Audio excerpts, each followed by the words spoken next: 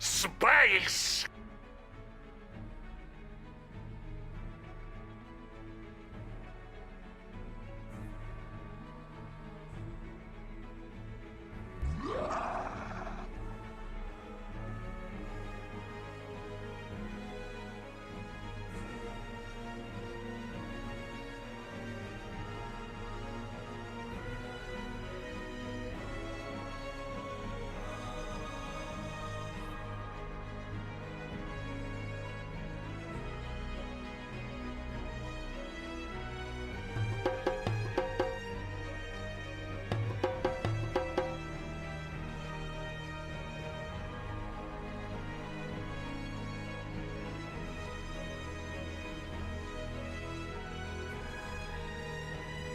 Such a tiny menace.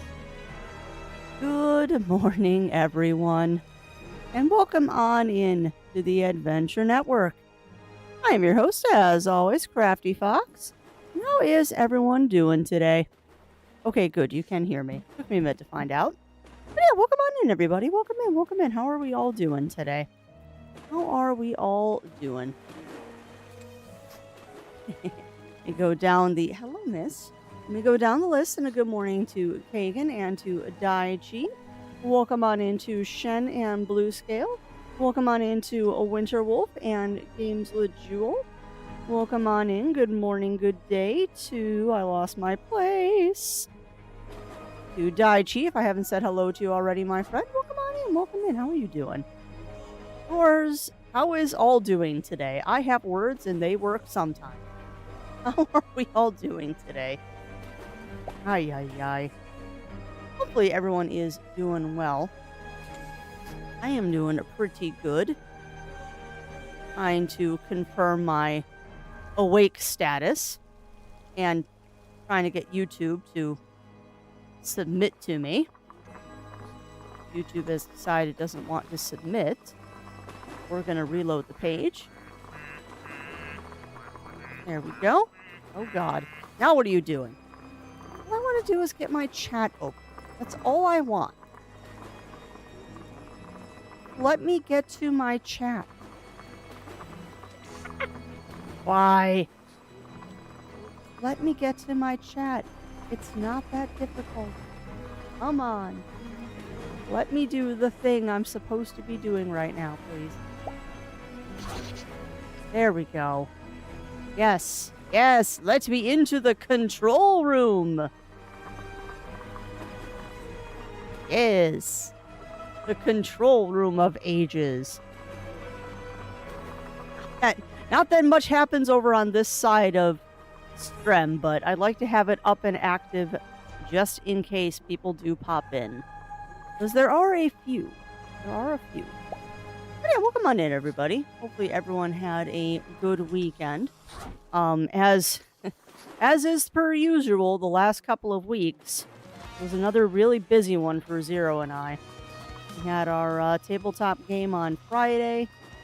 Had another tabletop game on Saturday, did a Costco run on Sunday, and then spent the rest of the day Sunday putting stuff away from the Costco run and getting housework like the lawn mowed and all that fun stuff.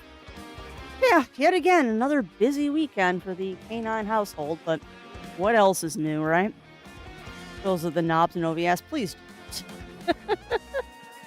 OBS is persnickety enough as it is. Have fun. So welcome on in, Roy. Welcome in. How are you doing today? No, I will not die. At least not yet. I might die once we're watching that watch party, but that's a conversation for about 10 minutes from now. Oh, so welcome on in, Ugly Stope. Welcome in. How are you doing?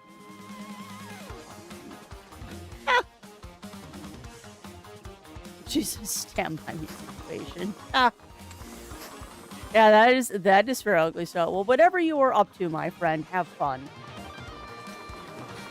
Keanu Reeves. Is there an unnamed green duck in there? Should have everybody named at this point, minus some of the micro ducks. Let's see.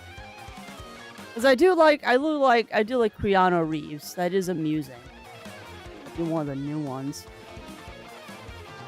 Oh, you've got quite a few ducks, actually, that haven't been named. I still don't know what those two ducks are. We missed one event where I don't actually have all of the ducks. I just need to pop into a multiplayer stream. Name the small ducks now. You get to be Keanu Reeves.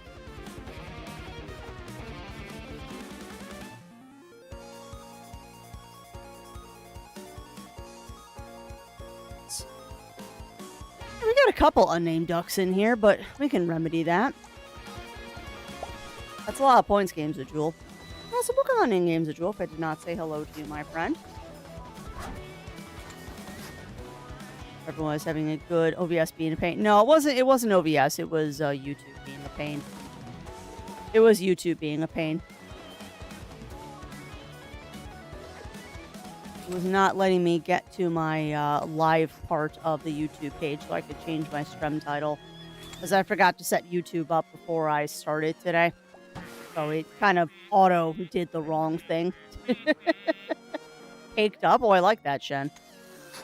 Was having a good... Filled with the knobs, pulls off and eats it. Knobs taste like Oreos. Yum. Should have bought some Oreos when we were at Costco, but I was trying to be good and not get too many frivolous things. Although I'm sad, the one treat I was going to get myself I ended up not getting because at the end of the shopping, I felt kind of rushed. Felt kind of rushed by the end of our shopping trip at Costco, so I did not get the treat I wanted to get for myself. Oh well. Not like I need chocolate. Let's see. Where was the cake one? Where was the tiny cake duck?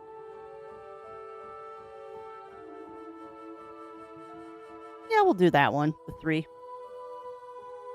There we go. Caked up. Yeah, if there's any other unnamed ducks that y'all see, we can work on naming them. It seems like they fixed the problem of you can't name the mini ducks.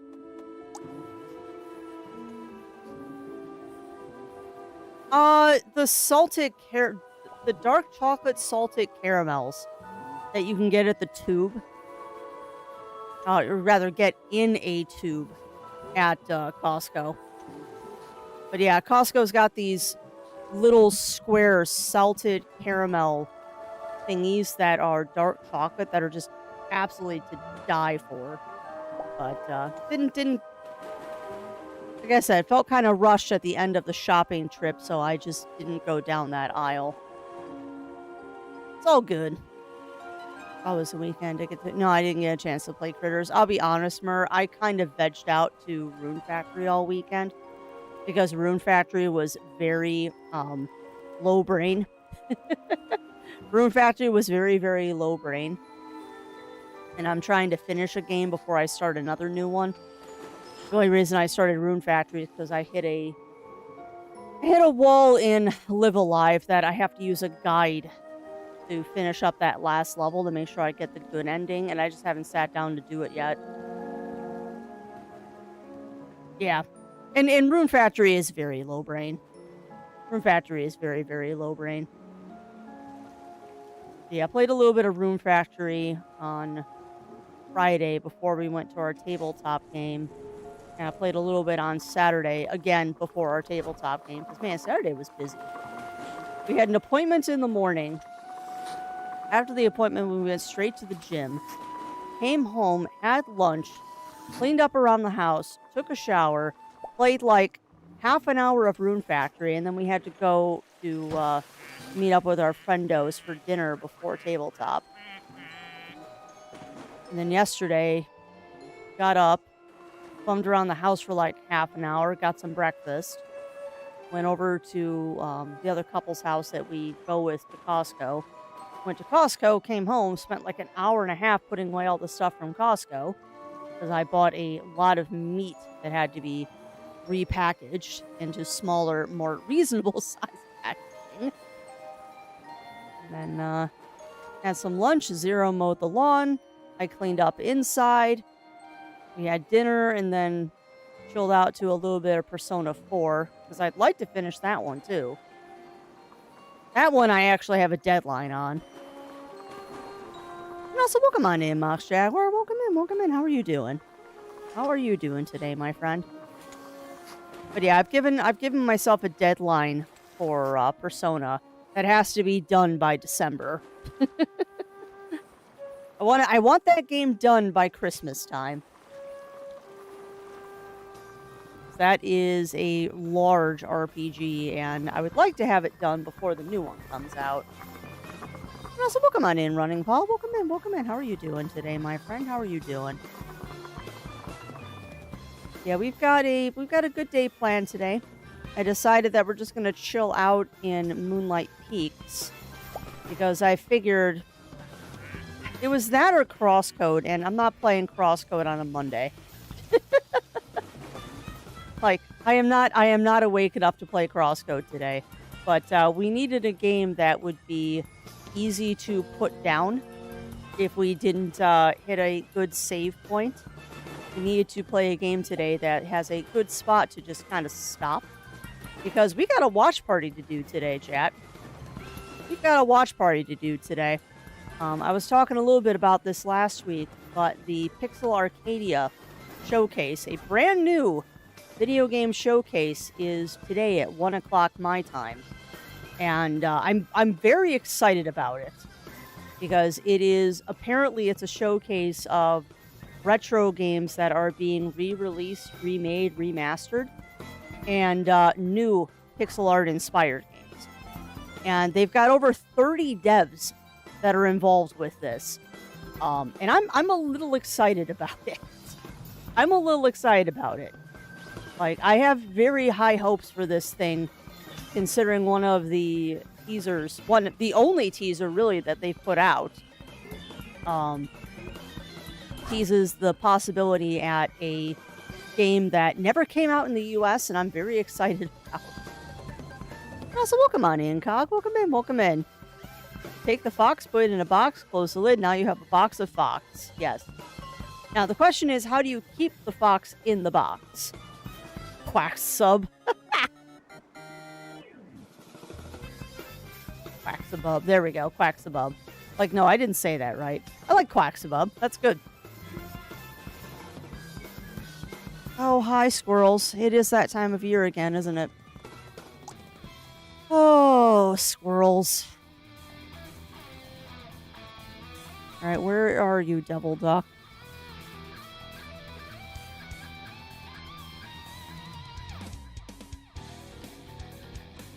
Could be in one of the last pages. There he is. I'm sorry, you're also going to hear a lot of that today. It is way too nice to have the windows of the house closed, which means I'm sneezing constantly.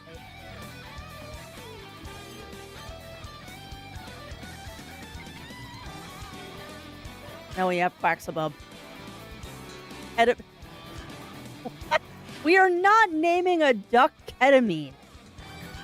Always, Ryan Paw. Welcome on in, Melina. Welcome in, welcome in. How are you doing today? How are you doing today, my friend? Actually, Melina, you just made me think that, man. I got a fun text from my mother-in-law this morning. There's some family stuff going on that's not my place to talk about, but it basically involves Zero and I inheriting some furniture. Not in that sense. Family member is downsizing, and we're going to be getting some of the furniture from the downsize. And like 6:30 in the morning, I get a text from my mother-in-law saying, "Look at this gorgeous sewing table." And then some pictures of, "Do you have any idea what these things are?" Oh, that's fair. That would work. That would work, Cog. And then maybe I get a decent night's sleep. Oh, a kingdom for a decent night's sleep. Anyway. So, long made short, and I'll show it when it arrives, chat. Zero and I are getting a beautiful, restored, antique sewing table. I don't know if it's like one of the ones that a machine goes in. I don't know if it's like one of the ones that a machine goes in. It almost looks more like a cutting table, but whatever it is, I will give it a good home. It's just going to be kind of fun to figure out where to put it. And clean it out, because I'm sure it's got a bunch of stuff in there that it's like, I don't know what the heck is this. All these sewing supplies are like from the 70s. Which that in of itself is always kind of cool to go through old school sewing supplies and stuff. Because even if I don't end up using the things, they become like collectibles and things that I'll use as display pieces around the house. Because I do like my vintage stuff. We'll see. We'll see, Melina. There was plenty of hidden treasures when I got all of the sewing stuff from my mother-in-law. Because she can't sew anymore because her arthritis is too bad. So I inherited her old Singer and a bunch of other stuff. So I'm sure the same thing will happen this time when that sewing table gets here. That it's going to be loaded with treasures. Absolutely loaded with treasures. But at least, unlike other things that I have gotten, I won't have to spend any time restoring this one. This one is coming pre-conditioned. Ooh, drone tactics. That sounds fun, Games of Jewel. Bunarito. Man, I remember actually doing that when I had my bun bun. And it was for the silliest thing on the planet, too. He had an ear infection because he was a lop bunny. And he got an ear infection once. Had like a little bit of head tilt and all that. And he took his antibiotics like a champ. Like an absolute champ. But the vet was like, okay, he's on antibiotics, so you're also going to have to give him some yogurt to make sure that he doesn't get the runs. So, like, give him the antibiotics, and then, like, a couple hours later, you got to give him some yogurt. He would take the antibiotics like a champ. That rabbit hated yogurt. Like, he absolutely detested yogurt. I even tried, like, mixing it with fresh strawberries and bananas, and nope. Wanted nothing to do with it. So I had to Bunrito him to give him his yogurt. Oh my god, you could hear his thumps in the next county. No, they were not. They were not, Melina. Thankfully, I was very lucky with Shadow. That was my lop that I had as a kid. I was very lucky with him that he did not get frequent ear infections, because that's kind of a problem for lop rabbits. But I also kept immaculate care of that bunny. Like, I took immaculate care of his ears because I don't want a rabbit with head tilt. And ear infections are like the easiest way for your rabbit to develop ear tilt or head tilt and never get over it. Yeah, I was on top of his ears at all times. I did not want to mess around with that. His ears and his teeth, because he had malacussion too. Which, that's not fun. I have some sewing things belong to both my grandmother and great-grandmother included. Yep. Yeah, I've got some wooden spools as well for thread. And those are really cool.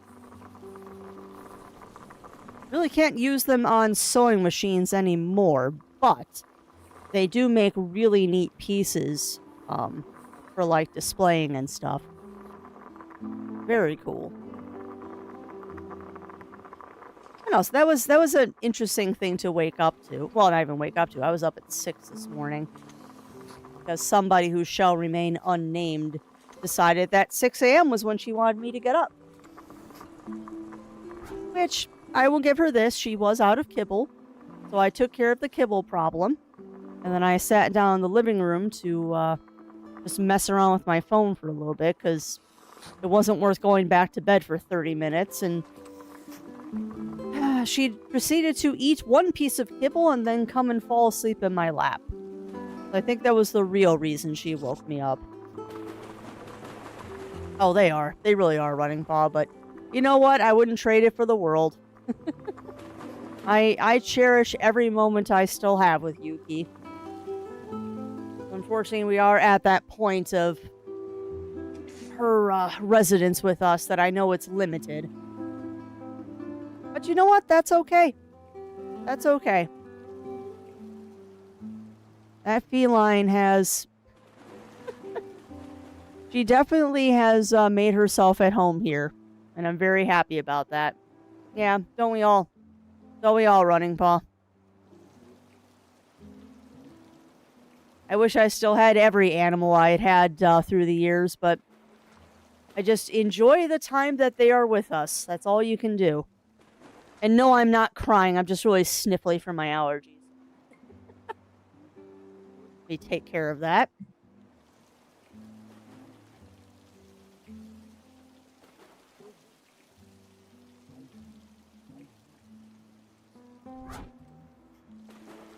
Actually, might go hit up the good allergy meds on my break. Living in timber arts I never need. Well, yeah. Anything you get for free, then bean counters came into. Yeah, yeah. Which is so dumb, Melina, because I know what happens with offcuts. Usually they're burned. Usually offcuts and stuff like that are burned. because it's not like they're useful. But no, I totally understand that, Melina. But they're, yeah, you too, Shen. And lots of, good vibes for the day, and when you get home, make sure you take some ibuprofen. If that is something you can take when you're done at the dentist. Some good old ibuprofen. Actually joking. What was it on Friday? I said when we got to our tabletop game, my breakfast was coffee and ibuprofen. I love being that age. I'm sneezing all day too. Yeah, it's the season change. It's the season change, Mox. I don't know what the weather is out.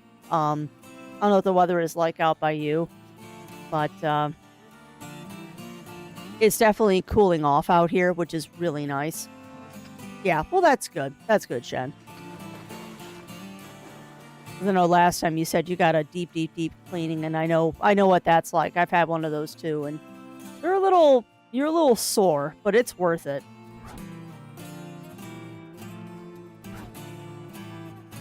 That's not a rumor, Firewing. Yeah, it does. It really does, Melina. I still got another year, though, before I hit 45, I think. I got a little bit more time before that. But yeah, that's not a that's not a rumor, Firewing. That is not a rumor. And I'm not surprised. I'm not surprised. Like, I have played the Pokemon machine, the Pokemon pinball machine. And I don't like the fact that there are 3 different versions of it, because unlike some previous machines that company has put out, the 3 versions are not the same. And previously, when that company has done 3 different versions, like the consumer version, the pro version, and like the over super special deluxe version, they've all been basically the same machine with a little bit of like extra bells and whistles with the pro and the super extra deluxe. The Pokemon machines, though, there's a little bit of a problem with Pokemon pinball machines. The consumer model does not use the same internal parts as the other 2. And it's a little bit of a problem. It's a little bit of a problem. I mean, I understand that they want to make the consumer version something that a normal person could buy and bring home. I mean, you're still talking about $3,000, I think, for the Pokemon machine. So it's not like they're cheap. But the problem is, by getting it to a price point that they're going to have people, like normal people, not like an arcade or a collector or an enthusiast buying one. The problem is that some of the internal parts on those machines were not designed for heavy use. And their definition of heavy use is an extremely loose one. Oh, nice. Very nice, Running Paw. That's really nice. That sounds like an excellent day there, Running Paw. Yeah, we had... Yesterday was the Costco run, and then a whole bunch of housework, and then we had... bacon sriracha chicken for dinner, so nothing special here. Not a special weekend for us, but at least the weather is nice. Oh, that's what I was saying to Mox Jaguar, is that yeah, I'm guessing you're all sneezy too because of the season change. Like, it was super rainy and hot for a couple of weeks, and it's actually really nice outside. Like, I've got all the windows in the house open. I'm going to keep them open as long as I can. The only problem is when you haven't had the windows open for like 4 or 5 weeks, your body's got to readjust to all of that pollen that's coming into the house. Ooh, that's the worst, JD. I know exactly what sound it just ripped through your ears. Yeah, that is not a fun sound. That is not a fun sound, JD. Yeah, I'm trying to think of what other housekeeping and stuff there was. Not really.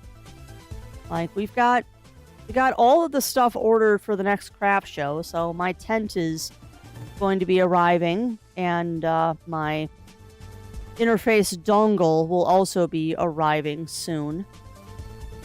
So the only thing I gotta do now is I gotta get the guts to talk to somebody about the business cards. Which is just... Already talked to them about it, just need to go, hey, we need to actually make this into a formal thing. Because it's one thing to use the logo for the craft show's website. It's a totally different thing to use it for business cards, so I gotta get on that so I can get those ordered. I'm kind of hoping that Vistaprint has another, like, sale on business cards, though. Because it seems like they have a different sale every day. Which is weird, but I guess that's just the way that site works. But they're the cheapest ones I found for business cards. What tent campy did we guys... we got... I think it's an Ozark cog. It's like an Ozark 6x4 little pop-up tent. I mean, it was only $60, so it's not like we bought the most expensive thing on the planet. And it's only going to get used 2-3 times a year at most. So I didn't feel like breaking the bank on it. But yeah, it's just a little pop-up tent. Or a little pop-up canopy, I guess. Why, Cog? Did you have one? That's the funny thing, is we know a lot of people that have pop-up canopies, but they're all too big. Like, 6x4 is small. 6x4 is small. But that's okay. I don't think I'll ever need anything bigger than that. And if we do, we'll just have part of the thing shaded. I just don't want to broil in the sun. Yeah. Yeah, and that's what our friends have, is a 10x10 or is a 10x8, something like that, Cog. And that's too big. That is... Unless you have a booth sized to accommodate it, that's strictly forbidden at the craft show. Which is fine. I get it. I totally understand why they do it. Because if you do not have the rented space, you're going to be encroaching on other people's space, and and it encroaches then into the walkway. So I get it. I get it. And we've been talking about getting one for the backyard anyway. Mm-hmm. Yeah.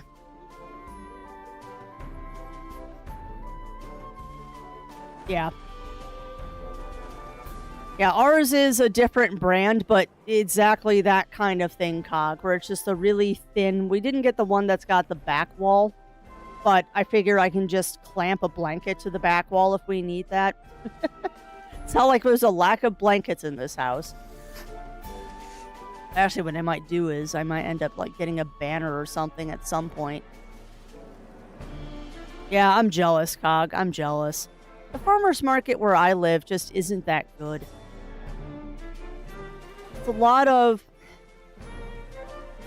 Like, when I think of a farmer's market, I think of... There's some craft stuff there.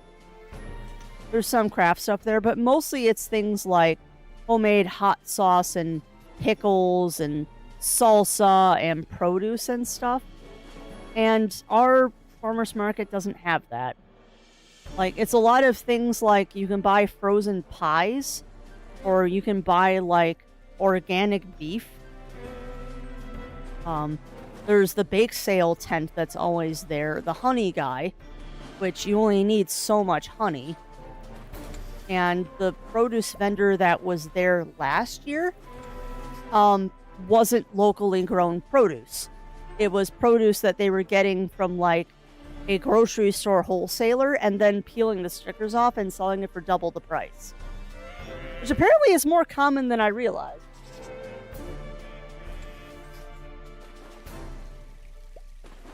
But yeah, I was a little disappointed by that. And the place that I know used to grow their own veggies doesn't come to our farmers market anymore. Because I used to buy cabbages and stuff from them, and that was great. That was great. Because I would walk down to that farmer's market, I'd pick up like 3-4 cabbages, shove them in a backpack, and walk them home and make sauerkraut. Or already found the fast track to money in Moonlight Peaks. Please share, JD. Please share. Because the way that I was going to do to make money apparently has been nerfed over the weekend.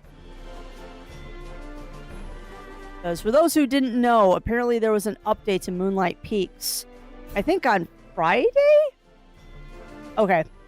They might have nerfed that, JD. They might have nerfed that. Because that was one of the things they talked about in the update video I watched. Unless you're playing on console. I heard that honey and wine both got nerfed. We'll find out today. That's part of the reason, too, we're playing Moonlight Peaks. I want to see what changed. And that's true. That is true. Honey is free to make. I just don't think it sells for as much. Oh, nice. Rose vendors pay your vendor if you pop up food offerings. Yeah.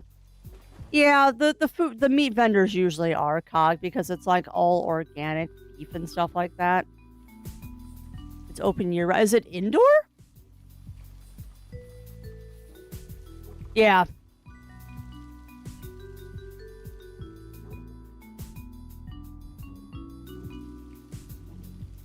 Yeah, I mean, if it's organic, grass-fed, we're gonna say all of this weird stuff to make it worth more money.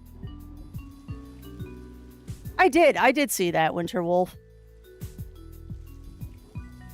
Oh, yeah. Got you, Cog. That's awesome, though. That's open year-round. I am jealous. We only get it for, like, 2-3 months of the year. But yeah, I did see that. Get fancier organic beef. Yeah, yeah. But you're not getting it directly from the farmer, Cog. By the way, I think getting it at Whole Foods is probably more reliable.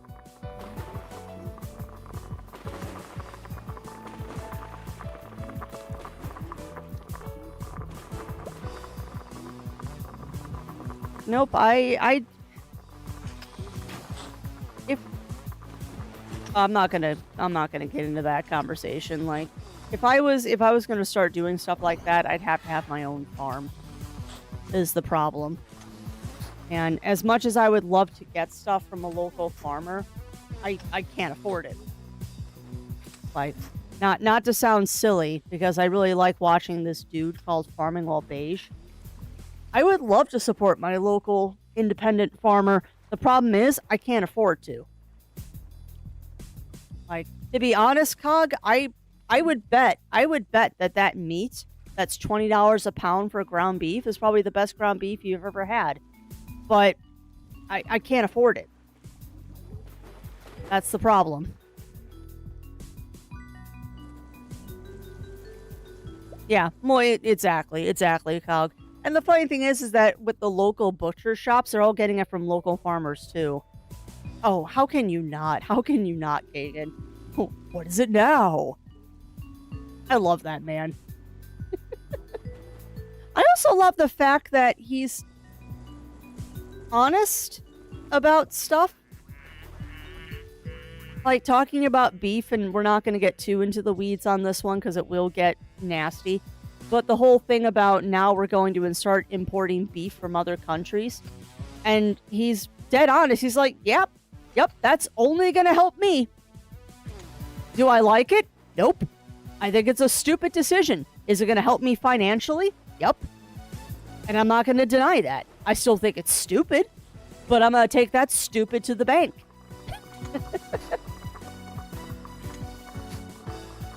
And hives in it. Yes. Nice, JD. Yeah, I believe what we were going to be, and I have notes on this from my gaming journal. The goal for today with Moonlight Peaks was to upgrade as many of our tools as possible. That is my goal for today, is to upgrade as many tools as possible.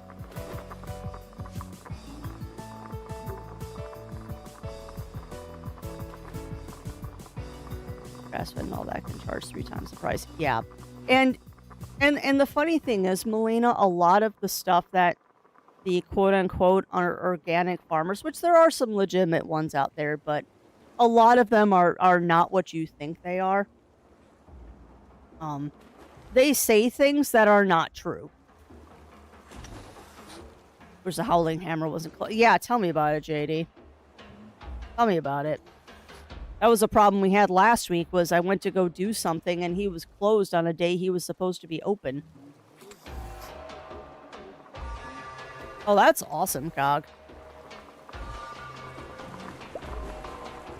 Yeah, exactly. Exactly. And a lot of the things, and this kind of harkens back to farming while beige. It's something that he touched on once. The average person doesn't understand how a farm works.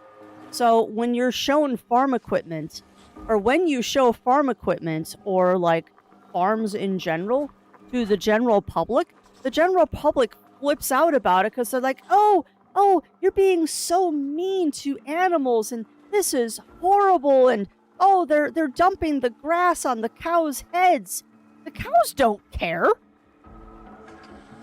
Have you ever seen a cow in a field with its head halfway into a round bale? I have. They don't care. They think it's fun.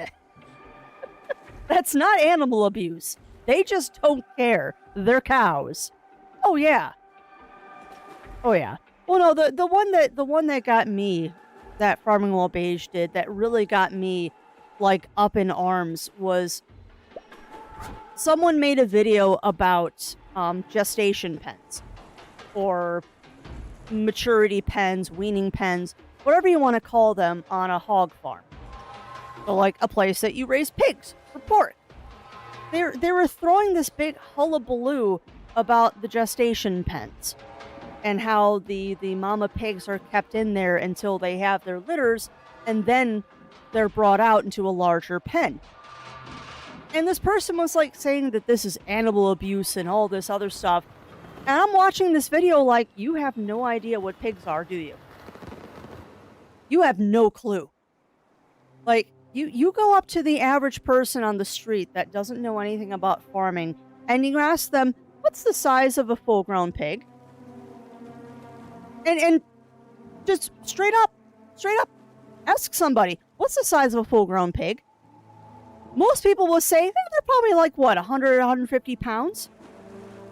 Try 400. Like, I have been around, like, farm hogs before. A potbelly pig can get up to 200 pounds. They're huge. Yeah, I know. Oh, I know, Melina. And it makes me, it is a restaurant in the game, Firewing. It's a restaurant in the game we're talking about. But yeah, you're not wrong, Melina. And I also understand that I was raised in farm country, and I went to FFA meetings, Future Farmers of America, and all that stuff. So I probably know more than the average person. But I also think that you probably should teach this in school, like where our food comes from, because it does make you smarter, and then you understand things. But circling back, the whole thing of like, you ask a person what the average size of a full-grown pig is, and they think it's like 100 to 150 pounds. It's not. You're talking 300 to 400 pounds for a mature pig. Pigs are also extremely interesting animals, where they are technically domesticated. Technically. Do you know how many generations it takes for a pig to go back to non-domesticated? I'm actually curious, chat. Does someone want to wager a guess how many generations it takes to go from a domesticated pig to a wild boar? Yep. Cog and JD got it. 1. If you take a domesticated pig and a wild pig and let them have babies, the babies will be wild, feral pigs. They don't even look the same. Like, you think of a domesticated pig and they're like, oh, they're pink or spotted and they're really cute. And a wild pig is like the bristly hair and long tusks and all that. One generation.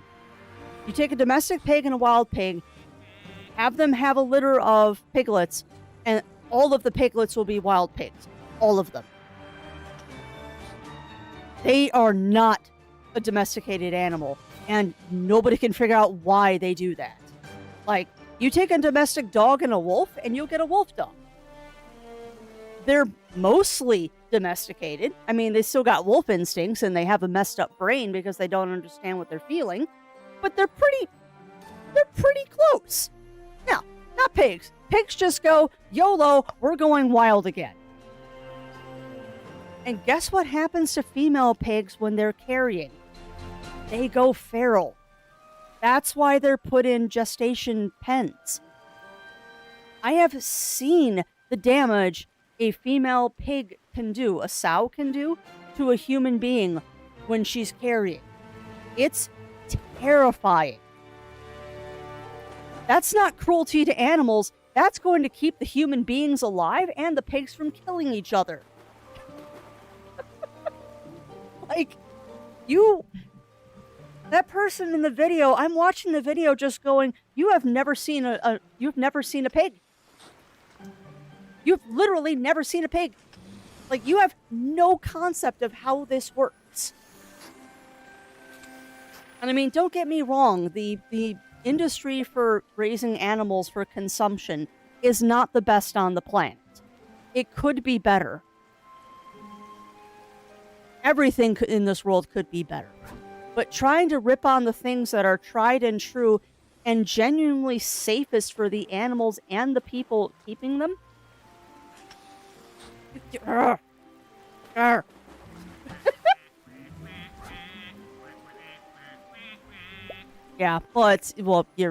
that's the terrifying thing, Melina. You're not wrong. You are not wrong. And like I said, I grew up not on a farm, but I grew up with enough farmer friends and helping out on farms and stuff that, like, you learn things. You learn things. Like, I have slopped pigs before. I have mucked out horse stalls. I have badly milked a cow. So, not a real farm girl, but close enough. Only thing I've never done is I've ever milked a goat. And I think that's only for lack of opportunity. I have sheared a goat, though. That was fun. I have sheared a goat. Although why we were shearing the goats, I don't know. Because usually you don't shear goats, you brush goats, but whatever, they wanted the goat sheared. Oh. You know, every time we get into crafty story time, it just makes me realize that I have done some really weird things in my life. I have done some really weird things in my life. And I don't regret any of them. But yeah, tell me about your weekends, chat. Now that I'm telling you embarrassing stories about my childhood and ranting about people. People don't understand farming life. What else they want to humanize animals as much as well. Yeah. The kindness and take care of this job of the farm. Well, yeah.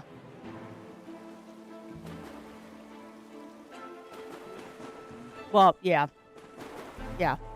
Well, and that's 100% true, Jiro. That's 100% true. And I mean, like I said, there are improvements that could be made in the industry. And I will be the first person to say that I think that too much of human beings, at least in the US, too much of our protein comes from animals. Because there are a lot of other things that we can get protein from. However, there is a balance to everything. There's a balance to everything. Arrow, sibling pigs, Butch and Sundance. Yep. Prisoner of a week on the run. Evade the police. Yep. Helicopters. Yep. That's amazing, Melina.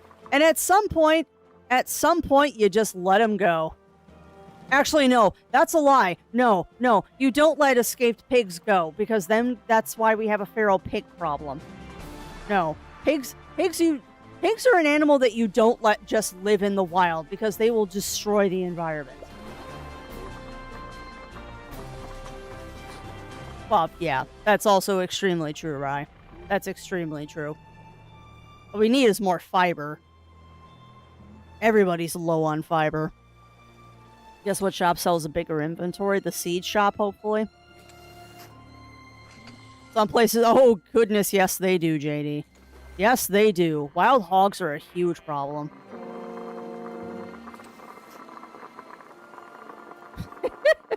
Yeah. Yeah. That is one of the favorite videos I have ever seen. It was either on YouTube or Instagram. It was a video of a dude who did have his neighbors call the cops on him because his husky was outside. And he filmed the whole thing with the officer when the officer came by.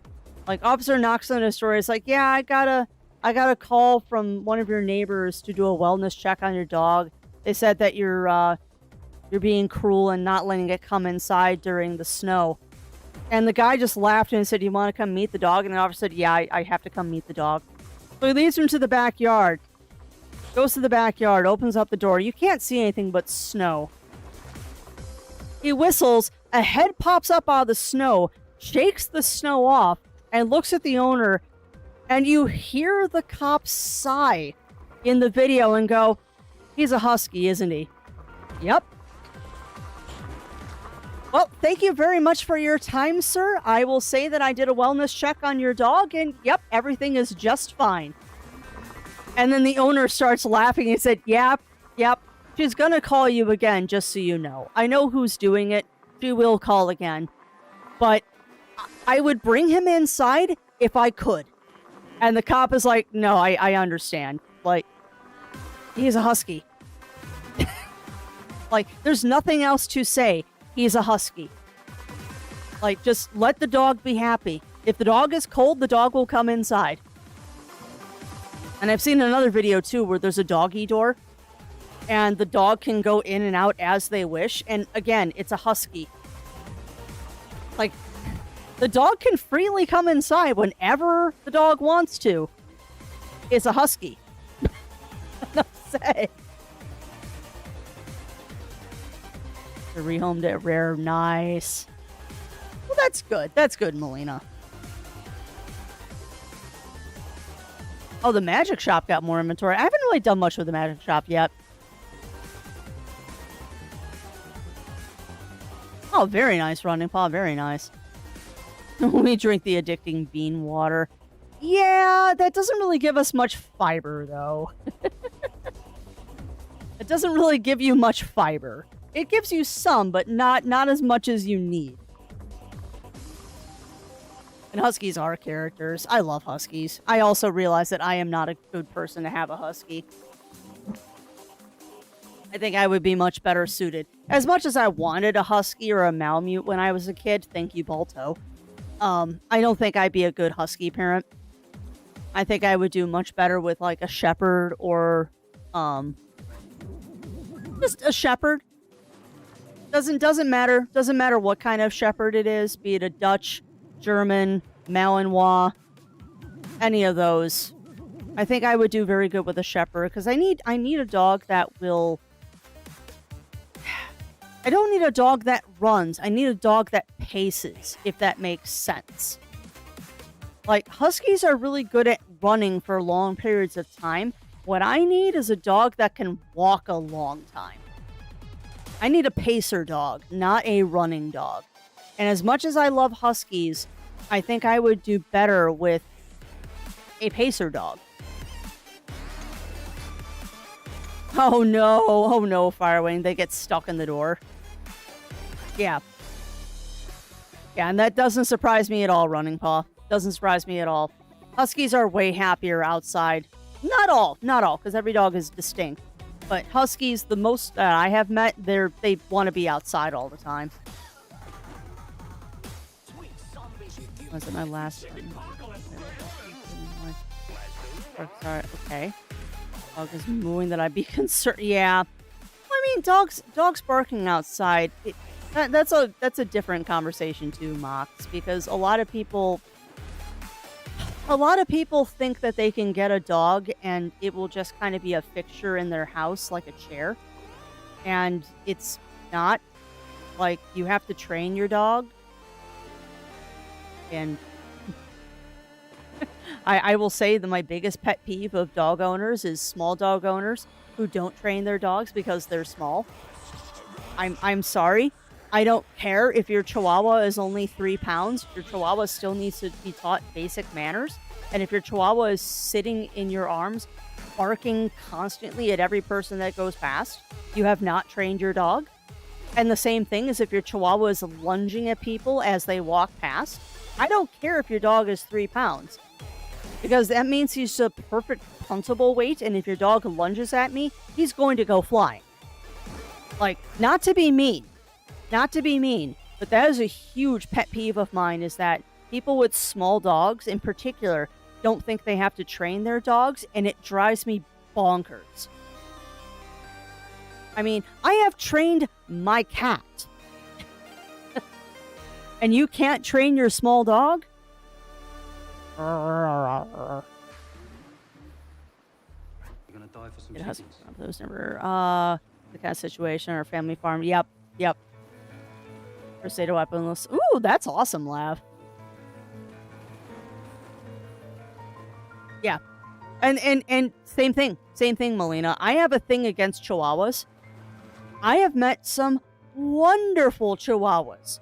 And in fact, I think one of my favorite little dogs ever was a person that I worked with many, probably over a decade ago now, had a Chihuahua Min Pin cross. And this dog, he had the head and the body of a Chihuahua, but the legs and coloring of a Min Pin. He was a Chihuahua on stilts. This dog was amazing. He was like agility level trained. Like, didn't need a leash or anything. Like, he would not leave his owner's side at all. If she told him to heel, he was glued to her. And honestly, if I didn't know better, it was a Chihuahua Min Pin cross with the soul of a trained Malinois. Because the way that dog looked at her, absolute control and training. And he was a small dog. I loved him to death because he was trained. And then someone brought their service Chihuahua in, and it spent the entire time trying to bite people. Just train your dog. It's not that hard. Yeah, that's fair. Yeah. Well, and there are dogs like that. And being a lab ride, that doesn't surprise me. Because labs are hunting dogs. I mean, a lot of people keep them as like family pets and stuff, but I mean, it's in the name, Labrador Retriever. They are hunting dogs, so it doesn't surprise me that one wanted to be a farm dog. Which is station. Oh, that's awesome. That's awesome, Lab. I need to do that with the new relic weapon. I did get my shiny book in 14. It's very pretty. It's very, very pretty. After having the neighbors responded to our demand, we let her inside because of the heat. Like, buddy, we tried. Yeah. I mean, that's... You can't force the dog to do anything, and if the dog has proper water and shade outside, they'll take care of themselves. And I mean, sometimes you get an animal that just chooses to be something different than you wanted them to be. We had a cat like that growing up. She was a domestic short hair Maine Coon cross. Don't know for sure, but we're pretty dang sure that she had Maine Coon in her because she had the fuzzy feet and ears and all that stuff. And she was 15 pounds. So, we're pretty sure there was some Maine Coon in her. She wanted to go outside one day. And when she decided that she wanted to go outside, she went outside. And she became an indoor-outdoor cat, and we could not stop her. Like, she wanted to be indoor-outdoor, and she would come in when she wanted to come in, and that's what it was. We tried to keep her as an indoor cat, and she just wasn't happy. That dog was sure she was perfect. Yeah. Yeah, and people just don't see that, Rye. It's the same kind of people that call the cops on someone's husky being outside in a snowstorm. It's a husky. Like, what are you expecting? And the same thing, it's like anyone who calls a farmer on their Samoyed or their, was an Andalusian Shepherd. I think it's an Andalusian Shepherd is what they're called. They're a livestock guardian dog. They want to be outside. I mean, I know a lot of people keep Samoyeds as indoor dogs, but they were originally livestock guardian dogs. And every once in a while, you'll get one that wants to be outside, and you cannot stop them. You try and stop a 120-pound dog from going outside. Good luck. Good luck. You know what I found, though, Rye, is the people that complain about stuff like that don't understand animals or have never had an animal. Also, welcome on in, Parker. I know you did your thing, but I didn't say hello to you, my friend. Welcome in, welcome in. Oh yeah, 100% Parker. They'll hurt anything. Heelers, sheepdogs, border collies, all of them. They'll hurt anything. Ducks, children, frogs. I think one of my favorite videos is, I think it's a heeler. It's either a heeler or a border collie is trying to hurt a frog in the garden. And it's hilarious.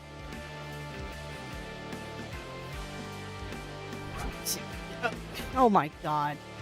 Someone called a farmer because their goats kept climbing things and they saw a goat on the roof of a shed. Okay, is a goat. What's your point? Like, that'd be like someone calling me, "Hey Crafty, you know there's a goat on your roof, and they're a goat. If they can get up there, they can get down." I mean, I'd be more worried if there was a sheep on my roof, because the sheep won't know how to get down. I mean, don't get me wrong, I love sheep, but sheep are as dumb as a box of rocks. Sheep are not smart. They can be, but in general, sheep are not intelligent animals. And they're very known for getting up on places and then not knowing how to get down without falling off. Goats, though, goats are clever little buggers. They're too smart for their own good. Wait out to get a goat up there. Yep. I wouldn't even be worried. I'd be more curious than anything. Yeah.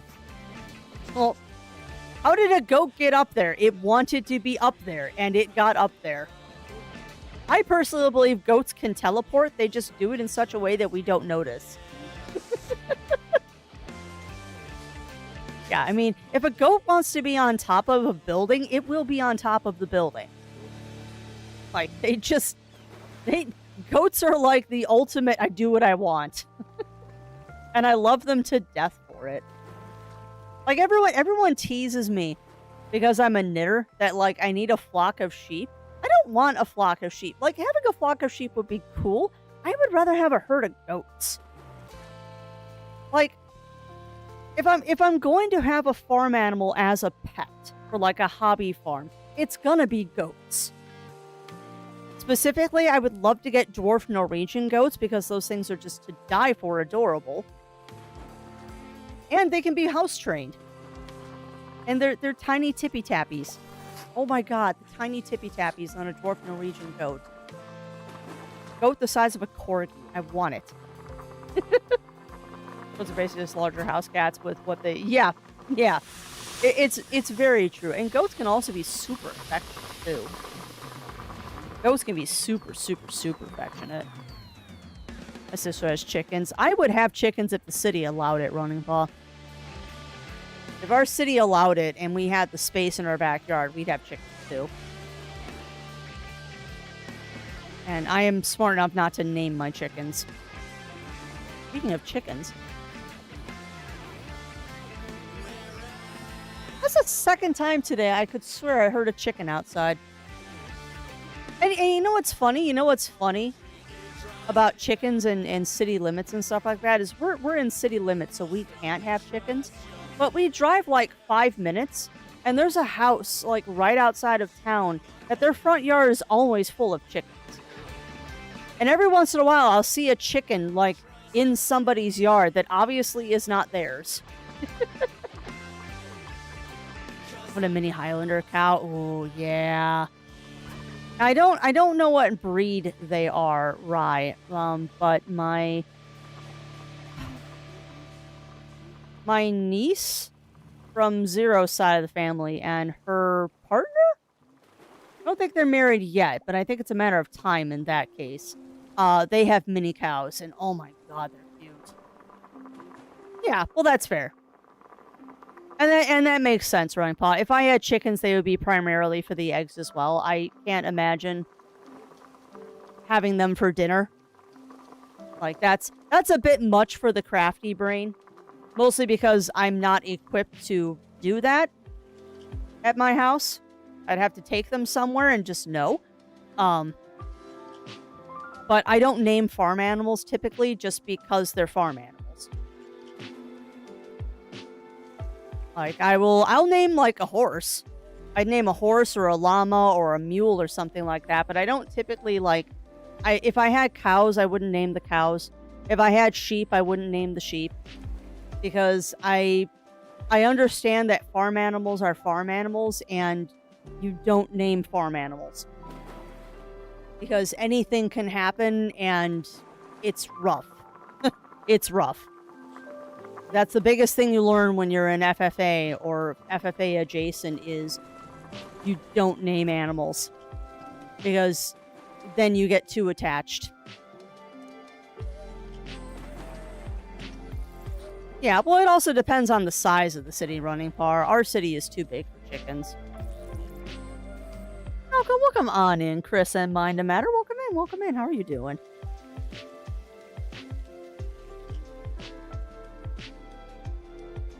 Their own mini cows, like house pets, made me obsessed over. They are so cute, Rye. They are so cute. I think Juicy is a great name for a chicken. Juicy is a great name for a chicken, as is Broasted. And I think that's the other reason why, if I had farm animals, I would not name them. Because any name I gave a farm animal would be completely inappropriate to most people who don't get my sense of humor. Like, you look at the name of farm animals that I give to my animals in video games, and that's kind of what I would do in real life. Like, I believe the chicken that we have in Moonlight Peaks is named Cane Sauce. So that just tells you my sense of humor. And in Rune Factory, they're not sheep. They're called woolies. But they're basically sheep. My woolies currently are named Sweater, Mitten, and Cardigan. Because that's my sense of humor. Like, if I had chickens, they'd be named, like, KFC, Drumstick, Barbecue Sauce, or just Barbecue. Because I'm a terrible person. And that's my sense of humor. I mean, the cows would be named Brisket, Ribs, Steak, Rump Roast. I think rump roast is my favorite. Oh. Cow named Hamburger. Because I'm just a terrible person. Even if they were just dairy cows. And if they were dairy cows, they'd be like milkshake, ice cream. What was the name of those? Oreo. Oreo's a great name for a cow, though, just in general, particularly dairy cows. Jarlsberg, there's a good one, Parker. There's a good one. Oh, I can name the cows after cheeses. Can you can you imagine a cow named Limburger? Oh, that'd be so funny. A cow named Cheddar? Yeah, a cow named Gouda? That'd be amazing. Maybe when we're playing Moonlight Peaks, we should name the cows, instead of naming them like pieces of, or cuts of beef, we'll name the cows after cheese. Actually, Bree the cow is a really good name. Camembert the cow, Stilton the cow, Milky Way. Yeah, that's another great name. Farmer near me owns cows. Nice. Cows break. Uh-huh. Yep. Can't move them because... Yep. Yep. Yeah. Yeah, and that's something that people don't also understand is that when a cow doesn't want to move, you're not going to move the cow.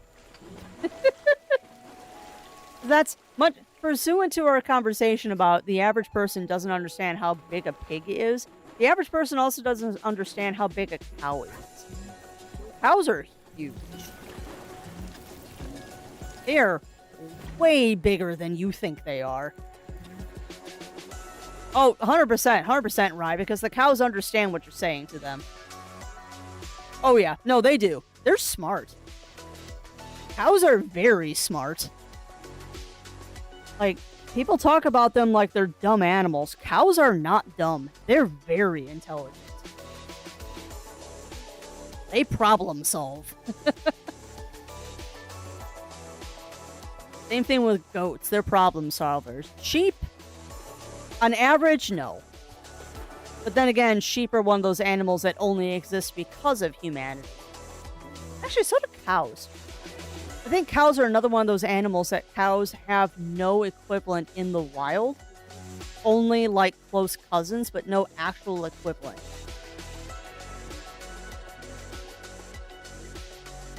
Oh, I believe it. I believe it, Jiro. 100% I believe it that a cow talked back to you. What's a cow and what's a heifer? Yeah. I don't know the difference off the top of my head anymore, Rye, but you're right. I do know that there is a difference. Just like there's a difference between a pig and a boar. They're all pigs. No, they're not. Pigs and boars are different. And let's not even get into the subject of javelinas. We should just go play the farming game. All right.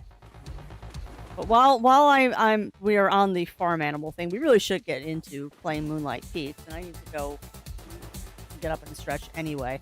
Yeah, we're gonna play Moonlight Peaks for a little while, chat.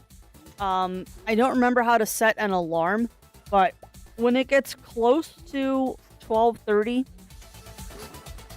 so in about 2 hours, we're gonna have to stop playing Moonlight Peaks and switch over to the watch party for the Pixel Arcadia. And I suggest that for that part of the stream, you bring earplugs because I might squee a lot. Mama. Oh, yeah. Oh, no, I've been chased by an angry mama cow. I have definitely been chased by an angry mama cow, which was my own fault because don't ever actually do this, but I went cow tipping when I was young. Like, it was a thing in the country. It's really not a nice thing to do and can actually cause some very serious problems. But you live and learn. And when you're 14, you don't know any better. But yeah, we didn't know that one of the cows had her calf. And we were in the pen with her. We all ran.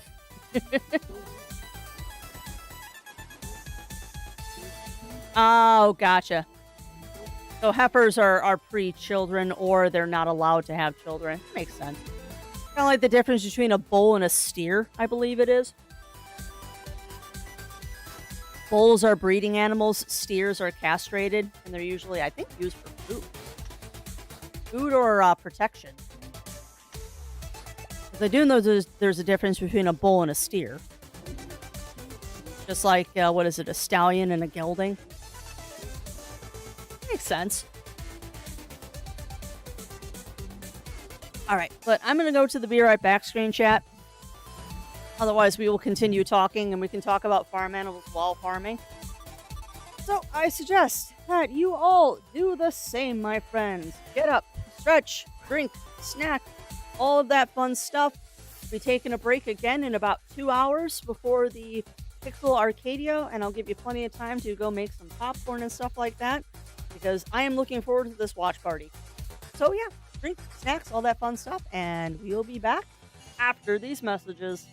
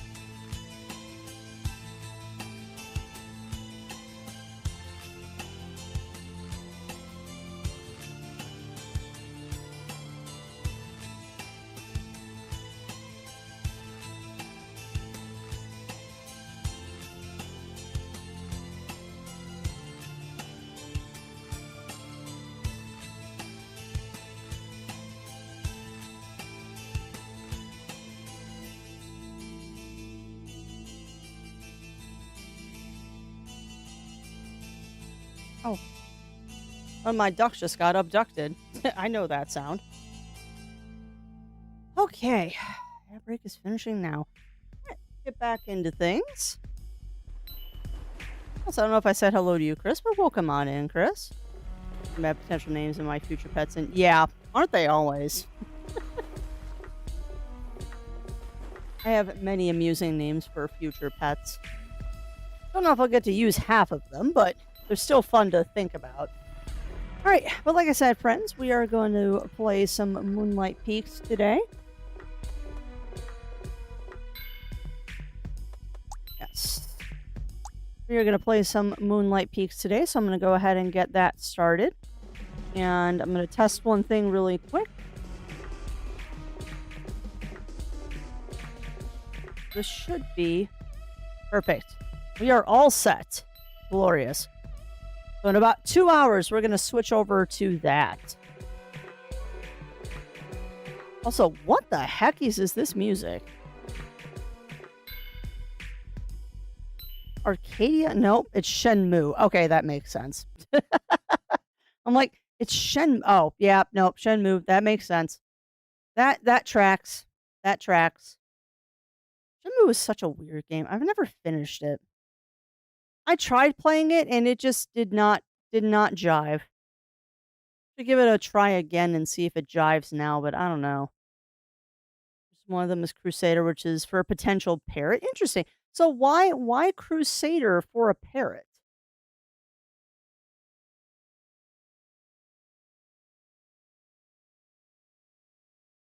Because that is an interesting name, and I am curious why.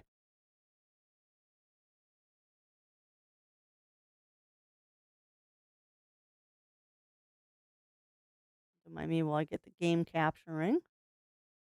Game has to load. Okay, World War II vehicle names. That's what most of the names. Yeah, but why for a parrot? Why specifically a parrot?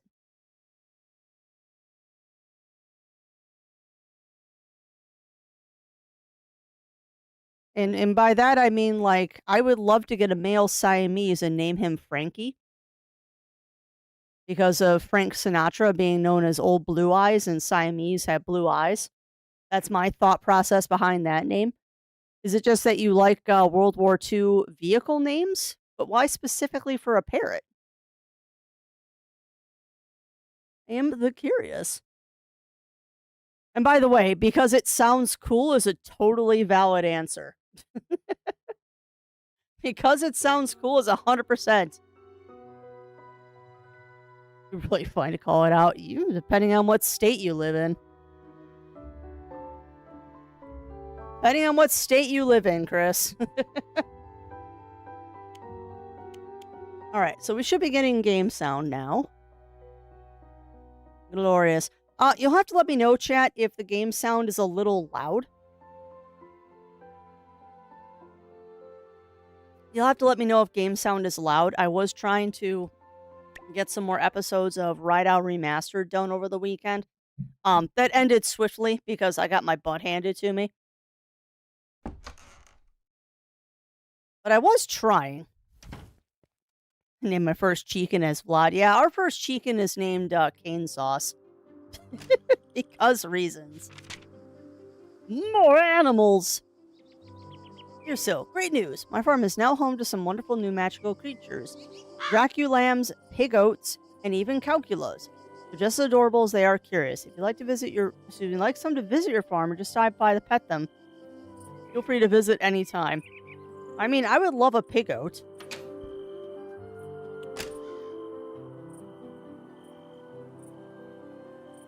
The retro watch party is in about 2 hours, Roy. I'd be even more careful than using it, Chris. Because, yeah, I'm going to look really quick again just to double check because I'm paranoid about missing it. Yeah, we got about 2 hours. The watch party is in about 2 hours. So we got some time.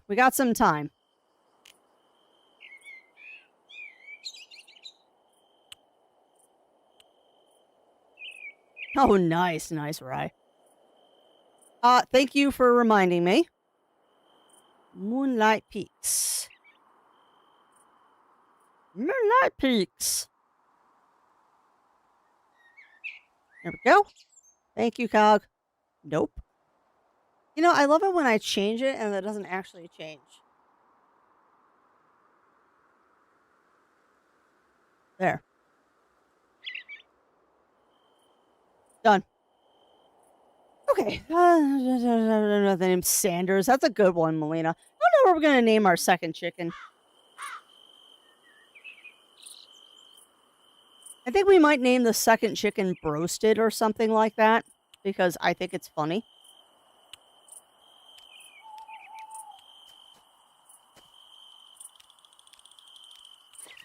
This is going to be fun, chat, because now you get to see me struggle in trying to remember the controls for this when I've been playing Rune Factory. Yay, I got a rock. Of course, I'm out of water. But yeah, the retro thing is in about 2 hours, Roy. We are extending the stream today to do the retro thing. Which I am actually not upset about, to be honest. Usually I'm a little grumpy when they do stuff like that and I have to extend stream, but I'm genuinely excited about this because I hope, I really hope that it's going to be, it's going to have cool stuff.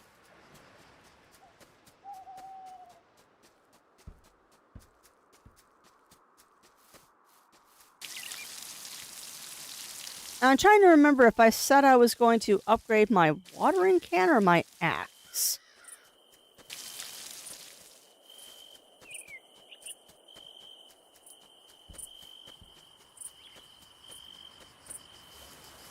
No, y'all out there in Chatlandia saying rock is just making me think of Project Hail Mary. I don't know why that's making me think of Rocky. But it is. Alright, that's all watered. That better be all watered. It's kind of hard to tell.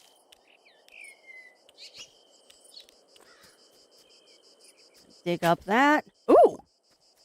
Rice seeds. Nice.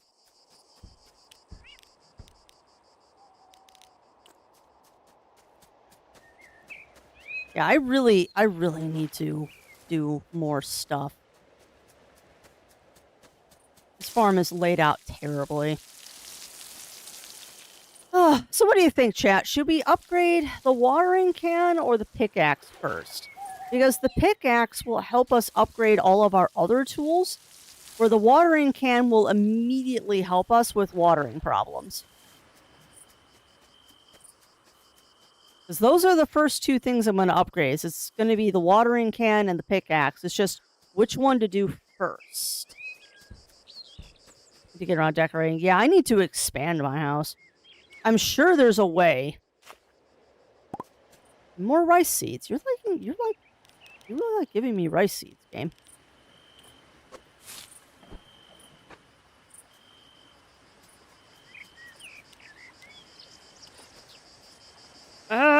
You're procrastinating.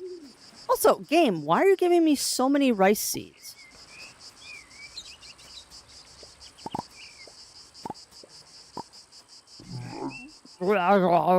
Yes, pet.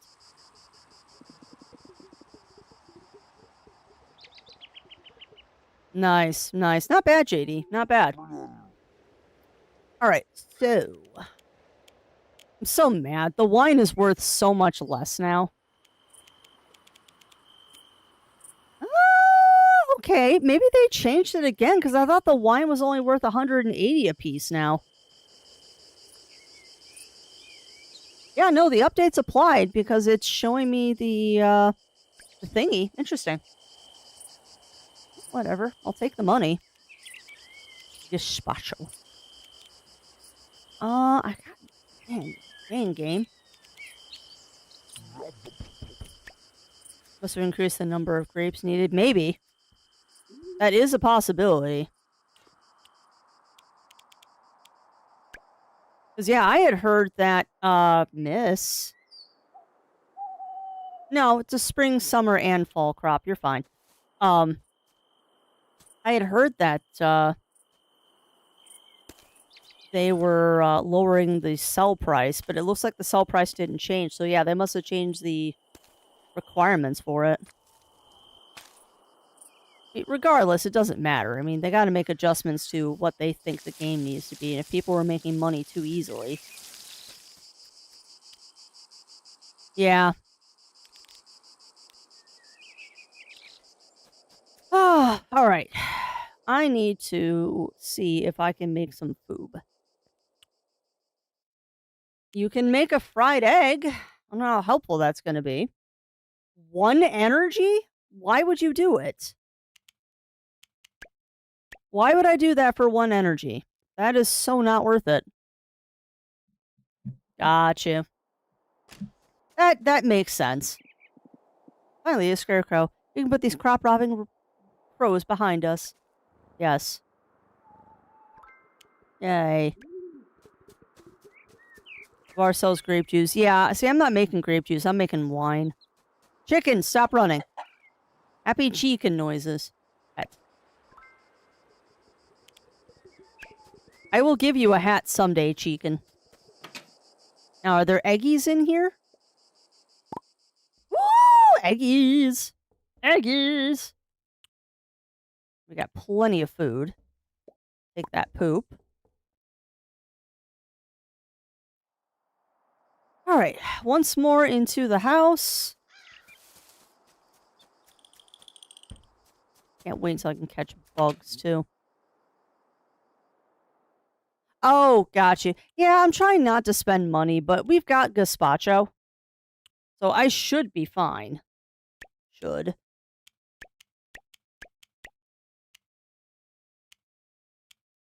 Yeah, the bar I'm holding on to. Shouldn't I have more fertilizer, though?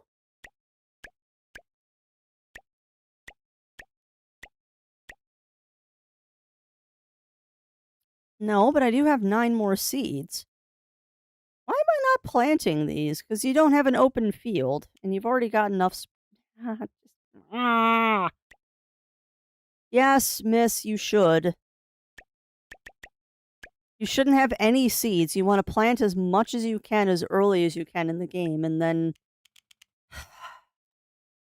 suffer the repercussions of that. Green feed is made from normal feed, and I might haven't unlocked it. Okay, so I won't worry about the green feed for a while then. I swear to goodness, Crow, I heard you. Please leave my crops alone.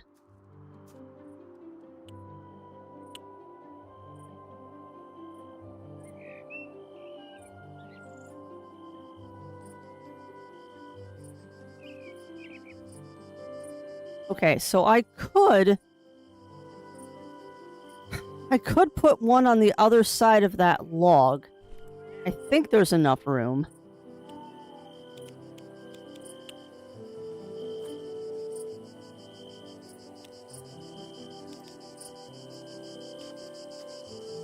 Is there enough? 1, 2, 3. There is. Cool.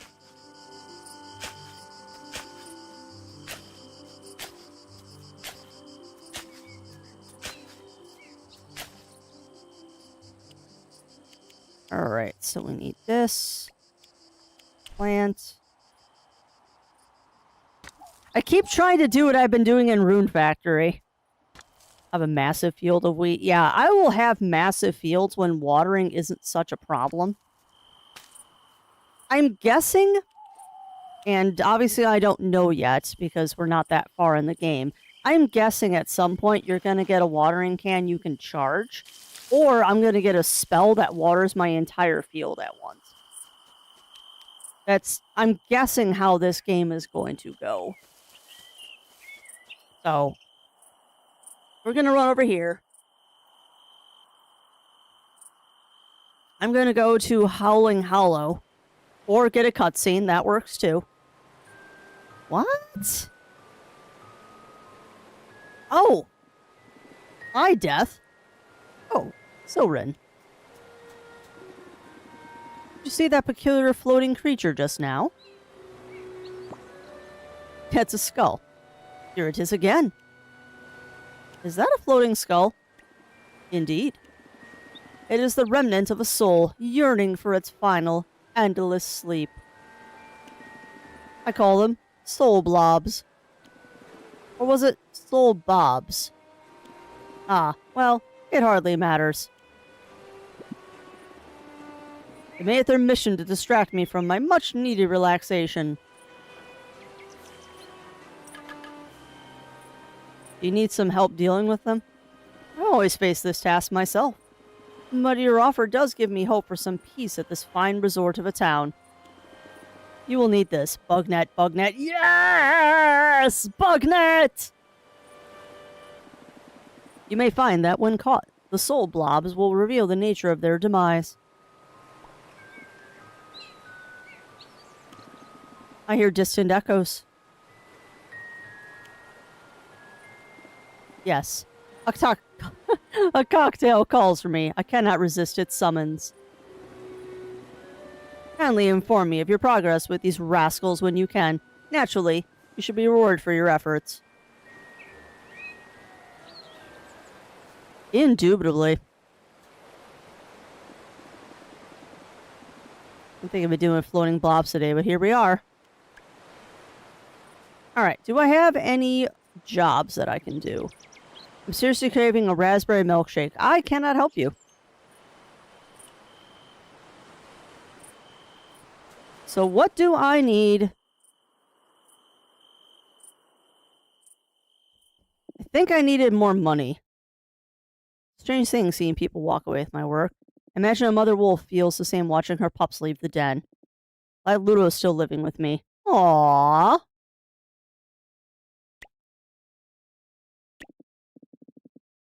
Is that an ironing board? Want another barn? Eventually. Alright, so we need...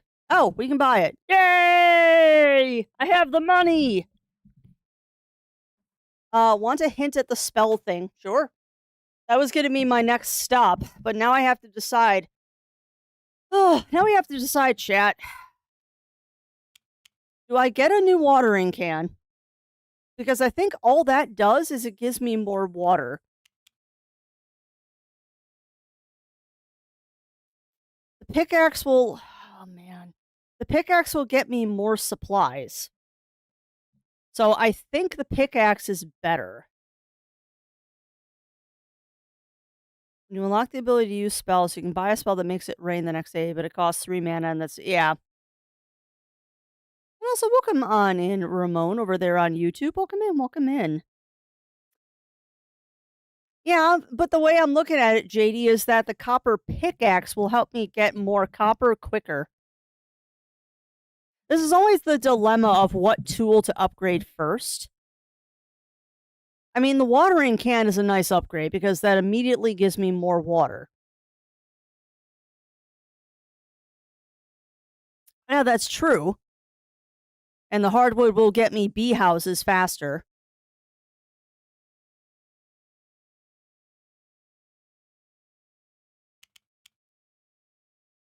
Want that fishing rod, too. I think we're going to go with the copper pickaxe, and we'll do the axe second. Because this will help me get more copper for supplies, and then we'll do the axe next. I mean, it's a matter of what do we get today, because I'm probably, if I get the pickaxe, I'll have enough to upgrade the axe tomorrow. Because we've got 3k money coming our direction. So I'm going to do the pickaxe first, and then we'll do the axe.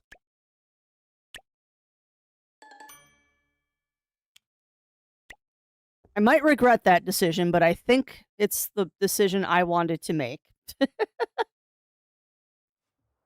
I thought I'm great with decisions. I will also freely admit, chat, that I'm really distracted today.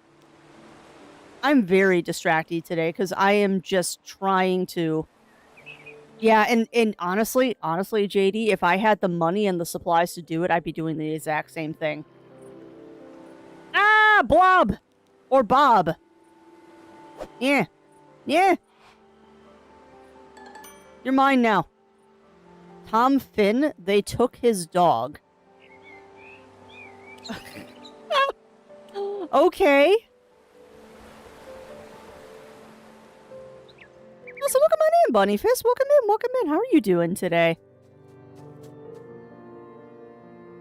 Parents who are on birthday. Aw, we'll wish them a happy birthday for me, Bunny Fist.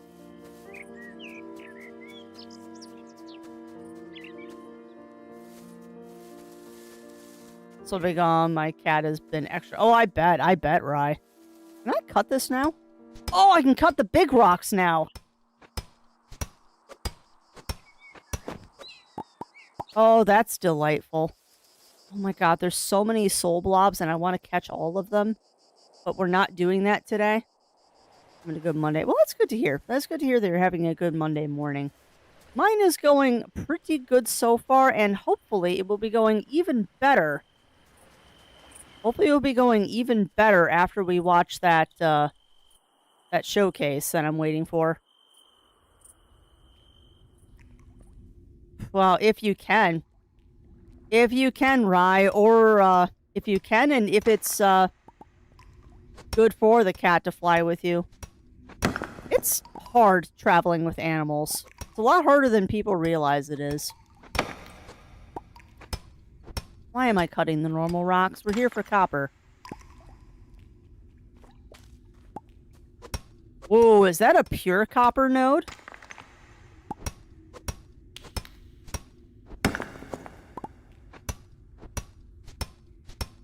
I am too, JD. I also am glad that they changed it so when you cut a rock, it drops copper and a rock. Because I know previously it was just dropping copper.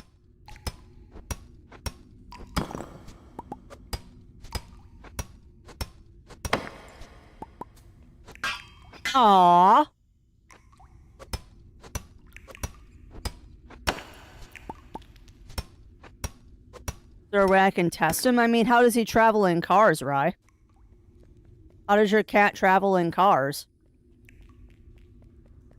That's the first test. The second test would be renting a hotel room and seeing how he does in a hotel room.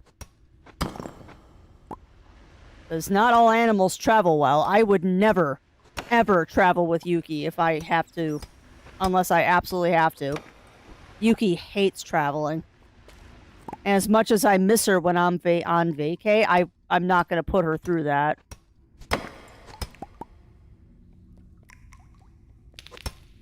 Miles every now and then. That's not too bad. I mean, if he doesn't get car sick or anything. Just chills out in the window. Yeah, I mean, if your feline is adaptable,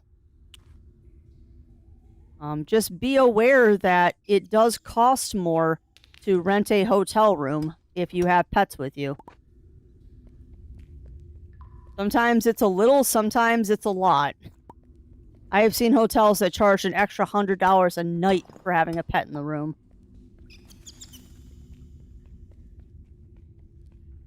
And more power to them, because, I mean, you do have to do an extra cleaning duty. Not yet, Lav.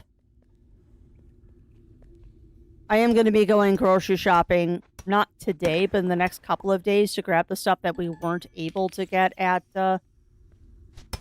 Costco. So I'm planning to buy supplies for that cane sauce and doing something with that soon. Probably buy some dino nugs to dip into the cane sauce.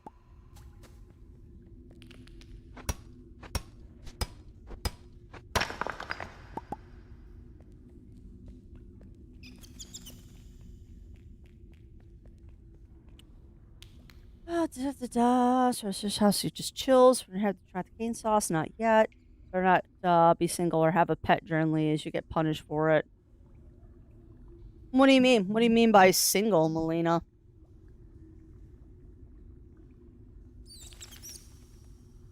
Being single, it's cheaper to rent a hotel room.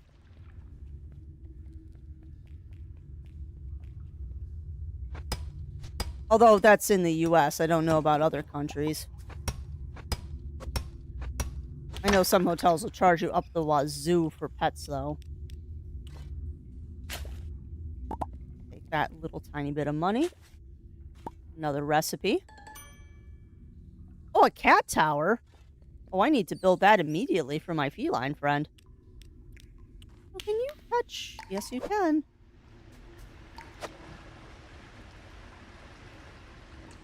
Wow, these guys are fast.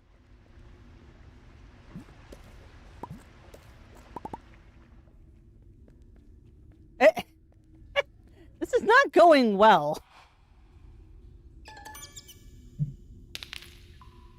Mylan choked on an action figure? Okay. Why do I have a feeling that some of these ghosts might be Kickstarters, too? You won't find them many places in the UK, everything except for couples and families. Yeah, well, yeah, that's true. That is true. For here in the US, unless you're doing like a B&B or something like that, a bed and breakfast, hotel rooms generally come with like a single queen or a double, which is fine for one person. It's delightful, actually, when you get a whole queen bed to yourself.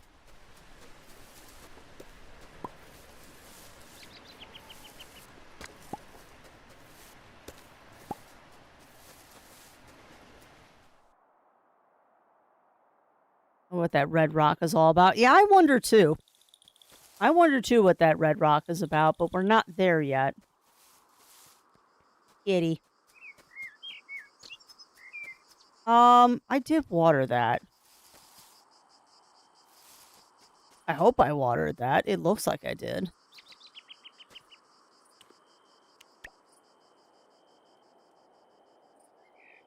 Oh, beautiful. That is enough for me to make several more tools.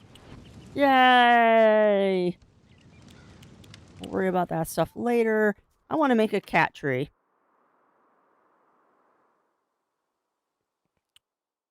How do make cat tree?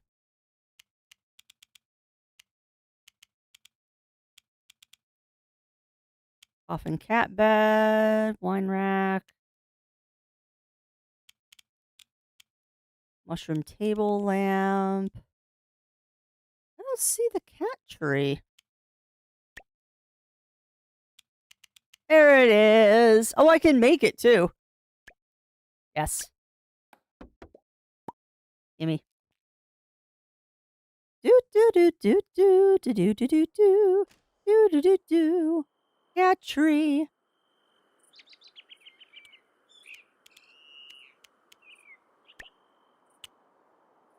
I don't know if the cat will actually use it, but there you go. You have a cat tree now. Okay. Are you going to use the tree? Or are you just going to run into it?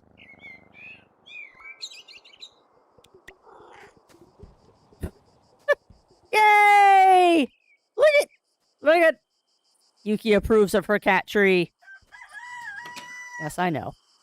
It's just like real life. I put up a cat tree and she ignores it.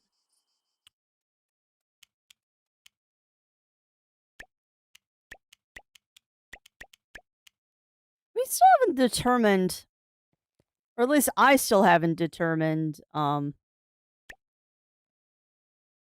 if keeping flowers is worth it or not.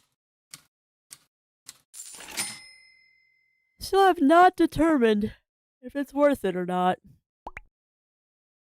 Ooh, Rich is now my friend.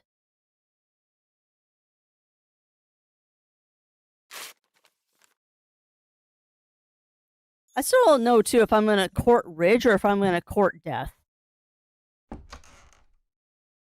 Because we have the option. We can court Ridge or we can court Death. And I don't know which is better.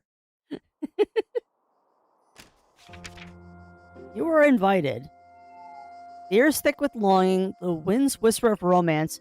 Lovage is upon us. On spring 20th, the town gathers for a night of stolen glances, grand gestures, and hearts set aflame. But darling, love is not a spectator sport. You must bring a dish to a Lovage buffet.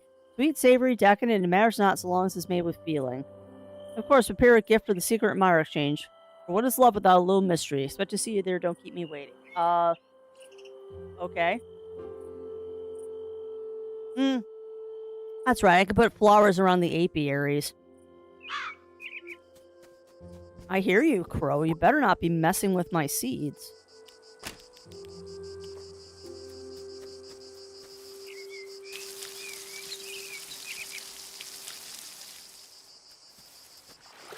Yeah, I wonder if the place is open.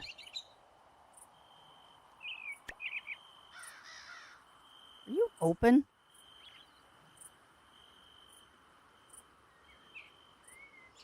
Oh, it is open. Okay, never mind. We're gonna go upgrade our watering can. Why not? I've got the money and the stuff to do it. Let's see. We're gonna upgrade the watering can and the axe.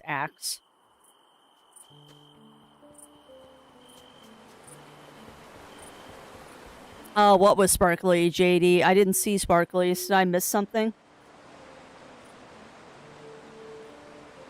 A white wine. I cannot make white wine.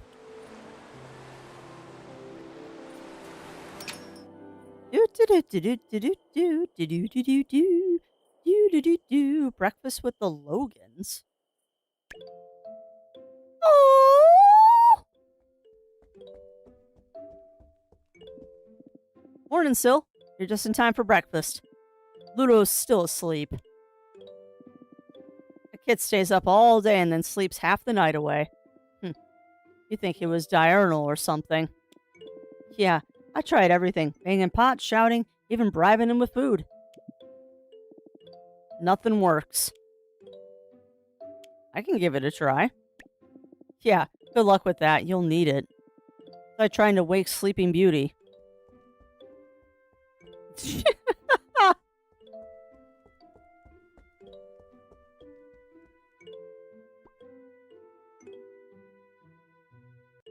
Wakey, wakey. That's exactly what I thought to do. Huh? Well, wait. What's going on? Rise and shine, breakfast right. Ugh, fine, I'm up. Next time, just shout or something. No, I think the watering pot worked.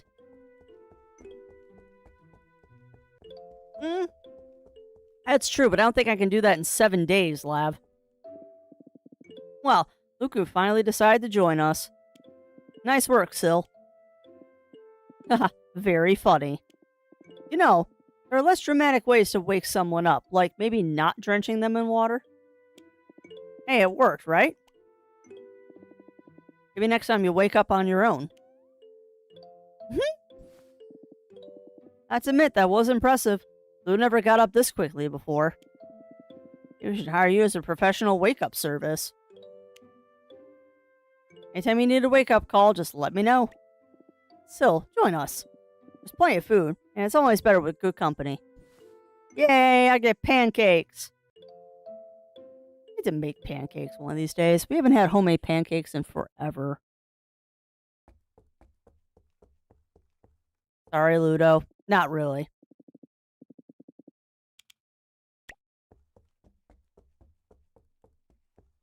Alrighty. So, Mr. Shady Off, if you don't wake up, I'm eating your pancakes. Yeah. That's the route I would go to. Alright, but let us buy stuff. We have so much money. So, first things first, watering can. Mine. Yay! Second thing. Axe. Yay! Axe. Now, third thing.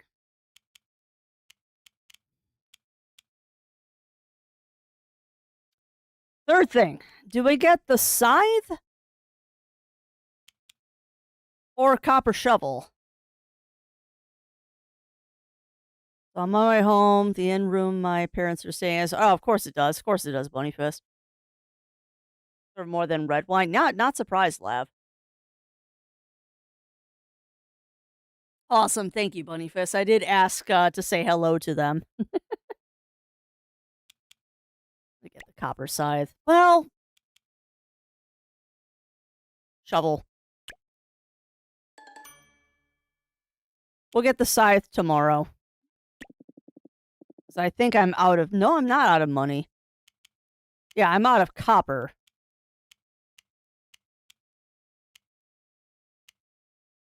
Oh, is that... No, I bought... Yeah. Yeah, we're out of copper. So that's fine. I'll get more copper. Yeah.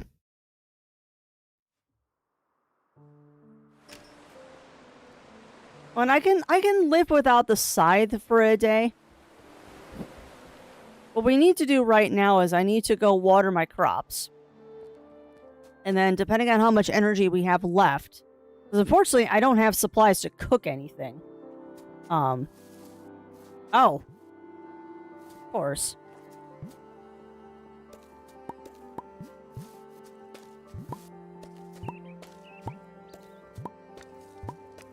You know, I just said that I didn't need the scythe, and then we get crops that are ready.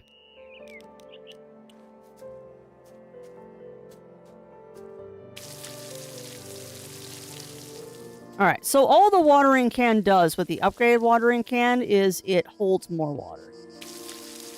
That is useful.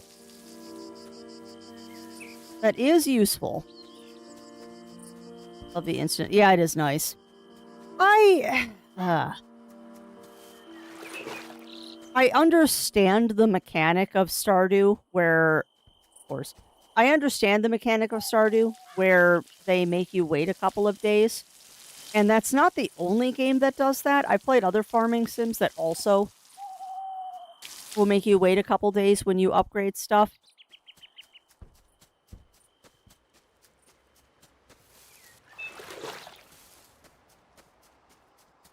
There's got to be a more efficient way to water, too.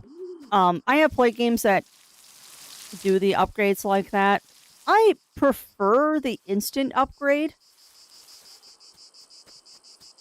but it's also making the game slightly easier when you do an instant upgrade, so I know why they do it the other way.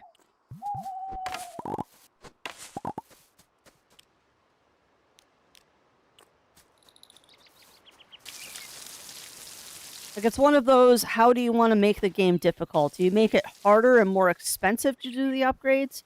Or do you make the player wait for upgrades? I think we're all good and watered. Okay. Now.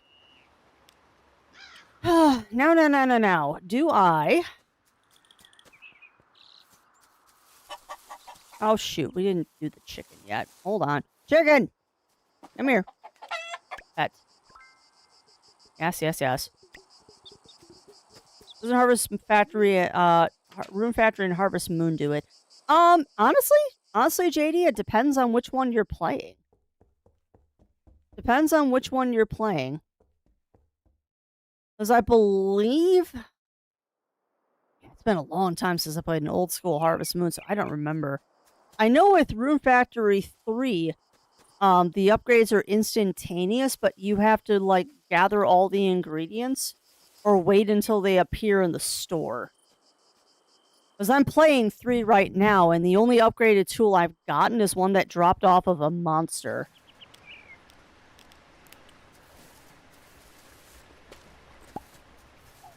Resist the urge to gather bugs. You're here for mining. Oh, that's awesome, Bunnyfist. That's awesome. I'm glad you had a good weekend.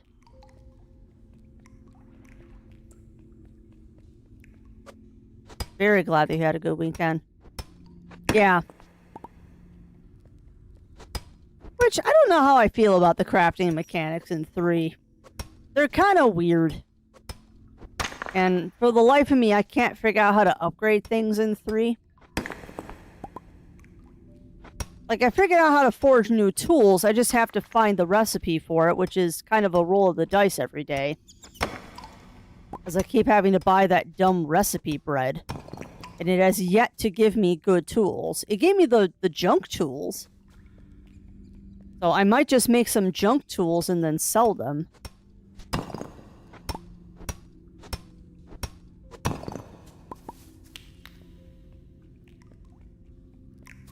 But yeah, I have not figured out how to upgrade stuff in Room Factory 3 yet.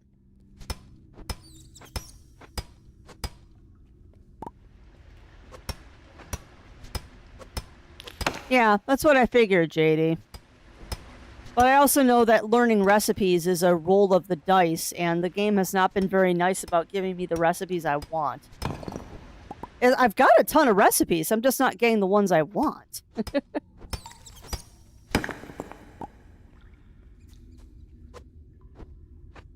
Come on. There we go.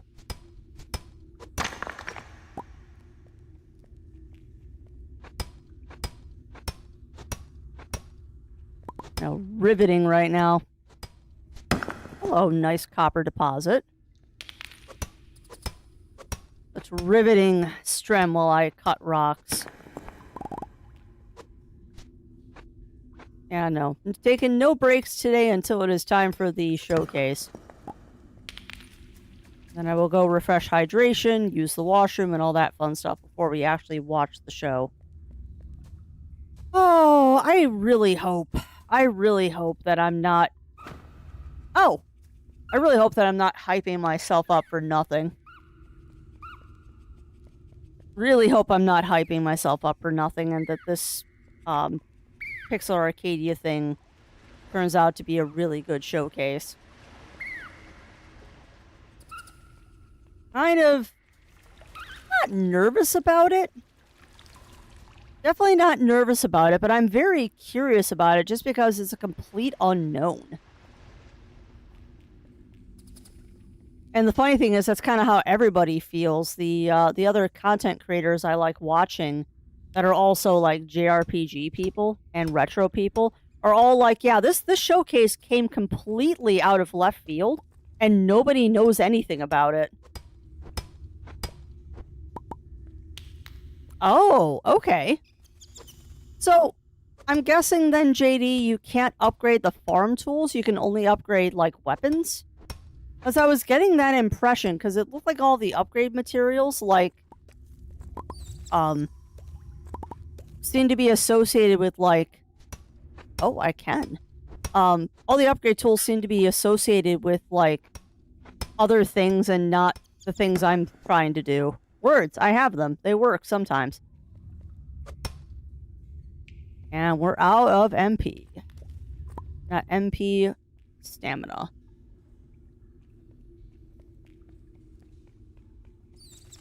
We're just gonna wander around here and see what we can forage, because we've got plenty of time. I don't know how to get through there.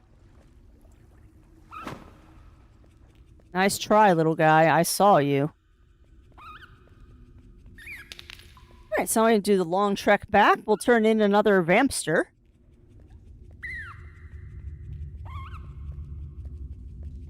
Wow, that's awesome, Lav. What were you selling to make that much money?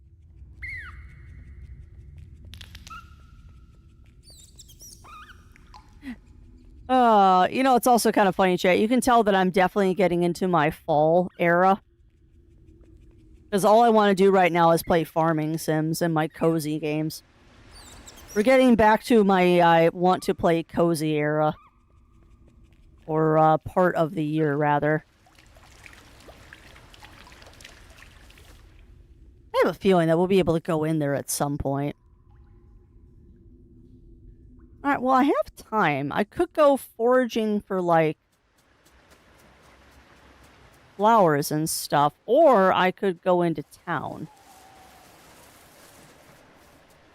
White and red, yeah.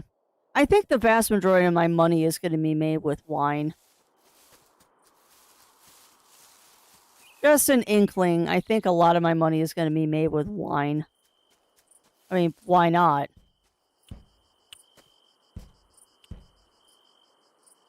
Ooh, I don't have charcoal. Yeah, no. I mean... Man, should we, chat?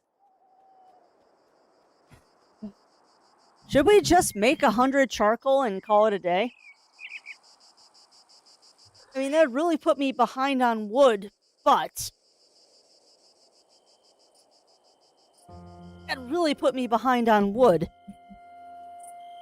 You know what, crafts... Oh, time does not pause when you do this. That's rude. I thought time paused when you poke the machines. It doesn't.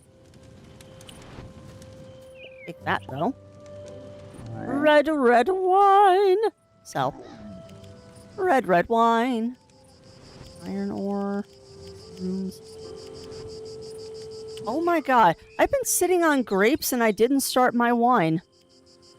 Wine. Yes. Thank you. And you go ahead and take those. Glorious. Alright, so now the wine is going. One double check to make sure I watered everything. I did. Yes, exactly.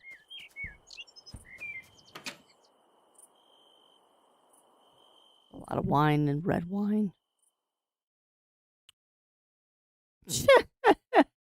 Yeah, I figured, Lav. I figured. Oh, we're going to be doing a lot of, renovations tomorrow. Oh, no. Wait, tomorrow is the stupid Lovage thing, isn't it? No. Lovage is on the 20th. Why is it 2 days?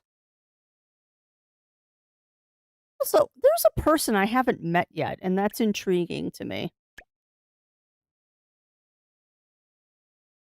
Oh no, full moon. Uh-oh. That's gonna be fun with the werewolves. I didn't realize it was a full moon on the 15th. I should have go poke the werewolves during that. So yeah, there's 2 people I haven't met yet. 3 people I haven't met yet. No, that's this year. So yeah, 2 people I haven't met yet. Interesting.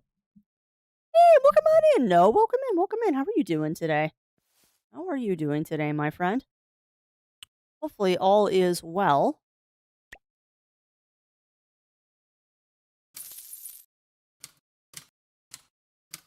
So not a ton of money, but I'll take it. Well, we'll find out, JD. We will find out eventually.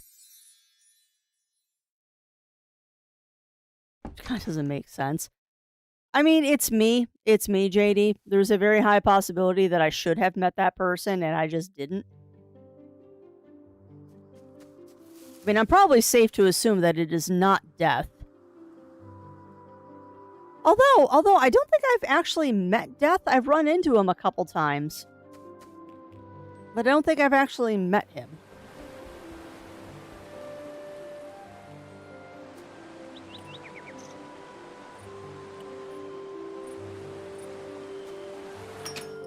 Alright, so we're gonna go in here. In here. And you. I can buy a toilet. Of course you can buy a toilet. I want to buy something. Oh. Oh, no! I forgot to grab my copper bars. Ooh!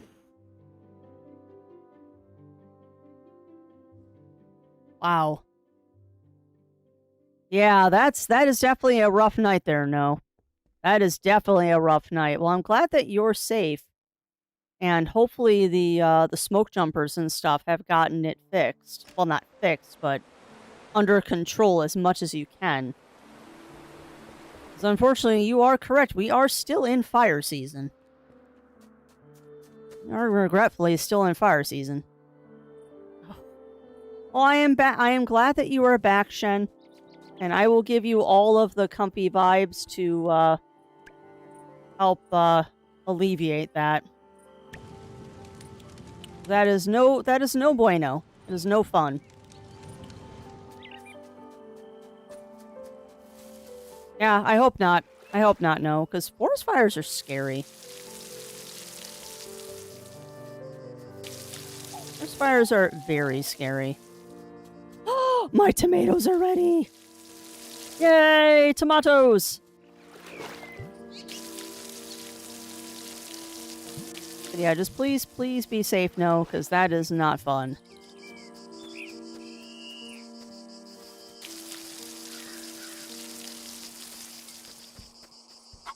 Hello, chicken. I need to buy you a hat.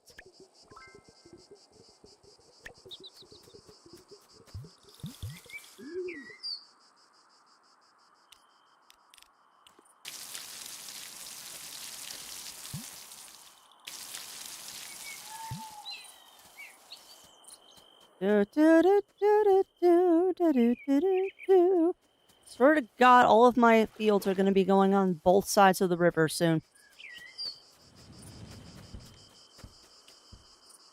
That's what I wanted for my grand 40. It's shot back instantly, but my parents just looked over this off. I mistook me. Memory loss. Yeah, that is funny. That is funny, Bunnyfest.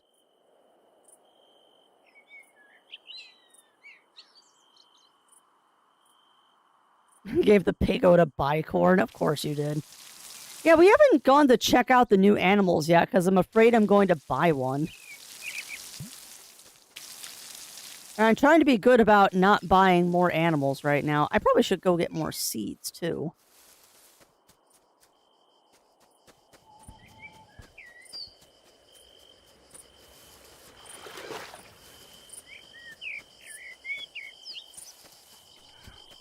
Probably should get more seeds, too.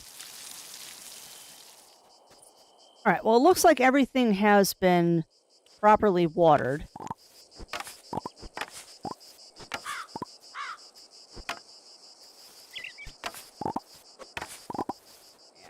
So many grapes. So many grapes. Ow. Nope. Okay, so we definitely need to go... What? Hello. Proud they had the oddest habits, besides all the vampire stuff, obviously. He had a crazy amount of stamps. I think that's the main reason he travels, actually. That's hilarious. Hey, welcome on in, Batman. Welcome in, welcome in. How are you doing? Well, that's good. That's good, no. Oh, nice.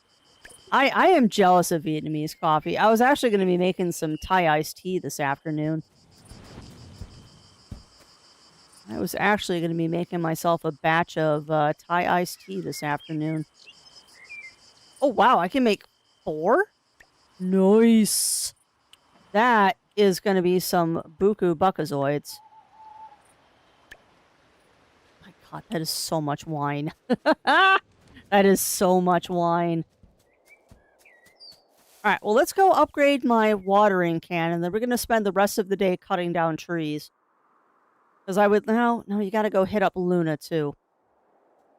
Well, no. I wonder if I should let that field go fallow. 165 stream streak. Very nice, no. And congrats on that stream streak, my friend. Chilling. Well, that's good, Batman. I am trying very hard to stay on task.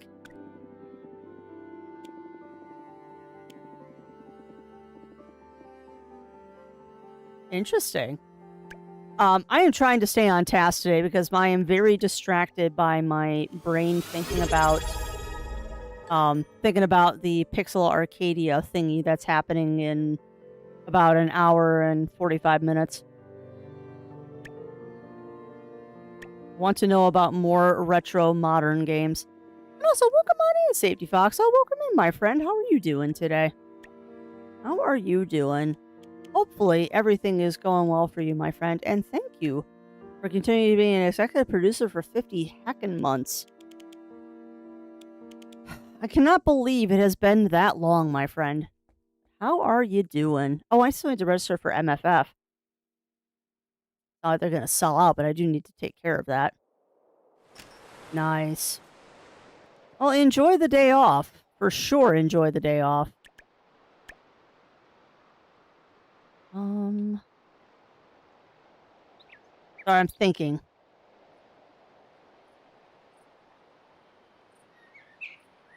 Trying to remember where the magic shop is.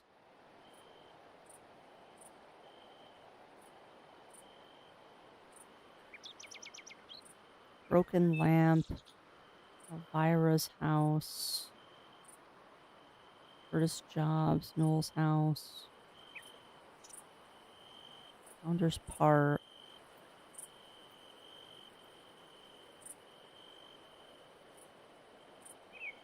Well, yes, I don't remember the name of it. I think it's...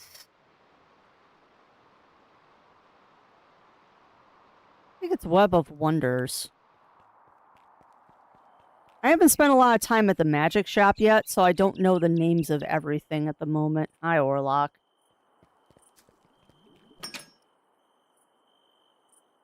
Yeah, I thought it was Web of Wonders. No Calls is a team effort, but I haven't seen him lift a finger for the festival. Alright, so what do we got? Abora Send, magically move 1 tree, summon helping hands that gather crops, transform 1 crop into a random crop, move a building, grow crops to maturity, tomorrow's tears, yes. So I can't buy anything yet. Oh, what? I just randomly stumbled upon the inventory upgrade. That's not even a question. I don't care if I can buy more seeds. We are getting an inventory upgrade. I can carry more stuff.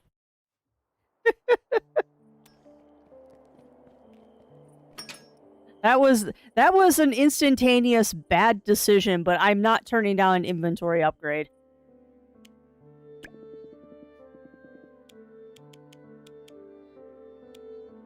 Ooh. That's pretty. Tiger rug. Donut pillow, embroidery set, summer pillow, flower pillow, fabric roll, glasses. I don't know if I'll do much with the costumes. There's even another bag upgrade, but I haven't. Yeah. I like getting at least one inventory upgrade because I always worry that I won't remember to empty out my inventory. And then I'll randomly be unable to pick up stuff. That is always my fear. I don't think it's a very rational fear, but that is always my fear.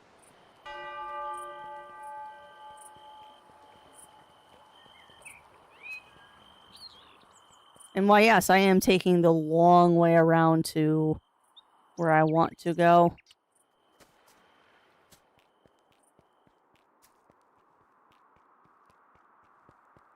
Yeah, there's a lot of stuff that I can still do. So much stuff I can still do. Don't know if I'm going to be able to buy anything here. Wonderful to see everyone so cheerful this time of year. Yeah. Yeah. What do we got? Can I actually buy anything? I can. Alright, so think, miss. This would be prudent.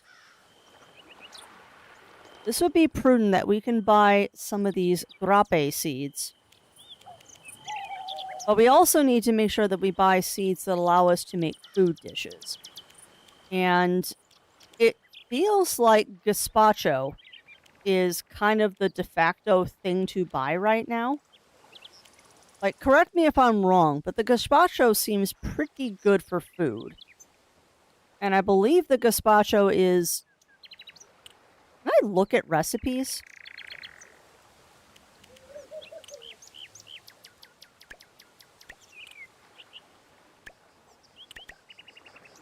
Can I look at my recipes here? Cells, crops, recipes. I can. Right, so gazpacho. No, gazpacho. Come on. There we go. Okay, so gazpacho is an onion and a tomato. What's the eggplant for? Blood tomato, 2, and an eggplant, 1. That gives me 25 energy. But gazpacho gives me 40 energy. So, yeah, the gazpacho is much better. The gazpacho is much better than the tomato is. Red corn, blood grapes. And I mean, I can make red wine. I could make grape juice, but it's not worth it because the wine is worth so much money. So I think if we're going to be making food, we should continue making gazpacho. Because that's basically the same recipe. Mm-hmm. Bam foods are interesting. They are interesting. But I think economical for where I'm at right now, I don't understand why some of these don't give you a lot of energy. Like, how come a whatever the heck this is only gives you 2 energy? That just doesn't make sense.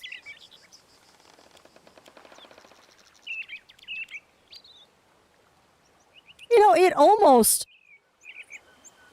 I'm not going to comment on the fact that that is made with poop. It almost feels like gazpacho is... I don't know. Why does gazpacho give you so much energy? Maybe because it's got the blood tomatoes in it?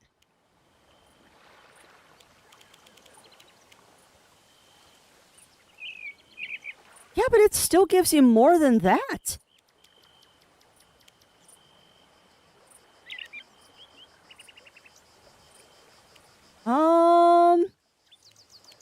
Maybe.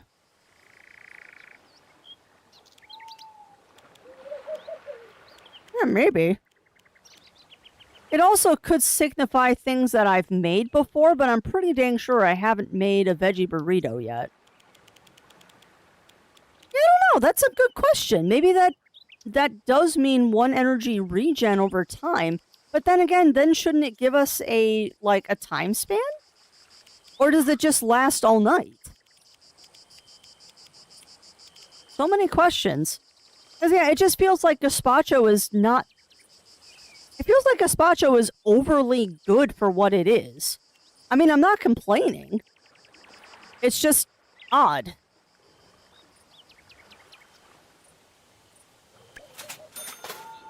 It just feels a little odd to me.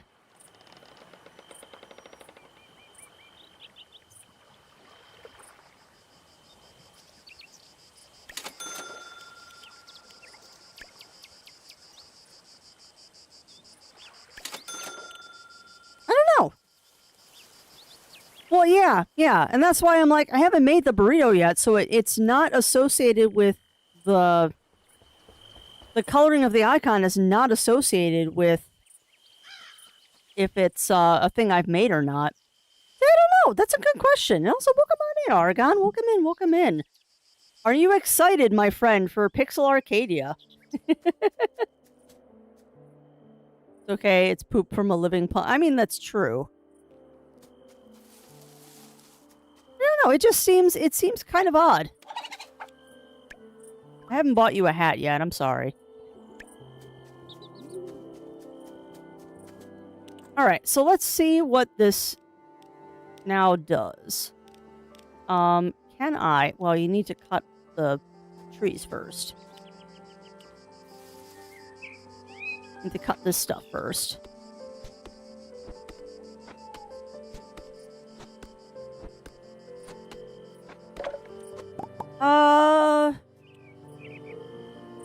Because I am the... No, you're not. You're not. If the skin starts to peel on a tattoo, yes. You should be putting lotion on it 2 to 3 times a day, Rye. Did your parlor give you any post-care instructions? Because I know that you don't have Dermabond on. They did the saran wrap on you. I know that much.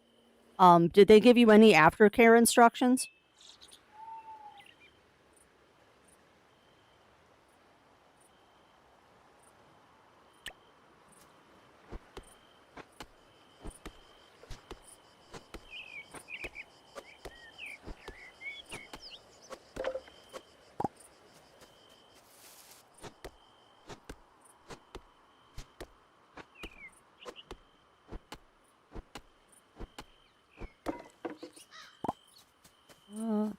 This.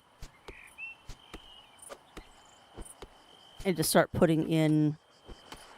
Well, I mean, you could just make one giant field, miss. I don't want to start making roads yet.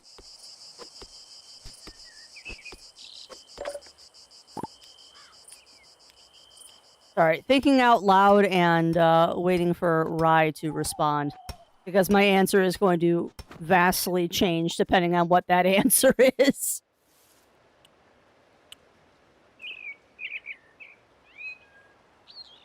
Alright, so that goes all the way to the rock. So the rock is my point of no return.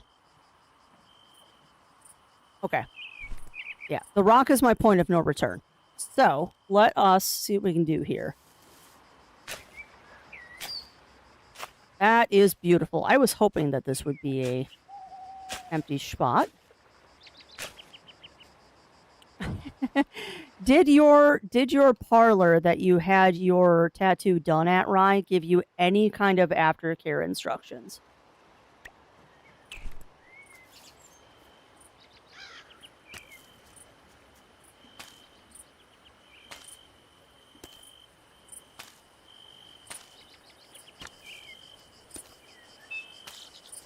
Because my guess is if you're asking if you need to put lotion on it, they probably didn't give you aftercare instructions.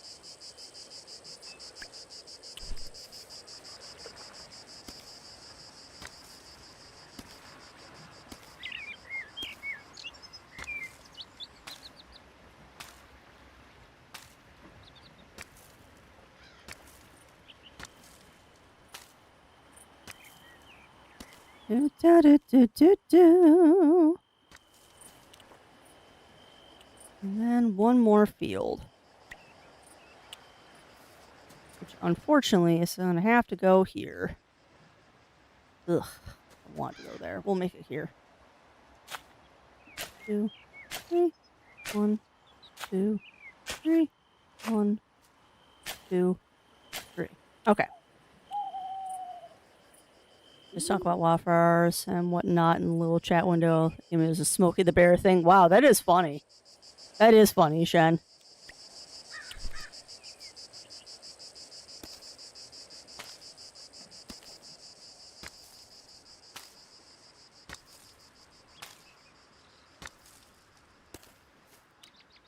And one of these.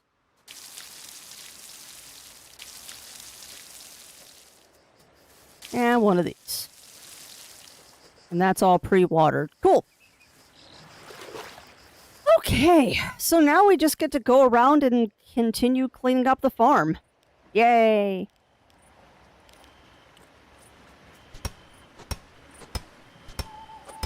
I think I'm going to start making scarecrows. Or not scarecrows, start making pathways soon. But for now, we need to get this cleaned up.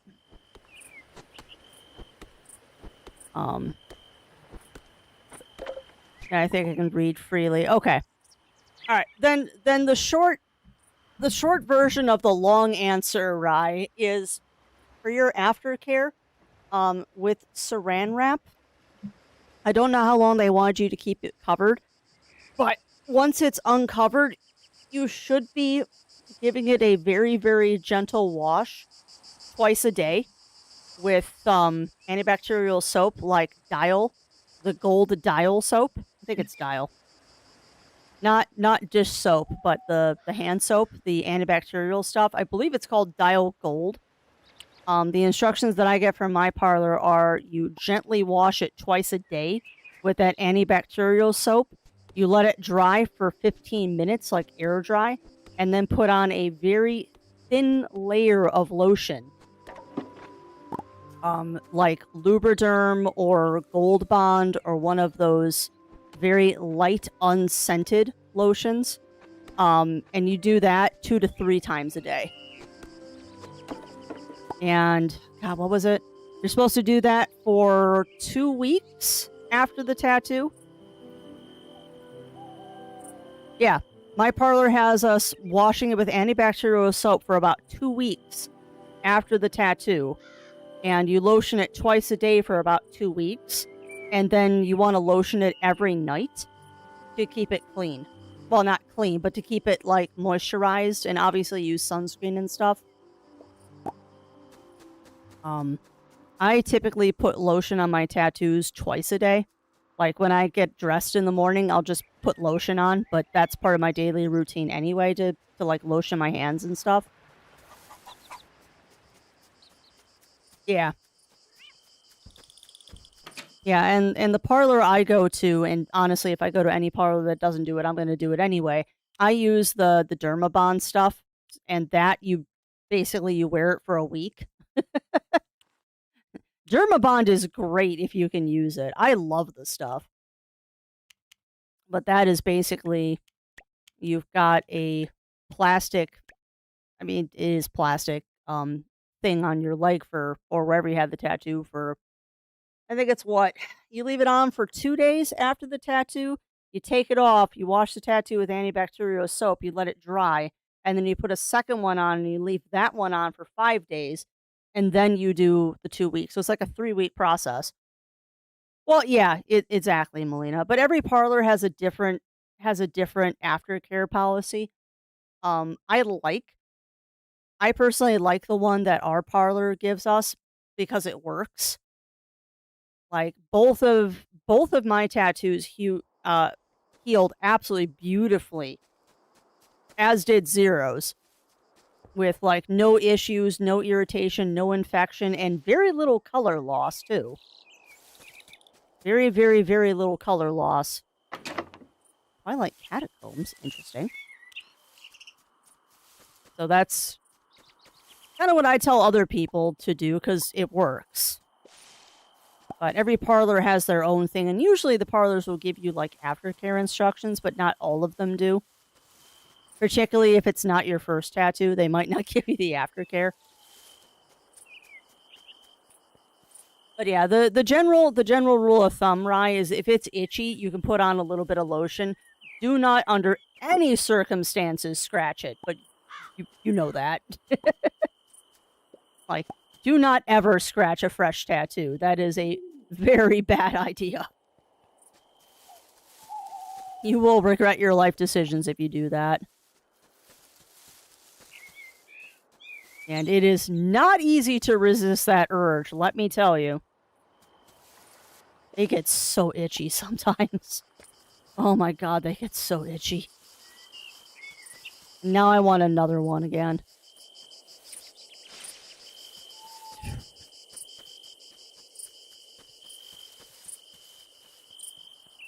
Yeah, I've never had to have an NG tube, Mur, and I hope I never do. I have never had one, and I hope I never have to.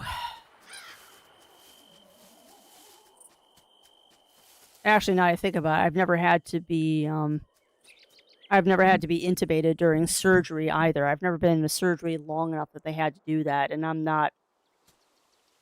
I hope I never do.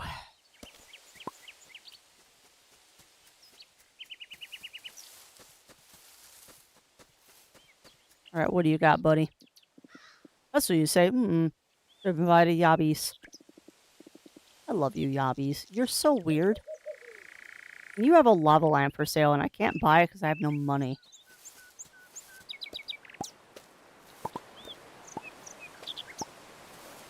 Don't mind me, I'm just gathering wildflowers today. Because I don't want to go to bed yet.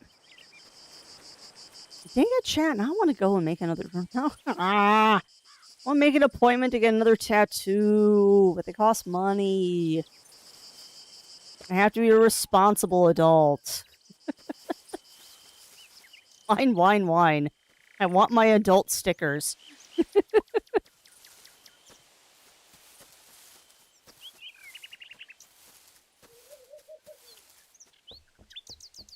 I honestly wonder if anyone thinks that that's really weird that I call them adult stickers, but they really are. Oh, shoot. Uh-oh, I wasn't paying attention to what time it is. I'm gonna catch on fire. Crispy vamp.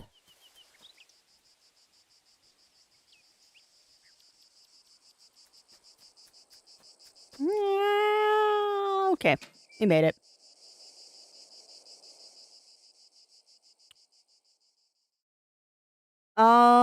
No, fiber goes in the barn. Ooh, ash tree sprouts. That's fun. Conch shells.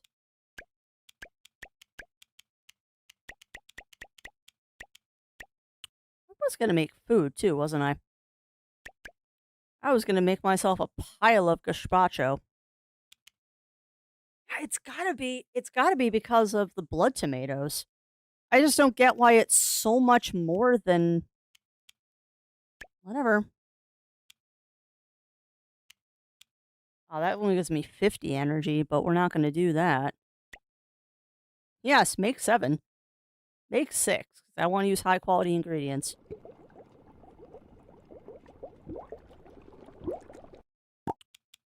Now go to bed.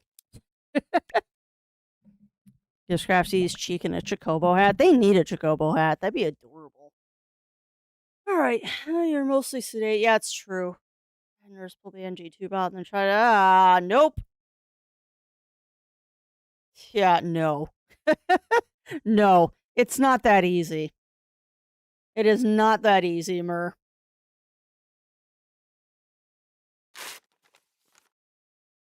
Today is the Lovage Festival. Yay. All right, well, give me a quick second, chat. I have to go take a fast washroom break. I will be right back.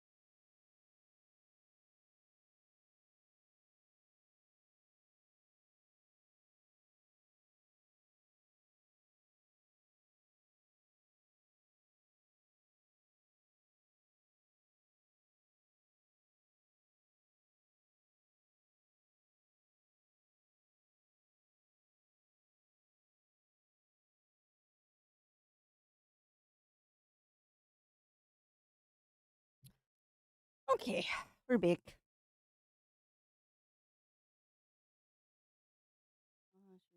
Yeah, exactly, Bunny Fist. Right. No, it is not Pleasantmer. It is not. Hopefully something I never have to experience, even though I know it does serve a purpose if you ingest something you shouldn't. All right. Let us continue. T-minus 1 hour until Pixar Arcadia. Not that I'm distracted at all.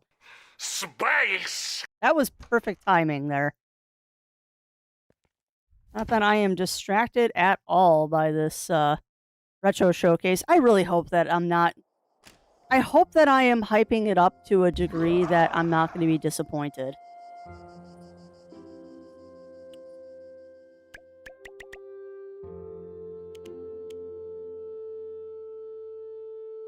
Oh, I gotta make planks. Ooh. Also, is there a purpose to making the storage crate, or is it just cosmetic? I can always ship it.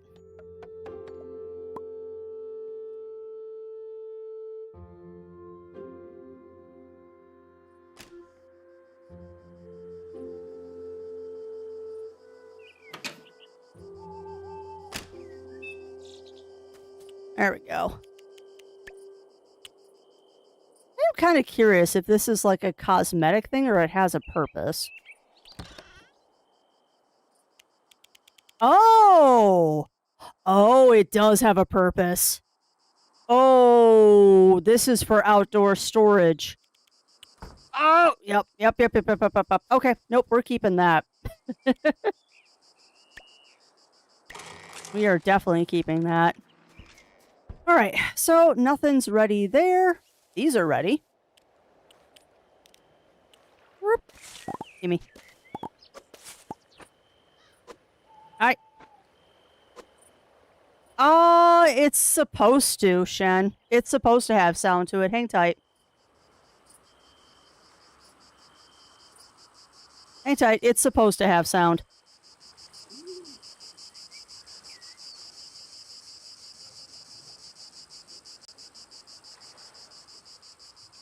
Was that any better?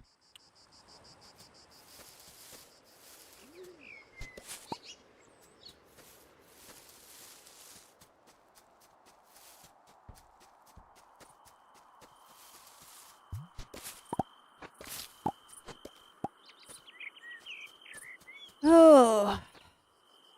Yeah, we're waiting for those to expire so I can move stuff into a proper location. But yeah, Yippee is supposed to have sound to it, but it might not be working again. There are a lot of things that are broken on my stream right now, and I need to go through and fix all of them. I just haven't taken the time to do it. Sure, headphones, I can hear it, maybe. It could also be broken again.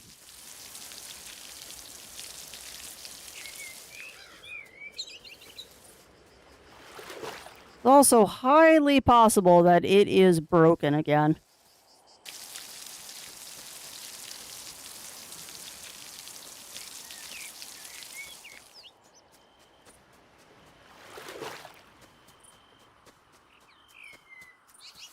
Alright, that's all done.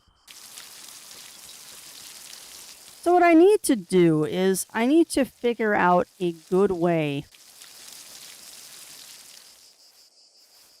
I need to figure out a good way to do these fields.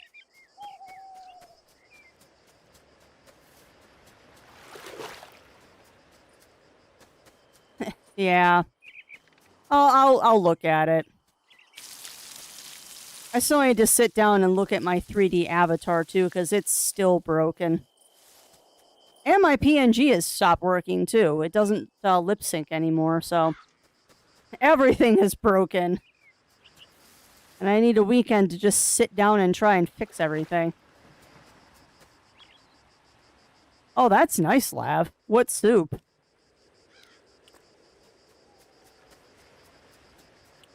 I don't have money. So you actually can't go buy seeds right now, Missy. So let's just dig up the ground here and see if we can't get money this way. I can also make an apiary now.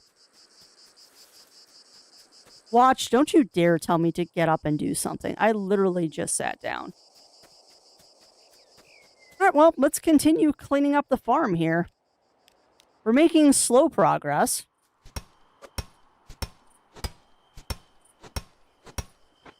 I have to ask, did you play the Bad End Theater? Welcome on in, Terrell. Welcome if I miss saying hello to you, my friend. That name sounds familiar, but I don't think I've played it. That name does sound familiar. So I think we've talked about that before, but I have not played that game yet. Or if it's a demo, I haven't played the demo yet.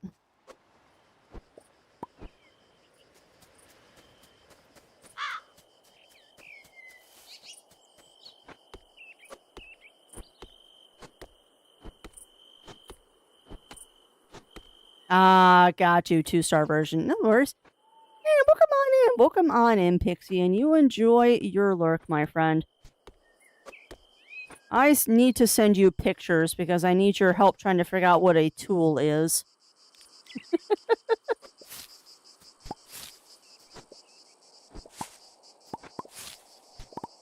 I have some vintage sewing stuff that's coming my direction, and I'm kind of stumped on what one of the items is.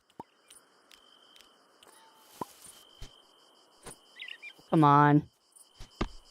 I can't cut down that tree? Rude.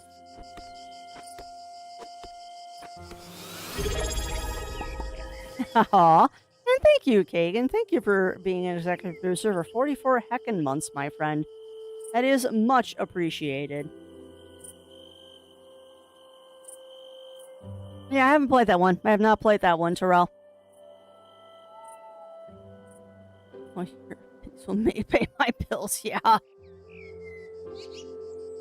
Yeah, no, I get that. I get that, Mur. And I hope that I am not one of those streamers, because I will never beg for biddies. Do the biddies help pay for bills? Sure. But do we need them? No. Oh, good. Good. So I don't want to be. I don't ever want to be one of those people. Nothing against them. That's just not the way I operate. A short one. Is it on Steam, Terrell?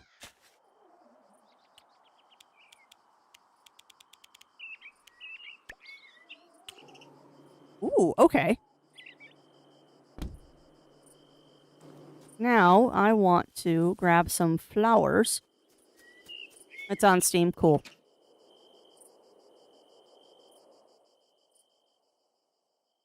So there's a question for you. Does it matter what flowers I put around it?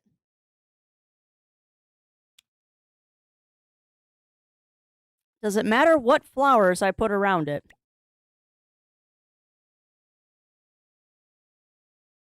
Let's see, that's 3, 6, 7, 8. I need 8 flowers in total. So 1, 2, 3, 4, 5, 6, 7,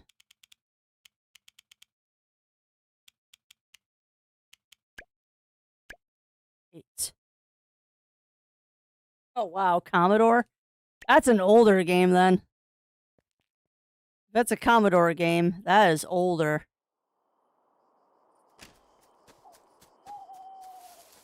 Okay, so now we're going to do one of these.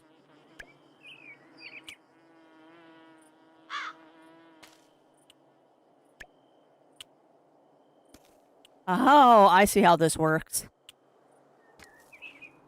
I need way more flowers here.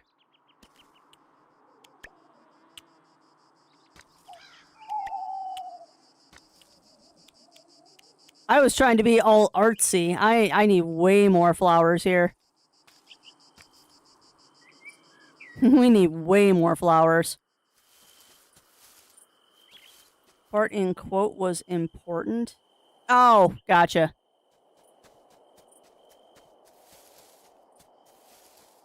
See, I am not the smartest, Terrell. I am not the smartest. Nor the most observant, particularly today, because I am very distracty crafty. I'm very distracty today.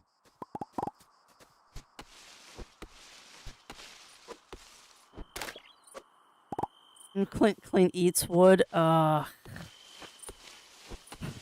That's so bad, Melina. I can't even be mad because it's so bad it's good. It is so bad it's good. Clint eats wood. Ugh. That is so bad and so good at the same time.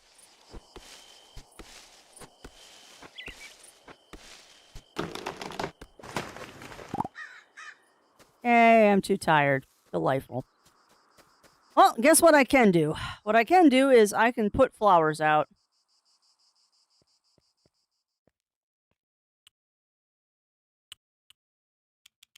I can also make some booza mahals. Oh, I do have gazpacho. I could do that.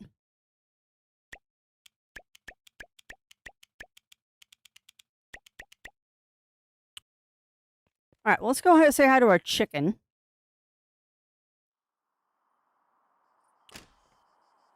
What?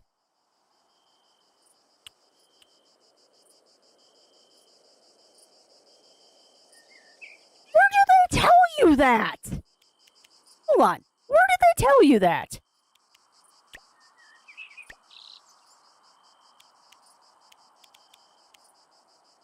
Oh, what? And yes, they should be taxed less because technically they are blinker fluid. I didn't know you could do that, Lav. Yeah. That is really cool. Yep. I did not know you could do that. You would think that'd be something they would mention in the tutorial. You would think that they would mention something like that in the tutorial. Grumble, grumble, grumble. Yeah, you would think that'd be an important thing to mention that you can do that.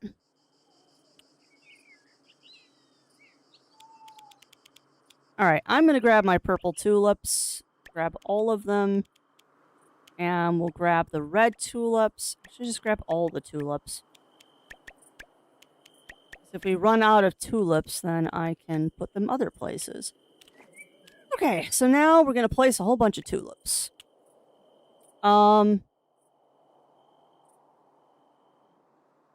Okay, so if I'm right, then this should be the edge. Yes? Yes. Let's grab red tulips. And that should be the edge? No. Okay. It's one off. Perfect. So, you.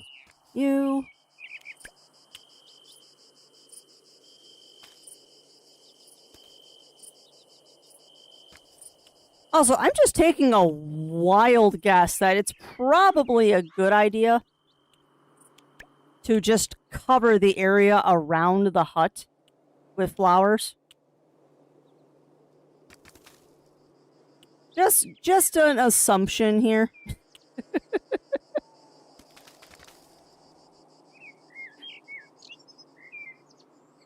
Just a wild assumption that if I make this entire thing into a little cornucopia of flowers, it's probably a good thing.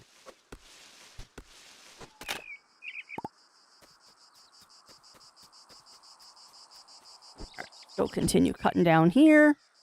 See what else we can do. Yeah, that's a super useful thing to know, and thank you for sharing that with me, chat. Because I would have been mucking around going into the house every time I needed to store stuff without you telling me that. Like I said, you would think that'd be one of the things they tell you about in the tutorials.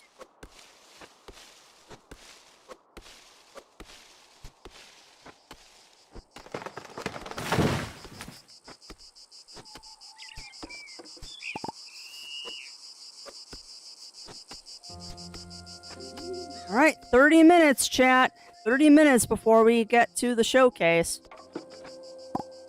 I am a little bit excited. You know, you probably can get through that, gazpacho.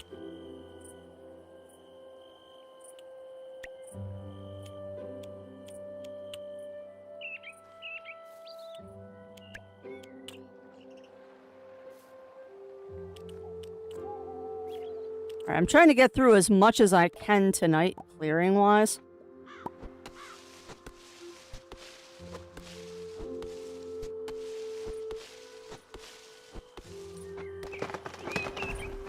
A little bow in Melina's tail. Aww. Adds a bell to the bow. Heck yeah, Shen. I know. So when it gets to about 12:30, friends, that's when I will look into saving the game and all that stuff, regardless of where we're at. If we're directly in the middle of a day, what I might do is we might pause the game, go watch the showcase, and then we'll finish up the game after the showcase, at least to get me to a save point. I'm trying to time this so we're at a save point when the showcase starts. May or may not succeed at this endeavor. I am too tired. Perfect. Chicken! Okay. Happy chicken. Alright, so now let's deposit our stuffage. Boop, boop, boop, boop, boop, and boop.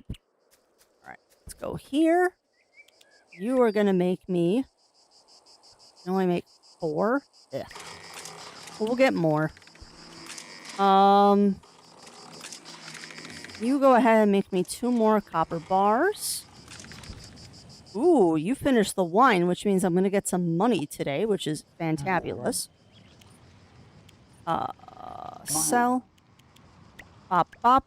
That'll get me some cash.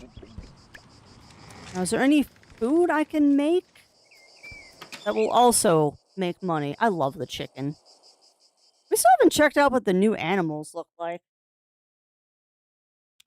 Alright, so I do not want to make farmer stew because that's going to use my blood tomatoes. Gazpacho will help me make stuff. I want to keep the eggies for later. So there is literally no food I can make right now that is going to be useful. Alright. Consumables. Don't know what the golden egg is gonna do.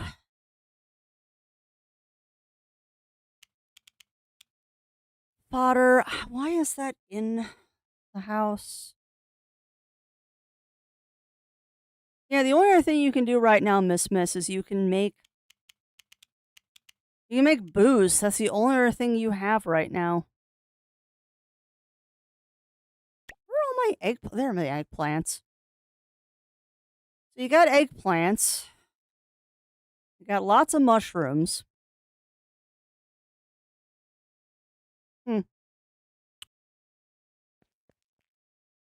Oh, we'll be taking a break soon. Don't worry, clock.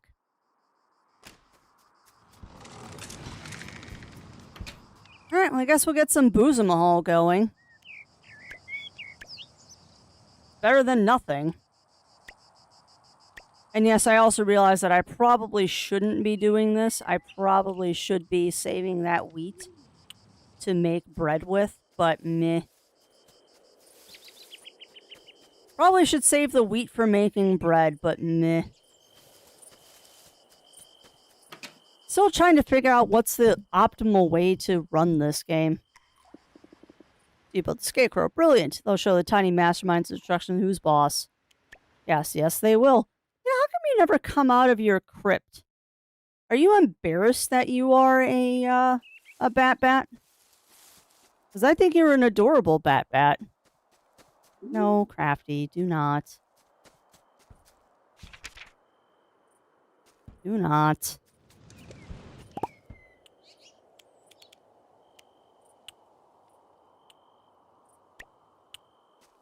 Alright, well, let's go to bed and lather, rinse, repeat. We'll do this again in the morning. Without eating food, there's nothing I can do. That'll give me enough money to buy seeds. Guess who completely forgot about going to the Lovage Festival?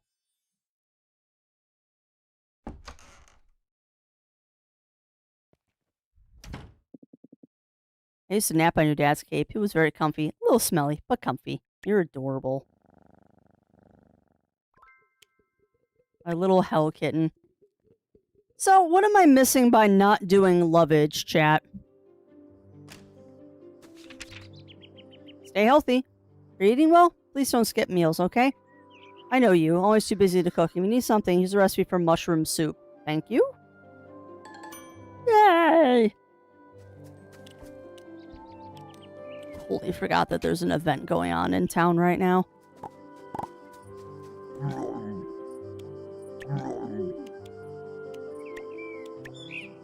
That's a nice bit of money. Got it. So I should go do it is what I'm hearing.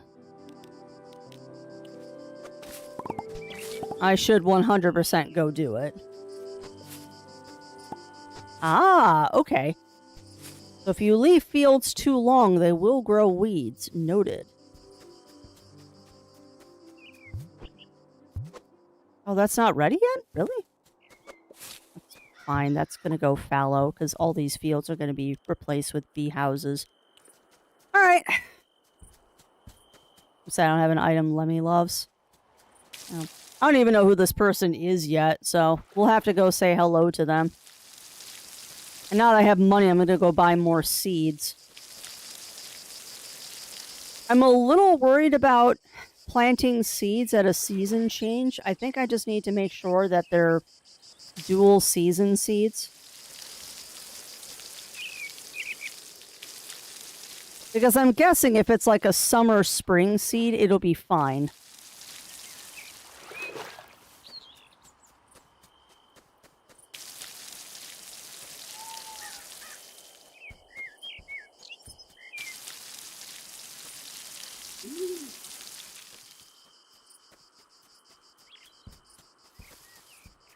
I'm guessing if it's a summer spring seed, I should be fine. I just don't want to... Yeah, that's what I figured.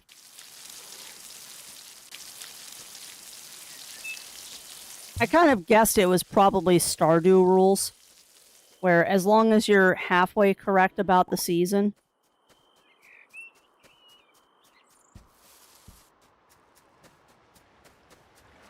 Let the gift of the seed gift this hand NPC the second day the gifts are hand. Oh, so I missed the first half of it.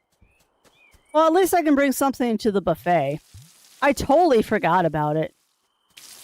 I was so into making sure that we had the farm getting organized and stuff like that. I totally forgot about going to the festival.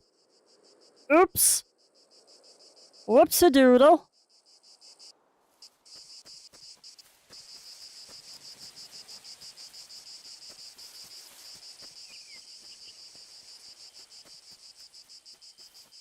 And why, yes, chat, I did just go in a circle to get to town. Why I did this, I don't know.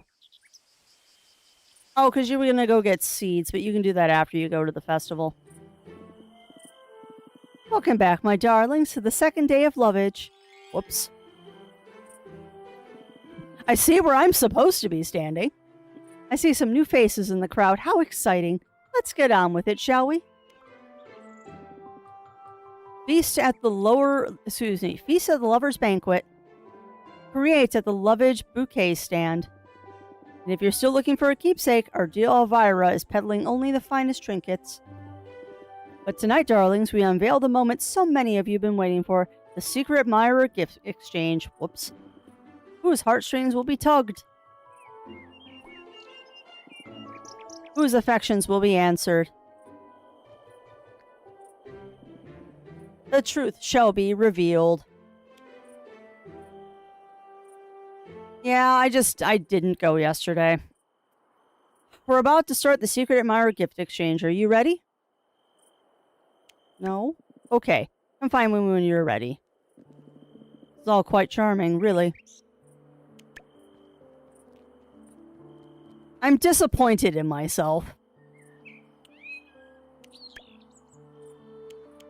How do I contribute?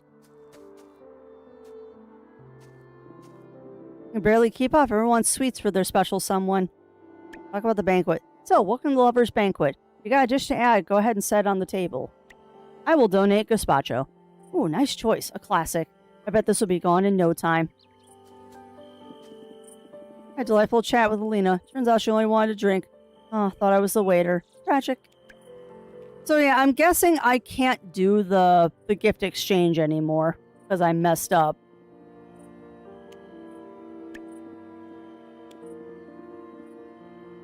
Oh, 6 rounds a bit longer, so I made sure there's someone here for everyone. No hearts are leaving Lovage lonely on my watch. Pick out something nice. Go ahead.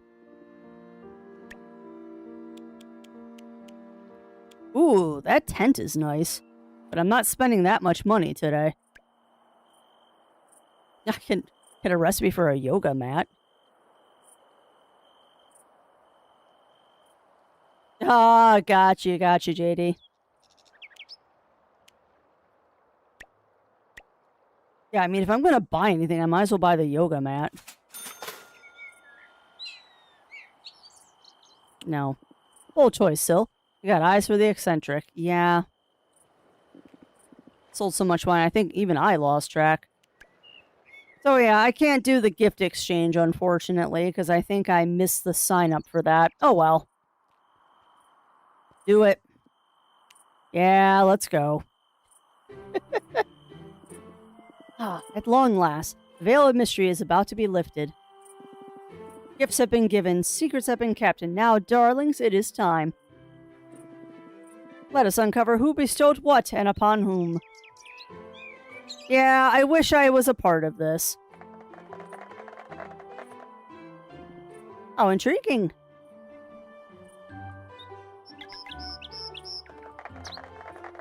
Oh, I love this little love demon. The plot thickens. Ah, my dear Sil, it is your turn. Step forward. I had a secret admirer? Plumera flower pot.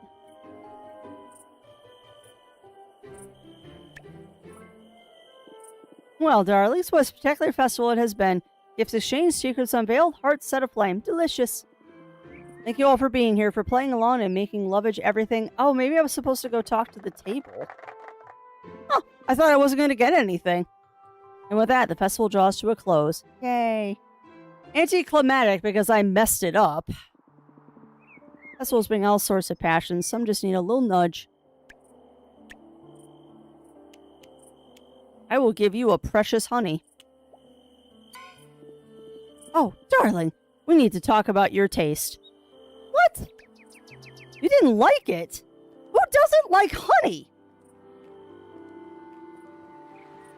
What? Who doesn't like honey?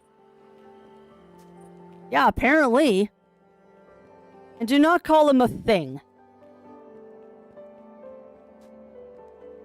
That is rude. Do not call him a thing.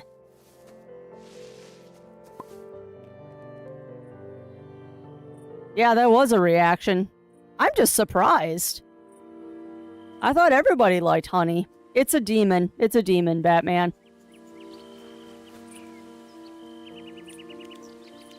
Alright, so let's see what we got here. You can grow wheat in winter? I mean, winter wheat. What do we got? Oh, stretch. Stretch, stretch, stretch. Alright, so what do we got here? We've got eggy plants, which only grow in this season. I don't think I have enough days for that. Maybe. Let me the love demon. Yep. Let me... Okay, so I could get one more batch of eggplants, but I don't know what the purpose of eggplants is currently. So let's not and say we did. I could grow potatoes, but again, I don't know what the purpose of potatoes is. Okay. I could grow raspberries, though. And that's true. And I don't have a recipe that uses eggplants right now, so they're just kind of sitting in my inventory because I'm afraid to sell them. I am afraid to sell them right now.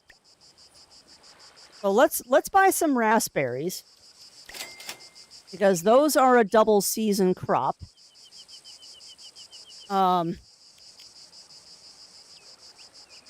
Strawberries are also a double season crop, and I don't think I have any currently. So let's buy some strawberries. Tomatoes are a 4-season crop. I think we're okay on those, though. Onions we could use another field of. Let me grab 9 of those. We have lots of grapes. We're going to get 0 cruel cumbers.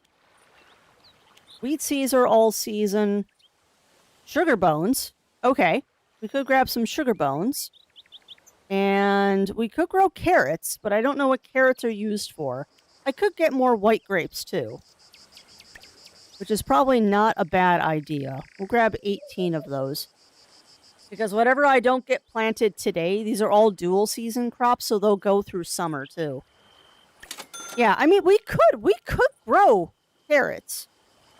We could grow a batch of carrots. I have time. It's just, do I want to? Oh, hold on. Nope, you talk to the demon on the first day to select the NPC you want to give a gift to, and what gift to... Oh, gotcha, lab. Okay, so I could have done it. I could have done it yesterday, but at least I still got a present. Most computer found was Adam and Eve's. It was an apple. Just one bite and everything crashed. That is amazing.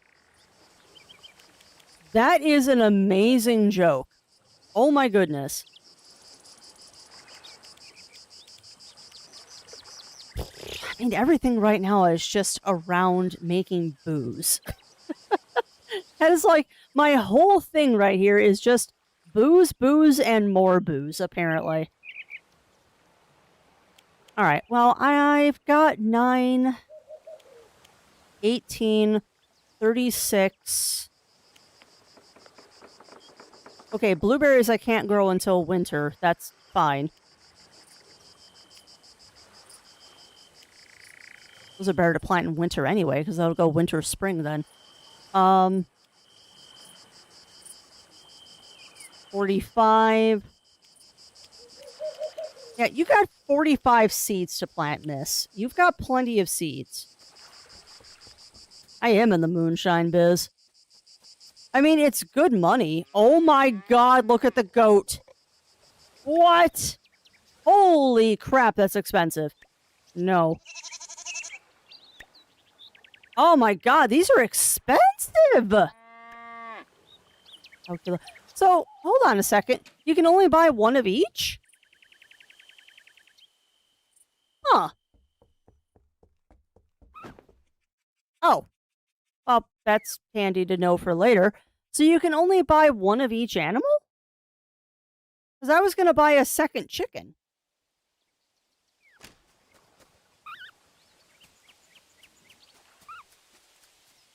It's a oh, okay. So if I come back on a different day, she'll have different animals. Noted. Noted. I'd rather have the flowers right now. Sorry, little guy. I want the flowers. Where are you going?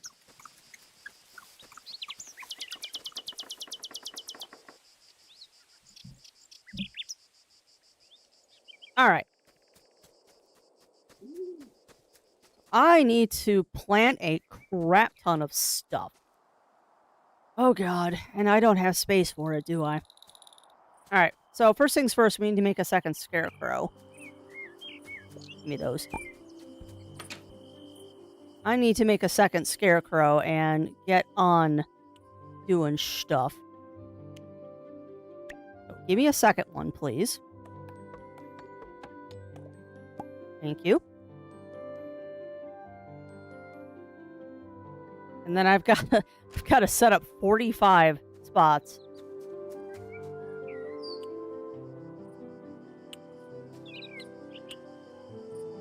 All right. So first off, okay. So I need a scarecrow right here. Oh, biscuits, though. That's not going to make the best use of space, but it is what it is. All right. Now we count. Now we count. So, 1, 2, 3, 6, 9.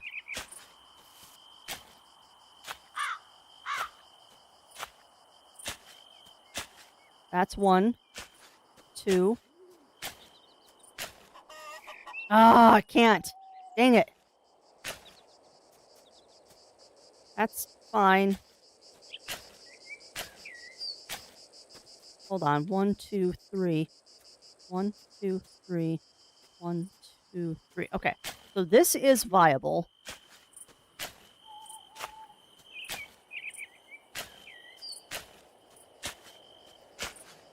All right. So that's fine. 1, 1, 2, 3, 2. 1, 2, 3, 2, 3. Okay. So it's a weird looking field, but we can do it.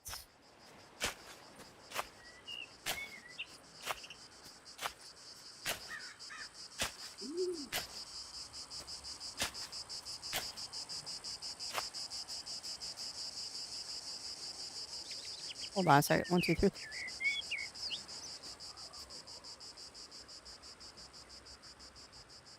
Okay. 1, 2. Hold on. 1, 2. Gosh almighty. 1, 2, 3. So that's not viable.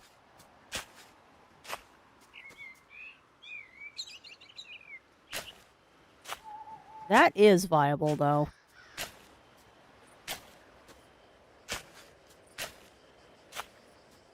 But yeah, that is not a viable field. So that's 1, 2, 3, 4, 5. 3, 4, 5, 6, 7. That's 7 fields. And we've got 1, 2, 3, 4, 5. Okay, so I overcompensated. I overcompensated. But that's okay, because now we have more space to grow stuff later.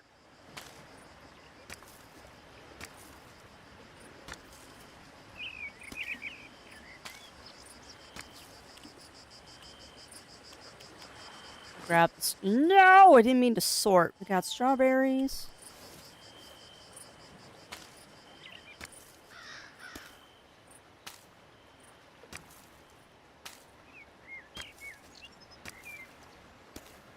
You know, it bugs me a little bit, actually. It bugs me a little bit that the, bugs me slightly that the scarecrow doesn't line up properly.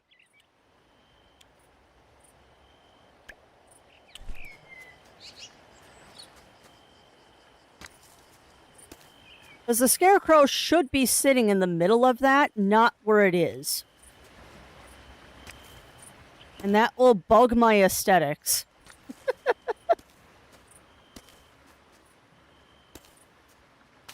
I also realize that this is not the best place for a field, but at least it's close to the water. You have enough money to go buy 2 more batches of seeds, so why don't you do that? And then we'll water everything and call it a night. A night. Because it's a vampire game. I made it funny. And forgive me if I'm going kind of quick. But we're trying to get all of this done before we go watch the showcase. Because it would be nice. It would be very, very nice to not have to stop playing this in the middle of a day. You need to go across that bridge, girly. But the bridge is up here, isn't it? Oh, no. I have not remembered properly. Ugh, do not steal my strawberries. I love strawberries. I love strawberries, although I think my favorite berry is probably blackberries. Okay, so we got 2 more plots we can do. Yeah, exactly. Yeah, I know. Well, I mean, the showcase doesn't start until 1 o'clock, Mer. I'm just giving myself a half-hour buffer window. It actually doesn't start until 1 o'clock, so we have 35 minutes.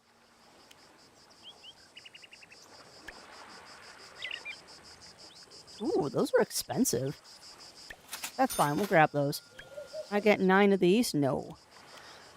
How about 9 onions? I know I can get those. Let's go ahead and buy 18 of those. Scarecrow works by different approach than Scarecrows makes him feel uncomfortable. It's intentional misalignment. Yeah, you're not wrong, Bunny Fist.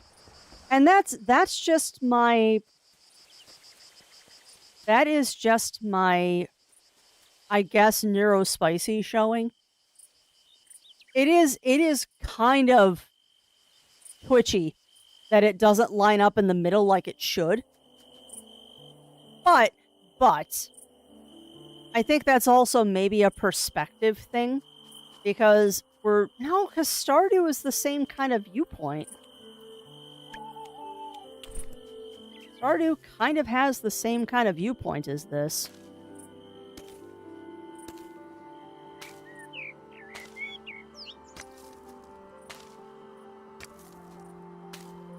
I love though that the skull seems like he's stuck.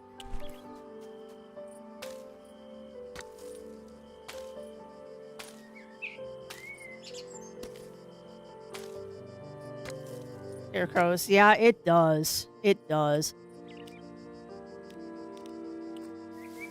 Alright. Now the great watering shall begin.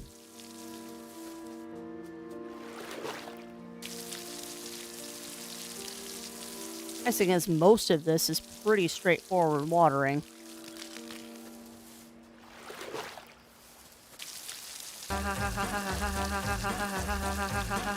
There. That's not too bad, and I still got a little bit of energy left, too. Let's, take care of that.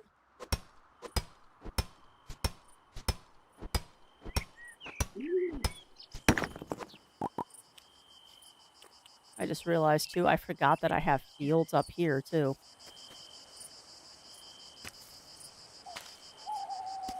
I was gonna save those other seeds for later, but I guess we'll plant them now. I've got open fields. I also realized that this is not one of those games that you want to mega farm in. Alright, we got a little bit of energy left. What can I do with it?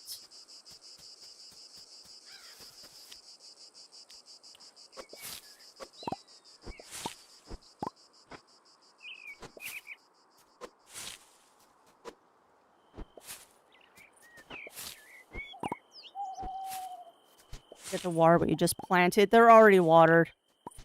I pre-watered that spot.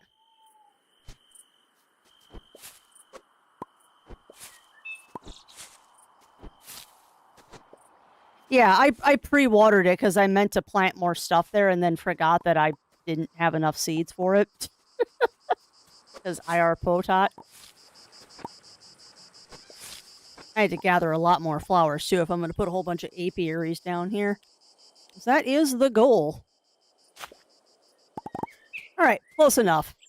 So, I'm going to go to sleep, chat. I'm going to go take a fast washroom break. We'll come back. We'll save the game.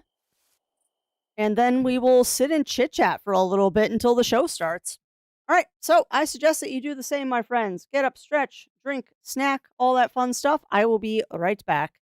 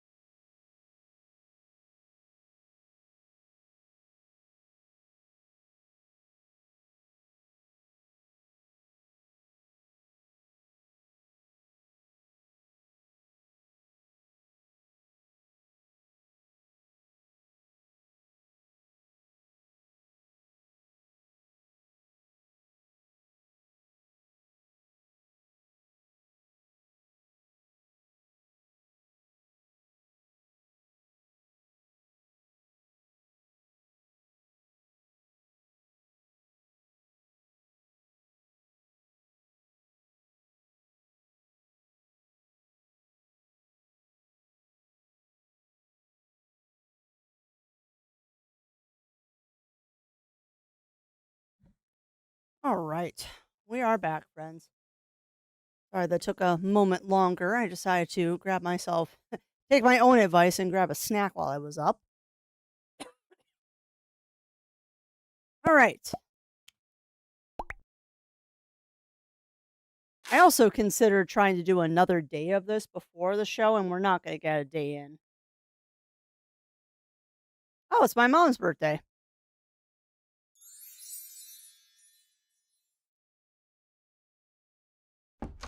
That means she's going to visit? Maybe. No. I want a save game. Oh my god. Main menu. Wait. There we go. Yeah, that's fine. It's the beginning of the night. Yeah, exactly.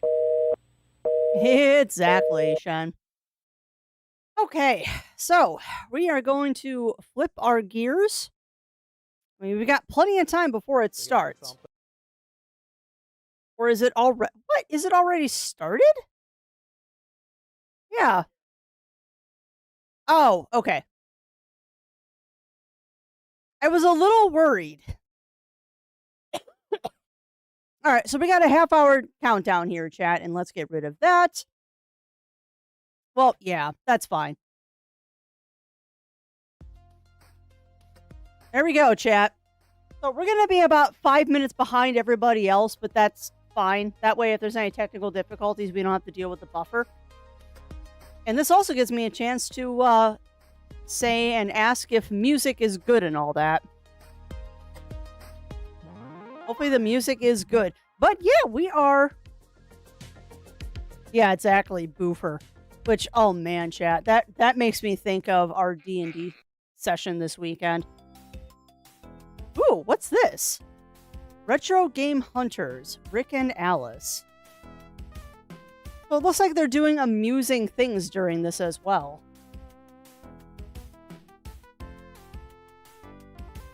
Change this over to Watch Party.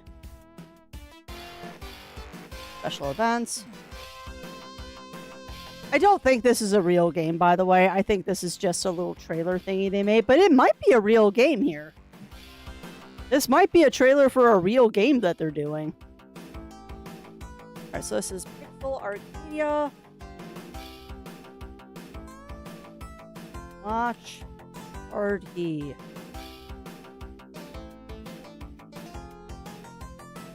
And there we go. Because it's the same graphic style, Roy.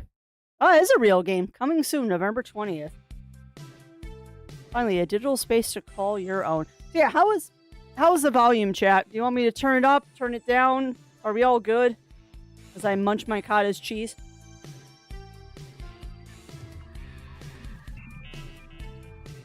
Oh, yeah. That's old school Police Quest, though.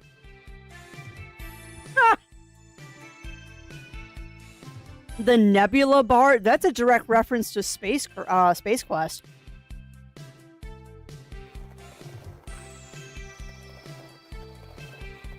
Living world that changes in real time with events, surprises, and more. That's an interesting concept.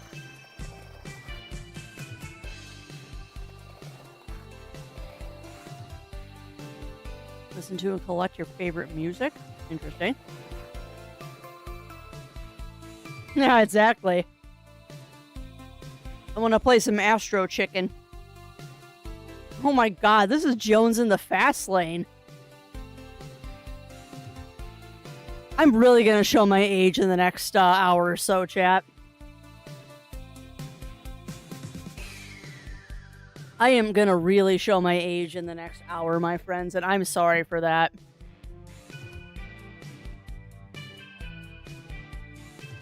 I loved Astro Chicken. I spent way too much time playing that.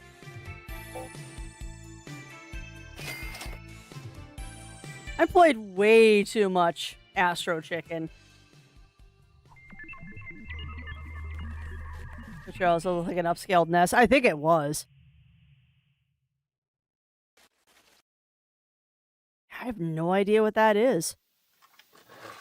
Oh no. Have a skeleton of fun in my indie game, the Calcium Crusader 64. Do you like retro-inspired Ah! games? Look at Cozy this! adventures? Do you like skeletons? Explore a strange Look at world with this! quirky characters, defeat evil foes, and save the world from the Devil King before he plunges the world into darkness. And this game is quite wholesome, by the way. I will let you know now. I've been developing this game for 1.5 years, and I can't wait for it to come out at some point. Yeah, it does look like Ocarina of Time. You're not wrong. Solve puzzles and beat This looks terrifying. really cute. So if this game looks like something right up your alley, wishlist the Calcium Crusader now. The Calcium Crusader regains health with milk, by the way. Of course he Other does. milks are available. Also, you do not have to play the previous 63 games in this series to understand what's going on. That's just a little joke. Alright, I like this guy's sense of humor. Boom shakalaka! Hey everybody, it's Tim Kitzer here, the voice of some of your favorite video Oh, games, wow. NBA Jam and NFL Blitz, and I'm here to talk to you about Old School Gamer Magazine. It's the magazine for retro gaming, and it's exploding. Kaboom! Print issues come out every other month, and if you want to go green, Digital version, nice. available. Visit oldschoolgamer.com and subscribe now. That's oldschoolgamer.com. That might be fun to read, actually. This is already going to get me in trouble, chat. We haven't even started the thing yet, and this is going to get me in trouble. For more than half a century. They've entertained us, brought us together, and inspired generations of players and creators.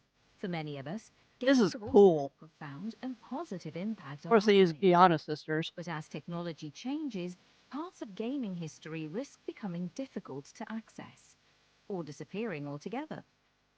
Embracer Games Archive was founded in Karlstad, Sweden in 2021. What is Our this? ambition is to preserve physical games from around the world, That's together with the hardware and accessories needed to experience it. that's really cool. Today, the archive holds more than 100,000 items, including several complete collections. That's We insane. have all the games in the archive in our database, and we also have everything sorted out. So here, for example, we have all the Nintendo games, and here we have all the Amiga games. Wow. Bringing so much gaming history together creates unique That's opportunities dedication. to explore, understand, and learn from the past. The archive is a resource for game developers, researchers, authors, museums, exhibitions, and journalists. Wow. Anyone who needs access to gaming history. Preservation is about more than placing games on Yeah, shelves. you and me both, Roy. Every item is documented, carefully cleaned, and stored. Yeah, this isn't an archive. This is a museum. Hardware so that games How do I donate to keep you were open? originally intended. Our team is working to create the best and most useful archive possible. Wow. Preserving Yeah, that's true. history That is true, is an Melina. ongoing journey, and there will always be more to discover and protect. The archive continues to grow through acquisitions and generous donations. Let's see if my brother wants to donate our from Coleco game collection to studios this. and other organizations. If they want Every Coleco games. contribution can help fill a gap in gaming history. Together, we can ensure that the games, technology, and stories that Wow. shape generations remain accessible. Yeah, we do. We do, Roy. Continue to inform, inspire, and be experienced. far We do have a Coleco vision. Embrace a games And about, archive. I don't know, Love 20, 30 games for it. Embracer Games Archive. Yeah, that's freaking awesome.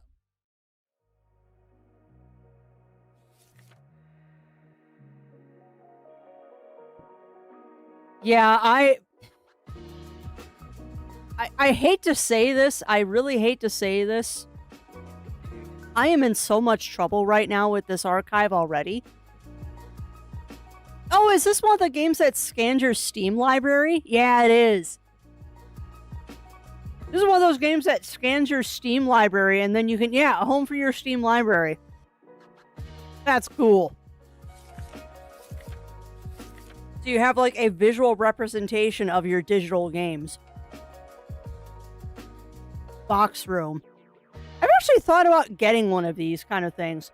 Because it makes a digital representation physical, kind of. And it's a neat concept. Awesome, Mer. Ooh, what's this? Final Zone? Oh, dude, it's like an old school Armored Core. And yes, I know I'm probably not saying the correct game, but this is cool.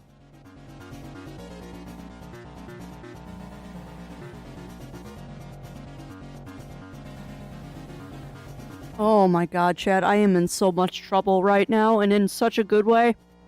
Hey, welcome on in, Lego Mail. Welcome on in, my friend. This isn't a pre-show. This is the show. Only 200, Terrell? I don't want to admit how big my Steam library is.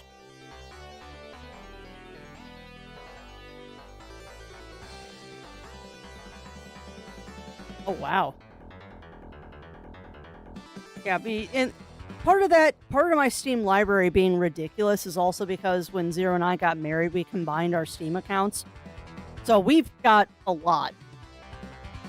It's also not exactly accurate because the Telltale games before they got remastered were episodic individual things. And like, was it the King's Quest Telltale game is like 14 games because it's 14 chapters.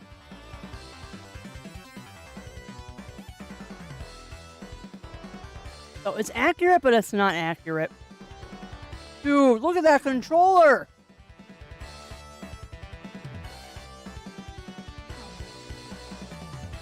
Look at that controller!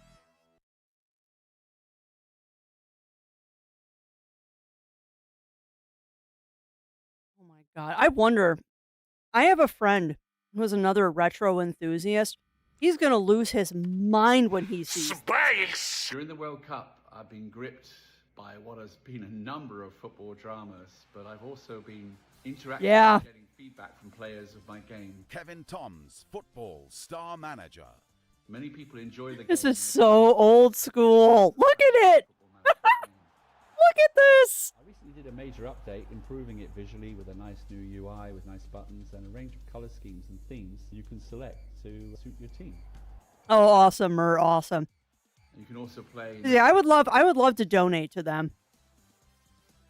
Because that is game preservation at its With all the core. changes, I see it as a good improvement.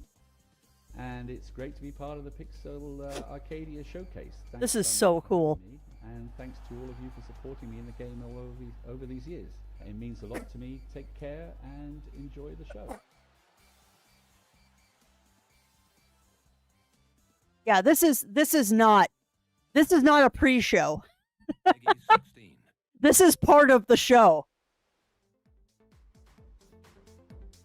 What is this? An A1200? Full-size working keyboard. Okay. It looks like a Commodore keyboard.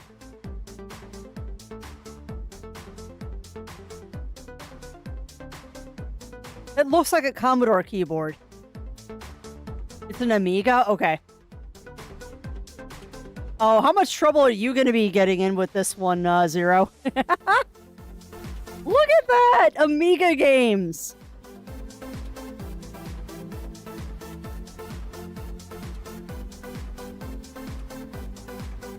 That's fair. This is so cool, though. Look at that pinball! Yeah, because I know you wanted a Commodore, Zero. Also, did anyone else notice that that USB drive looked like a tape deck?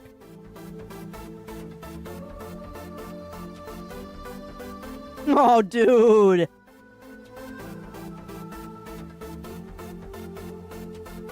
Yeah, I know, Roy. We'll see. We'll see. We'll see. Because I'm more of a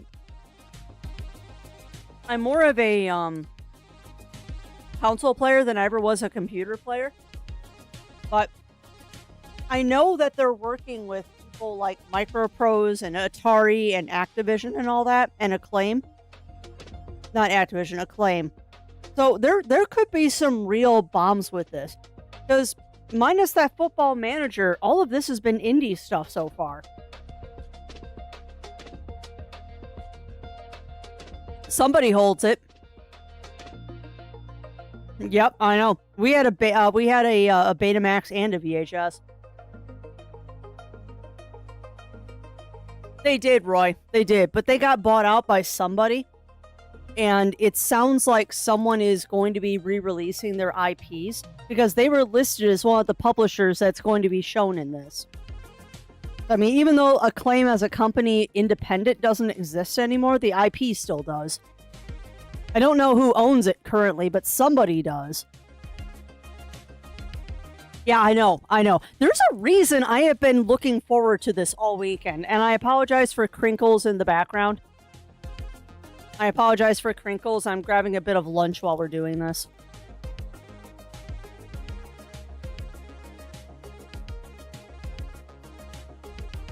Oh, I'm glad we tuned in early. What I'm going to do, though, is I'm going to do this. And this will catch us up. Because we did start 5 minutes after it technically started. Because I didn't think they were doing a pre-show. Oh! Voice on retro gaming. For the last 22 Okay. years, it has gone behind the scenes of many of the greatest games of all time. From Space Invaders, Pac-Man, and Outrun to Shenmue, Super Mario Kart, and Sonic. Revealing how these classic games were made. Retro Gamer has spoken to numerous video game luminaries over the last 2 I years. recognize this voice. Visionaries like Shigeru Miyamoto and Hideo Kojima, to legendary figures such as Peter Molyneux and Mark Cerny. That's The cool. magazine continues to find new stories Nope. to share with its readers. We're doing the pre-show. This is just the pre-show, Aaron. You'll see today will be reviewed in I swear to God, this is the guy from Switch Up. alongside exclusive interviews with the people making them. Subscribe now so you don't miss them. This sounds like the guy from Switch Up. Another content creator I watch. Gotcha, Roy. What is this? But yeah, this is just the pre-show, and they've already dropped some bangers on us. Yeah, you're not wrong there, Melina. Is this a bullet hell dungeon crawler? Find loot, master abilities, and customize your loadout. This looks like, what is it? Bollock's Pit? Dude. Story-driven campaign and endless campaign. It's a freaking bullet hell dungeon crawler. What? Couch co-op and double the madness. Oh my god.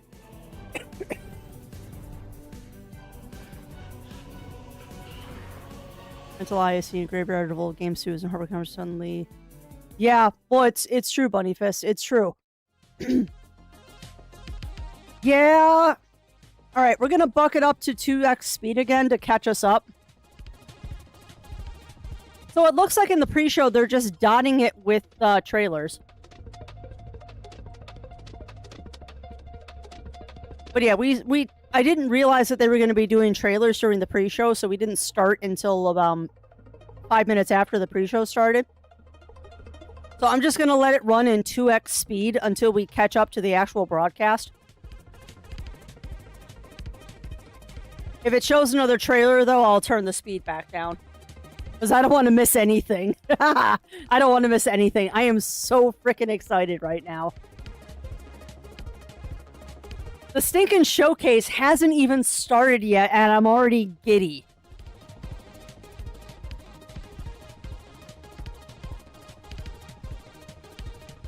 I mean, if this is just the pre-show, what's in the actual show?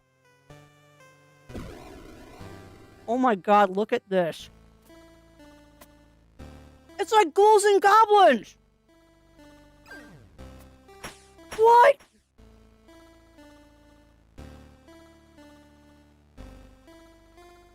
The eyeballs on the bug!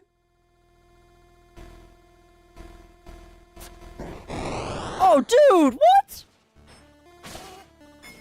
What? A new shogun had a need for control? 5 generals were deployed to do his bidding, although some disapproved his methods, they all followed. And honor bound them. After many regretful deeds, well, the great generals finally had enough. The Lord is nothing more than a tyrant. How cocky thought. I didn't catch the rest of it. What? Changed for his life, he abandoned his titles, his honor, and his four companions, becoming an ashamed outcast. But after years of pilgrimage, something beckoned our hero to return. What the heck is this? Remember to face his past and help those he left behind. He'll begin his journey. As the Indigo Ronin? What? Yeah, I know. Alright, we should catch up now. Oh my god. If this is just the pre-show, chat, we are in so much collective trouble here. I have a feeling that this is going to have something for everybody. Yeah, exactly, Melina.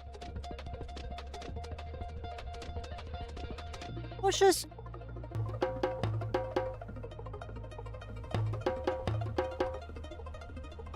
It's really nice, and I hope that I really hope that AAA companies take notice of stuff like this. Well, that's fair. The show hasn't even started yet, Terrell. And that's fair.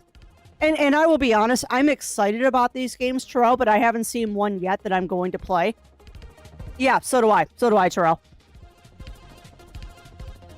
I mean, I'm excited about these games, but I don't know if I'm going to play any of them because they're not my style. But I'm still excited to see them.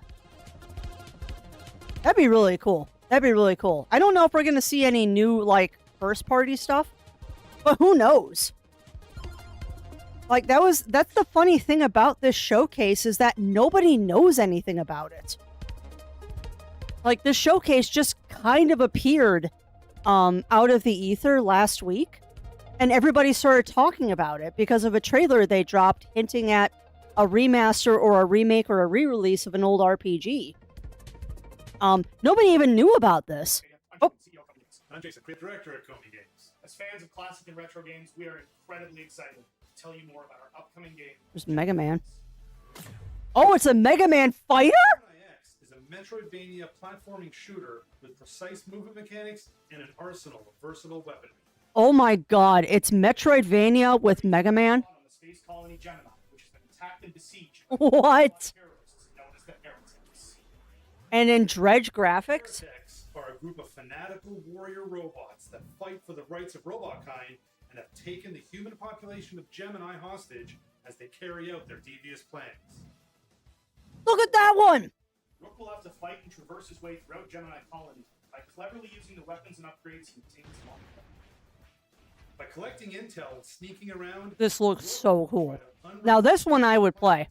Truly embody the man on I would play this one. Foil their Look at him! drive them mad. As a true passion project, fantastic collaborators such as Ian Flynn, writer of the Archie Comics Mega Man and Sonic the Hedgehog IDW. What? And Sean Violet, composer of Densha Attack, Penny's Big Breakaway, Power Rangers Reader's Rewind, and many more games. We are aiming to deliver the highest... Holy crap, this game is going to be fire. In addition, many members of our development team, including myself and our art director Steph, have a proven track record of Metroidvania games, from the development of Guacamelee and Guacamelee 2. This game is going to be fire. Information throughout development. Lots of information coming soon. Thank you again, Pixel. Holy crap, that lineup is on it? For more from Komi Games. Aww.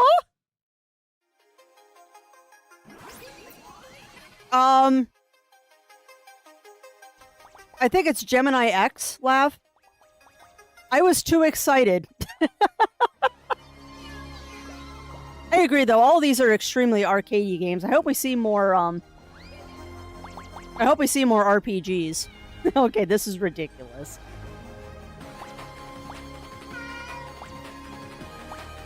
Feel like a bomb villain sitting in a meeting with... Hey, there's nothing wrong with that, Cog, particularly if your camera's on. And also welcome on in, Hypnomancy. Welcome in, welcome in. Yeah, nobody had heard of Pixel Arcadia. This is a brand new showcase that's just starting this year. Meownichrome edition. That's amazing. But yeah, this is a brand new game showcase that I just found out about last week. I just found out about this last week, and I am so glad I heard about this. Yeah, they are. They are, Zero. Oh yeah, no, I wouldn't play this one. I would not play this one, Terrell. This is Gradius. It's a Gradius style game, and yeah, this is too much for me. But people who like this genre of game, this is dang good. Astroburn. Yep. Oh wait, I'm sure Zero has already wishlisted it too, Lav. I am sure Zero has already wishlisted it.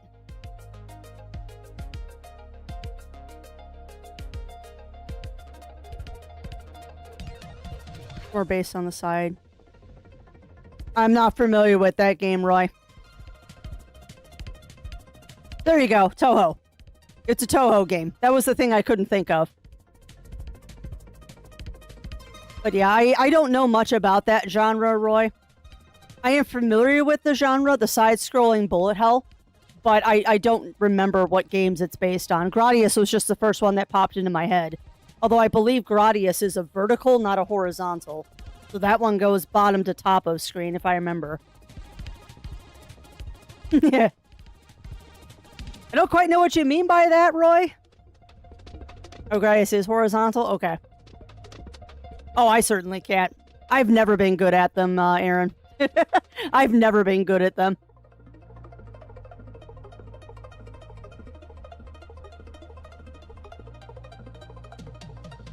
It's 2028. Not bad. I wonder if it's got a Kickstarter or anything like backer kit. But I'll look into that after stream. Alright, well, we're only 2 minutes behind the actual broadcast. Haha, nice. Look at the mayo. Nice. Space and the woods. Heck yeah, safety.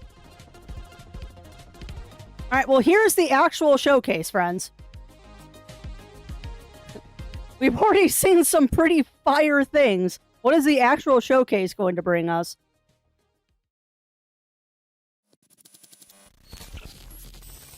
Ooh, Spy Hunter was a good one, Shen.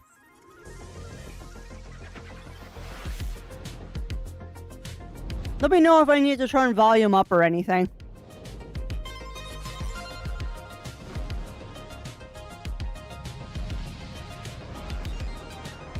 Yeah. There are... I haven't seen a lot that I personally would play, but I've definitely seen some that I would play. Hello and welcome to the first ever Pixel Art. I want that shirt. The showcase dedicated to the future of retro gaming. I want his shirt. And I'm Danmar. Today we are delighted to take you through a whole host of world premieres and brand new trailers from across the retro gaming spectrum. Whether you're interested in long-awaited re-releases of retro treasures, future classics inspired by the pixel art and chiptunes of yesteryear, or full HD remakes, we've got a little bit of everything in our opening show. So why Pixel Arcadia? Well, we believe that retro gaming demanded it. It's never been a more exciting time for this scene, and we wanted to celebrate that and look ahead to what's happening next. Yeah, and it's also never been easier for players to discover retro games. From re-releases of all-time classics in physical and digital form, to brand new gaming hardware, or even dusting off your favorite console. Just a pile of board games behind them. Retro, there are so many touch points for getting involved in. You might have, Roy. Publishers and developers and I'm glad they're working with GOG too. Game preservation has never been a hotter topic, and the homebrew scene of developers making games specifically for retro hardware is incredibly vibrant. Retro is no longer niche, it's a vital pillar of the modern games industry. It is. Yeah, and that's why we believe retro gaming deserves its own big night on the calendar. So seasoned collectors and newer converts alike. Yeah, exactly, Melina. Head with us to the future of retro.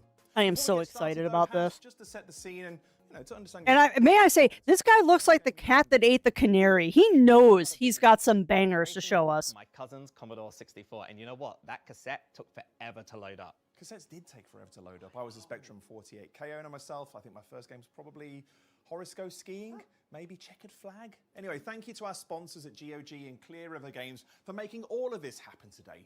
We've got new reveals coming out of the goddamn walls over the next hour plus, so let's kick off our show. Hour plus? Oh, buckle in, chat. Literally years for. Hour plus, buckle in. Marks the long-awaited remaster of a truly beloved Japanese action RPG. This game has never previously been released in North America. Coveted by You're opening with that? fans of the genre, it's coming soon to modern platforms for everyone around the world to discover, courtesy of Clear River Games. Yes, indeed. You're opening with this.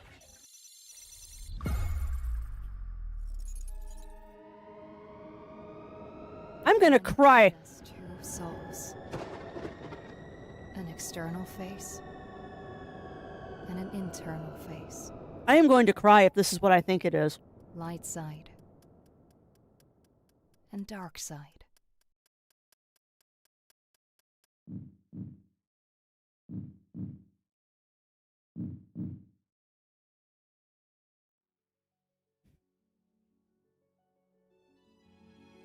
What are they going to show in the showcase if this is what they're opening with?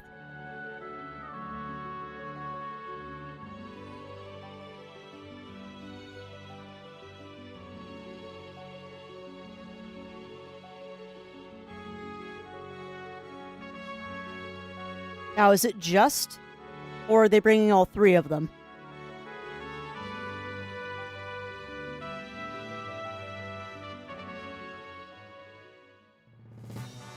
I am trying so hard right now to not just fangirl. I have been trying to find a legal way to play this game for years.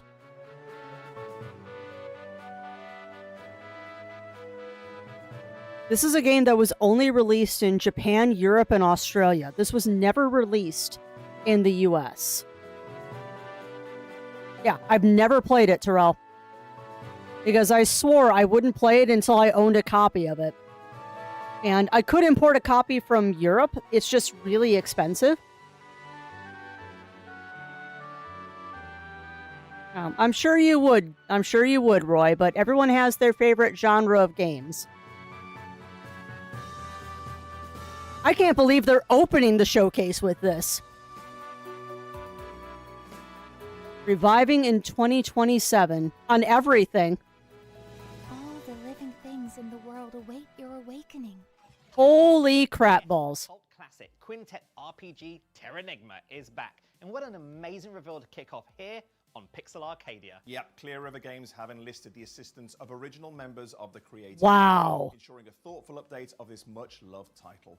Composers Miyoko Kobayashi and Masanori Hikichi return to arrange select songs from the game's soundtrack, and celebrated artist Kamui Fujiwara will be providing new key That's fair. That's fair, Roy. Attendees of That's Gamescom fair. 2026 in Cologne, Germany can check out this long-awaited remaster later this week. Now, next, Oh, I wish I was at Gamescom. from one of the most exciting studios working in the contemporary retro space today. From Dotemu, developers of the excellent Windjammers 2, Streets of Rage 4, and other fan favorites, comes a fresh take on bomb-based multiplayer mayhem. What?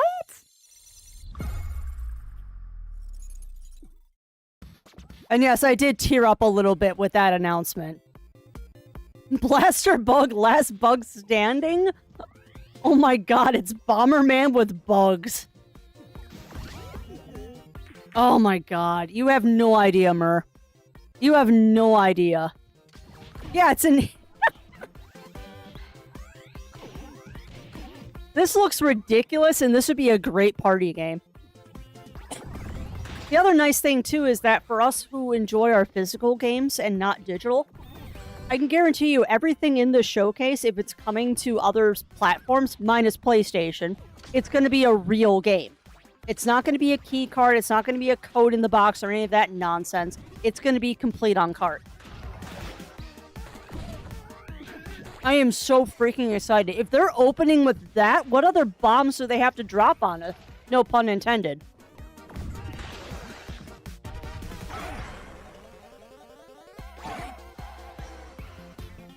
Yeah, exactly, Molino. And the thing is that people want to play retro games. Like, if anybody can prove that, Nintendo re-releasing all the Pokemon games, they're making bank on those. Because being able to play them, oh, now for free, nice. Being able to play retro games, particularly when you think about the fact that some retro games can be upwards of several hundred, if not thousands of dollars, being able to play them without having to drop a whole, like, year's worth of paycheck? This series might be familiar to you.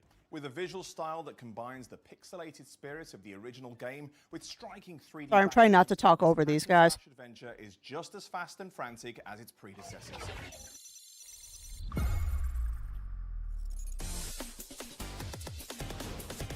What is this? What the heck?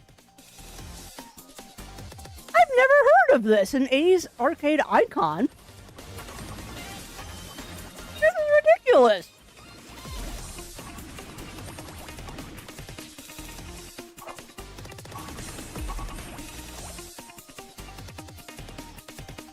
Well, exactly, Roy. And I mean, I'll pay $10-20 to be able to play a Pokemon game without having to drag out my DS. And being able to save anywhere. And some of the other quality of life stuff that they've done to them. Not to mention, like, Fire Red and Leaf Green, if you try to buy, like, parts of them, it's a couple $100. And then you have to have the system to play it on. Being able to just kind of buy them and put them on the Switch makes it so much easier. And not everyone has a big library of old games. Will be able to get their hands on Ninja Jajamaru Yokai Night Parade later this week. I mean, the only reason I have a big library of old games is that I grew up during that period and I didn't sell my games. Which is coming to consoles for the very first time. Yeah, it might have been Mer. Games where its reputation has only grown in the years since its release, as the likes of Angry Video Game Nerd introduced it to new generations of players. Its pixel art still looks absolutely incredible all these years later. Okay. Take a look at this first trailer, which reveals a very cool crossover with another retro gaming classic. Uh-huh. Do tell me more. Ninja Baseball League? Oh my god. They're bringing this game to the US? Oh no. Oh no. This is basically Streets of Rage, but robots. No. Yeah, I do too, Lady of the Mail. Which is kind of a sore subject in my family because my brother did sell a bunch of his old video games. And he didn't ask me first if I wanted to buy them, he just sold them. Which is his right to do, but there were definitely some that I would have bought off of him. I did, Shen, and I believe it's free on Steam right now for a couple of days. And with bases loaded, oh man. Oh wow, that's coming out in December. Games believes that games belong in your hands, whether we're talking about retro classics or great new titles. What the heck is that? Oh, that's the arcade thingy. Beautiful collector's editions. We're giving Pixel Arcadia viewers an exclusive discount code for their online store. Nice. Head to shop.clearrivergames.com and use the code Arcadia. But yeah, I did play Dokimon Quest, Shen. I believe it is on Steam right now. Game releases like Marvel Max Worth grabbing. It's a fun Monster Collection game. Delta HD Boosted, Taito Milestones 4, Trails in the Sky First Chapter, and many more. Clear River Games' ever-expanding lineup has something for all the retro players out there, so dive in and take a look. For this next game, how's this for a pitch? A pixelated isometric fighting game that takes its inspiration from 3D hack-and-slash classics like Devil May Cry and Bayonetta. Interesting. It's a perfect blend of modern and retro. Yep. They're definitely leaning into the arcadey style or the arcade side of retro stuff, which isn't bad. Knuckle Paradise. I mean, they're giving me Terranigma, so this is beautiful. Dude, this is pretty.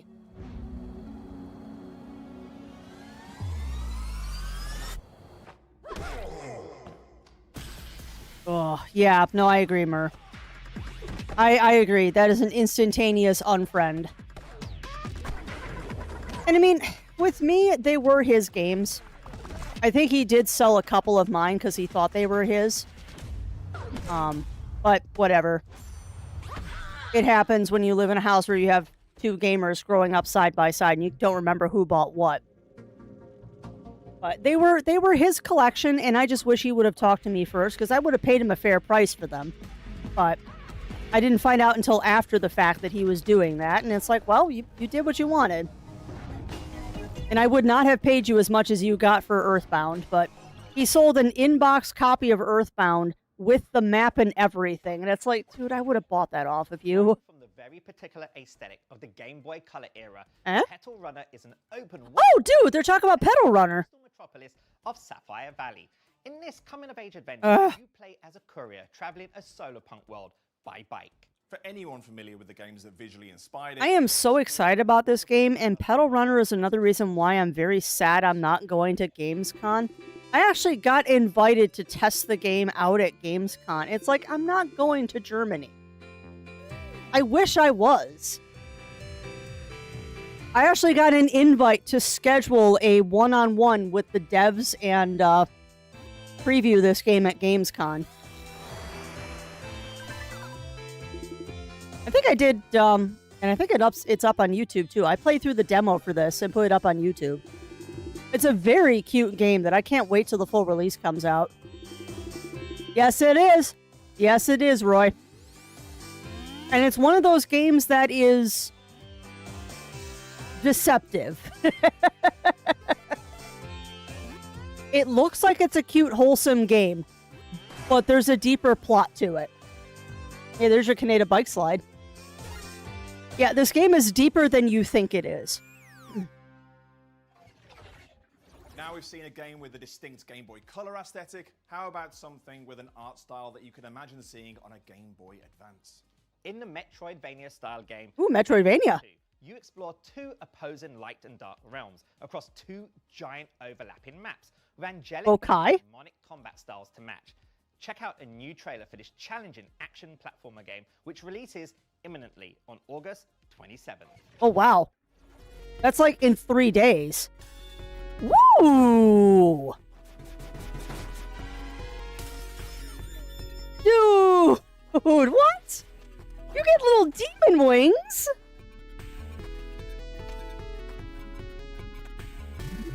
Yeah, Lav.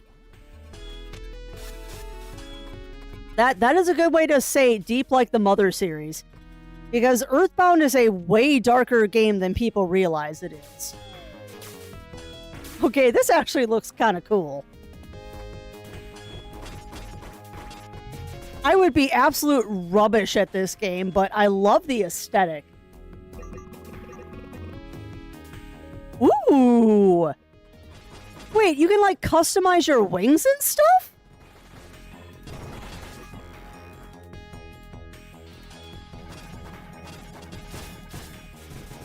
Hey, this is cool. This reminds me of like Aria Dawn of Sorrow and then just any Mega Man game ever. This next game is a retro-inspired, bubble-based precision platformer that enables players to build and share their own levels with the community. I don't even notice that I'm being chewed on. I am so just hype about all of this. Hey, this is adorable. Ooh! Okay, that's cool. Like, you can manipulate the level? Huh. Oh, that's kind of cool. Why did that level look like Gyromite?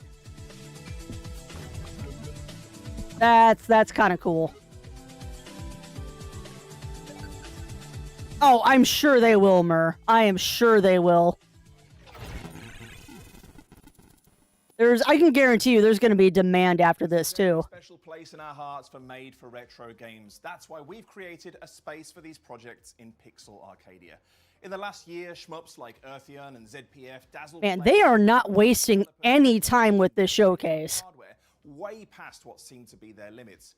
Homebrew communities are keeping these consoles vibrant and exciting decades later. They are just doing trailer. Having in common is that all the games are made or tailored specifically for retro hardware, and they're all either available or soon to release on modern platforms too. Such a First cute up, shirt. We've got 3 trailers from Mega Cat Studios, who are veterans Oh. bringing their games to both older consoles and newer hardware. What is this? Ride hard in this latest top-down shooter? What? That puts a whole new meaning to Shotgun Wedding. The deadliest in-law duo to ever pull a trigger.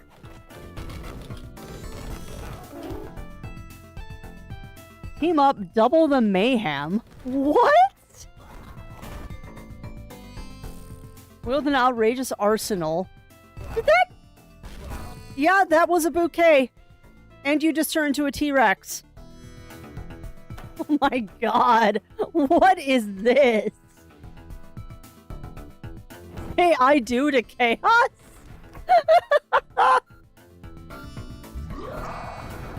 Oh, this is hilarious.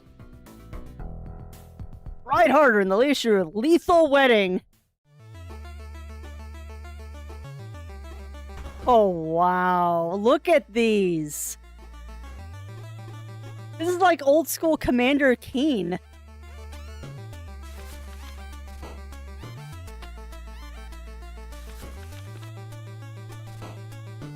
Wow. Look at this.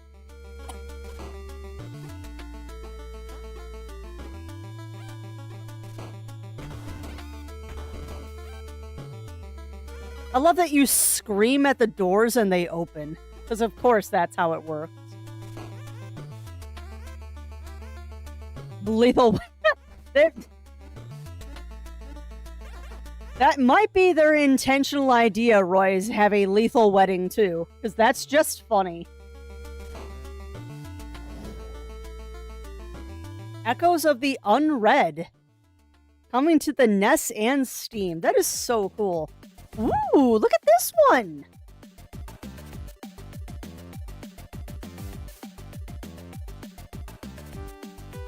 I'm trying to think of what this is making me think of. Wonder Boy? This is like a Wonder Boy style.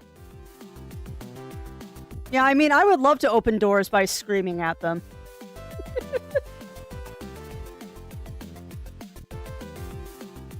Ooh, that's some nice sprite work.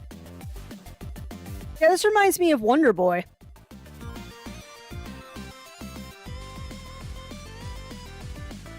It that same kind of chibi art style. I bet you this one is SNES. A little bit of Mega Man scene there. The Wonder Boy series is a really good one. Oh, Genesis! Okay. That's right. Echoes of the Undead is launching on October 15th. I cannot wait to get my hands on that. No, me neither. Next up, we have 2 games from Made for Retro specialists Full Set. Overserved is a competitive party game for up to 8 players, drawing influence. I am just saying what I think the games are inspired by, Terrell. Neon, meanwhile, is no doubt familiar to many of our viewers. Originally released on Neo Geo in 2024, this shoot 'em up will soon be available on modern formats for the first time. Yep, check out these new trailers for each game, which are coming to almost every platform you can. Oh, that's awesome, Lincoln and Mayo. The N64, Saturn, and Dreamcast. Oh god, that's amazing, Melina. Overserved? Whoa, wait, what? It's a shmup with animals? Okay, this looks adorable. Look at this. But yeah, that's really cool, Lincoln and Mayo. I don't know if I'm going to be buying any retro systems in the near future. But I am definitely picking up games and such.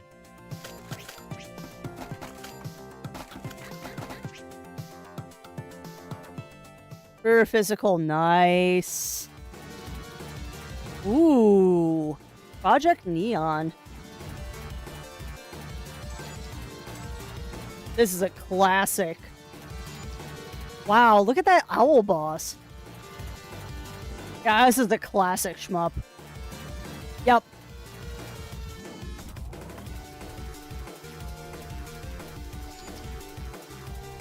Dreamcast, Saturn, and 64. That's awesome.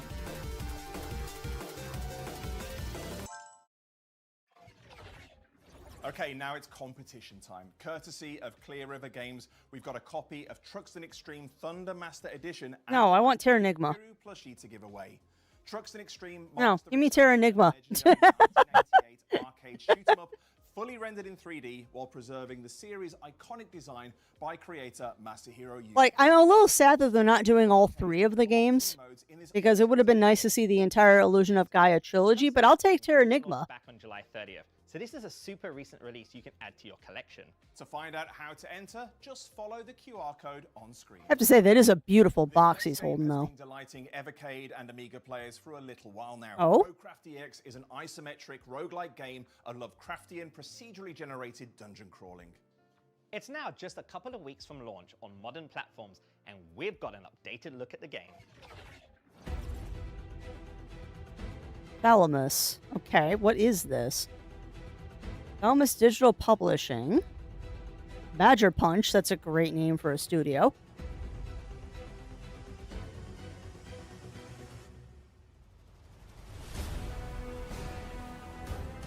Roguecraft DX. Okay. Finally arrives on Steam. Here to return to Morcum. Good luck, Brave Warrior. Oh. Ah, okay. Look at the beholder! Yeah. Why is that, Terrell? Why is that? You don't like randomized levels? Yeah, that looks pretty fun, too. Oh, wow, next month. Nice. Finally, on the Made for Retro front, we've got a throwback fighting game that's soon releasing on Mega Drive and Genesis for the first time. Here's Pocket Bravery MD. Oh, nice! Very cool. This is a well-known series of fighting games. Well-known series. Oh, look at that sprite work. That's gorgeous. Oh, that's awesome, Roy. Yeah, well, that's fair. That's fair, Terrell. It is definitely a certain style of video game. And I mean, it's something that I kind of expect to see when you're playing a roguelike, because that's the whole idea of a roguelike, is that it is different every time. But I can definitely see how it's not everyone's cup of tea.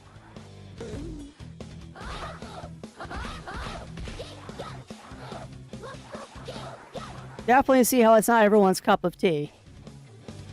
Rick kind of looks like Ace Attorney. Man, that's some real smooth sprite work, though. It's almost over animated sprites. Like, those are so fluid. It's almost over animated. I like the look. That's cool. The novelty of buying a new Mega Drive game will never wear off on me. Yeah, what a great selection of made-for-retro releases. Now, European battery laptop being a boss. It should be a boss. Acclaim. This time, although I think an American badger is more likely to be an end boss. A European badger will just give you a cup of tea. From their new lineup. If you're a fan of PS2 era snowboarding classics, you'll definitely want to see what's coming up. Are you re-releasing Snow Kids? Whoa. Whoa. Is this Jet Set Radio with snowboards?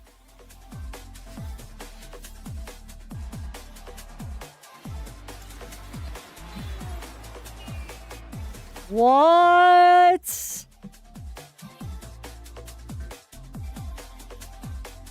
This is major Jet Set Radio vibes, but with snowboards.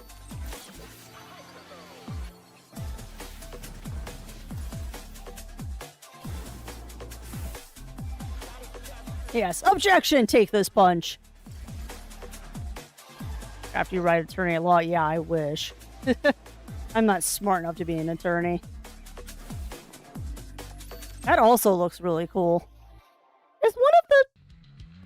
Was one of the snowboarders Godzilla? toss down. And a boot to the head. Yeah, I thought one of the snowboarders was Godzilla. Or at least a kaiju. And this looks like a parkour game.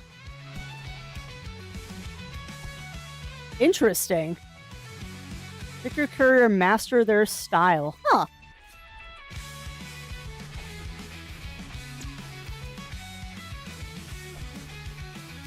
Survive every territory. Yeah, this is really good music. I agree.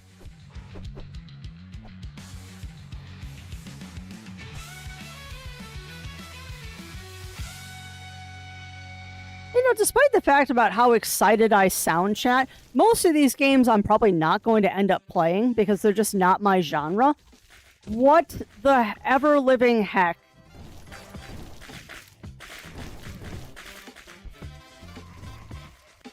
What is this?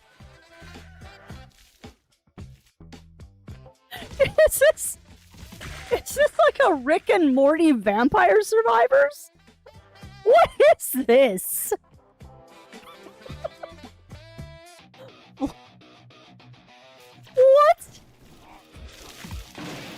Oh, it's definitely a Vamp Survivors game, but what? Yeah, it's a fever dream. I agree.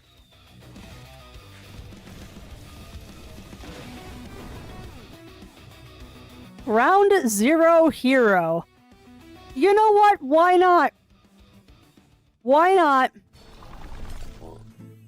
Yeah, well, exactly, Roy. Exactly.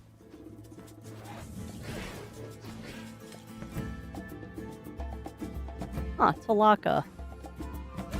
Oh, look at that art style.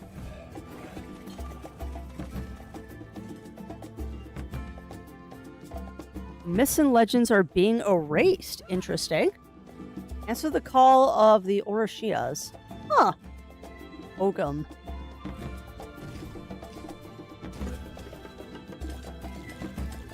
Man, that art style is gorgeous. Again, not my style of game, but holy heck, this is pretty.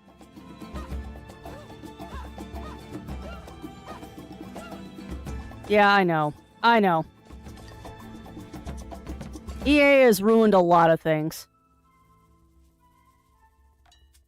Yeah, that's a freaking gorgeous looking game. These next few trailers are all a little bit darker and nastier. Okay, good.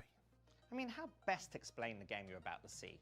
You control a rolling monster made of pulsing flesh, eating and destroying everything. Okay. As it continues expanding, all while battling the military. Think So it's Katamari through a B-movie lens. I was gonna say it's Katamari and Carrion? Roller, which will be available on PC very soon. It's Katamari meets Carrion. It is Katamari meets. Oh my god. It's Katamari meets Carrion. Okay. Oh, what? Carrion Mari, yes. Okay, this is kind of gross, but I'm digging it. Like, this is gross, but I'm kind of wanting to play this.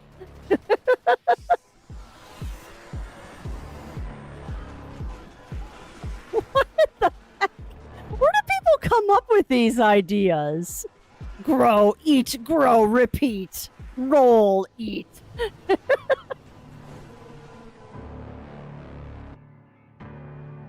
You know what? Why not? Right before Halloween, too. Here's a puzzle game with a grim twist. In Hazard Pay, you play a cleaner who's complicit in the cover-up of a terrible disaster. Hazard you Pay? might notice echoes of games that challenge players' morality, like Papers, Please. Oh, fun! Studio to explain how this very dark subject matter and the game's traditional block-pushing puzzle design. Yeah, that's true. That is very true, Roy. I'm Aaron, the game developer at Smitna Studio, and this is Hazard Pay. Huh. You're the cleaner tasked with the unfortunate job of making sure that this disaster never sees the light of day. Your employer, IPT, needs you to take care of this Okay. They will be watching. Each level is a compact, handcrafted block-pushing puzzle to remove any evidence of wrongdoing. Huh.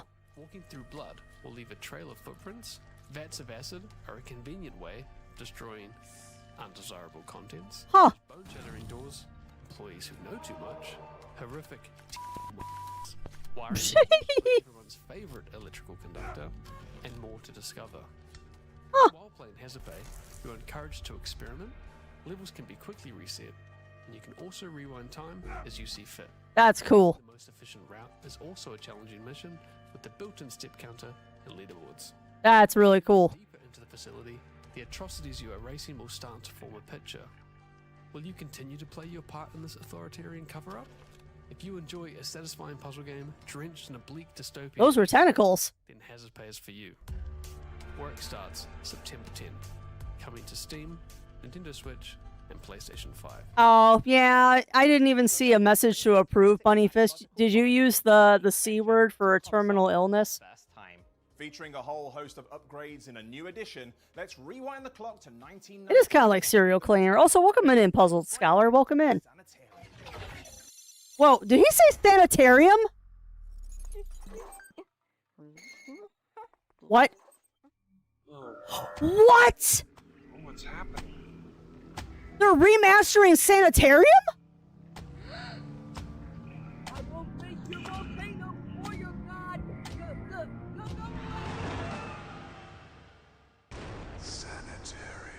What? You're not gonna believe it. I found the answer. Your delusions almost took the life from you this time. What? Oh my god. A spring pig. Wow, they're bringing this game back?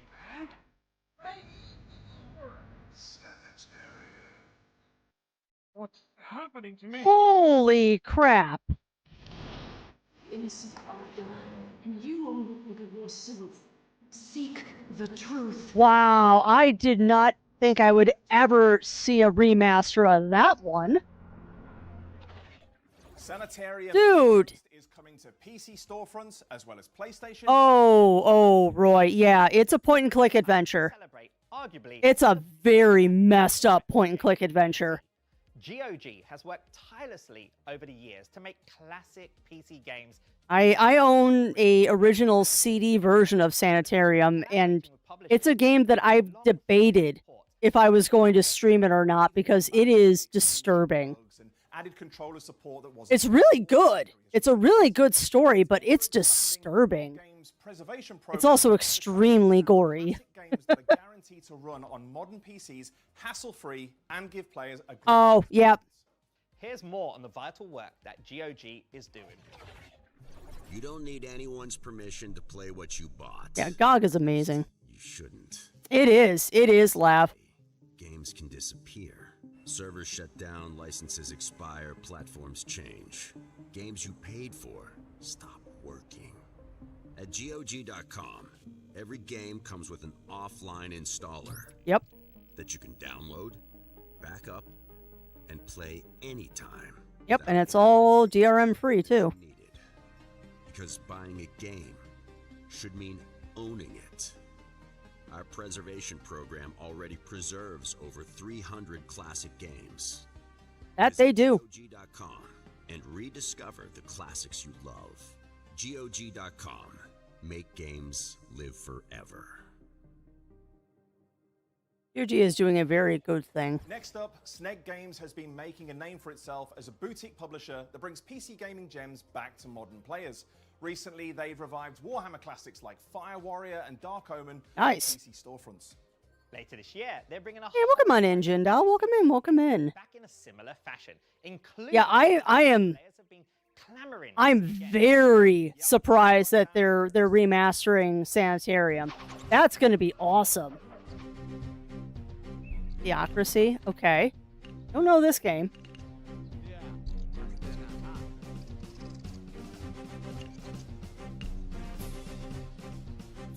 I wonder if they're going to do a graphics cleanup on it too. Yeah, that's a... I mean, if they're remastering Sanitarium, that makes me wonder if they're going to remaster things like Harvester and stuff like that. Because they're is a possibility. And what is this? What the heck is this? And why are you getting jumped by, I think that's a kobold? What is this? I have never heard of these games, but I am very amused by them. Hey everyone, Artem from Snack here. We bring classic games back for the fans who love them and for everyone who missed them the first time. You've just seen Theocracy and the Exotica series. Theocracy is a Never heard of Exotica. blend of RTS, city building, and grand strategy. Out later this year. Exotica and Exotica 2, the cold horror adventures return on October 26th. More coming this year.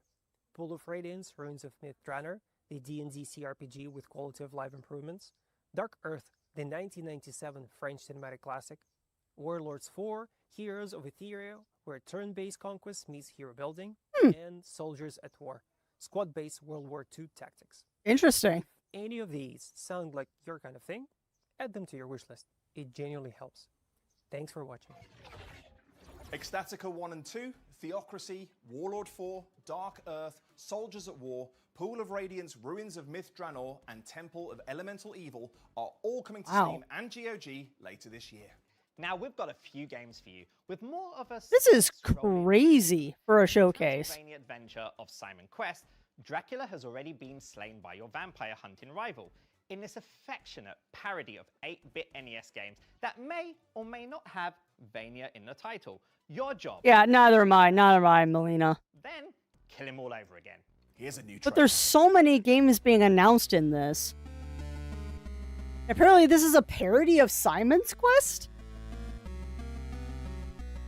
Oh my god, what? What is this?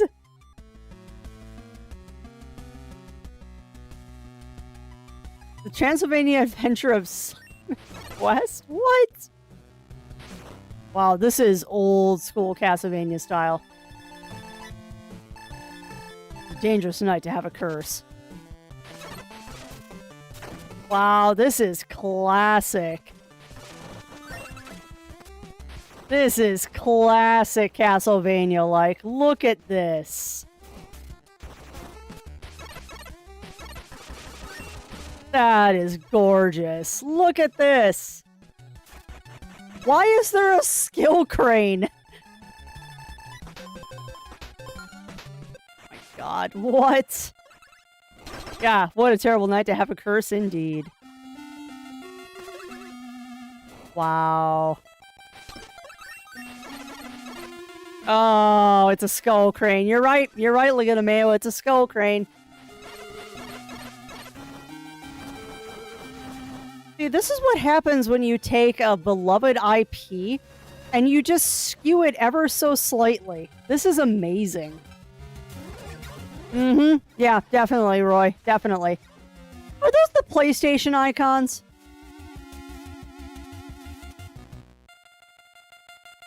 There's a demo available. Nice. That kind of looked like he was throwing the PlayStation icons at you. Exo Brave heavily on influences from 80s and 90s pop culture, including Element of Elemental Evil. They might be doing a remaster of it though, JD. At the game's vast array of power-ups and visually striking boss battles. That or it might be coming to GOG where it's on Steam already. Oh wow, this is like Portrait of Ruin.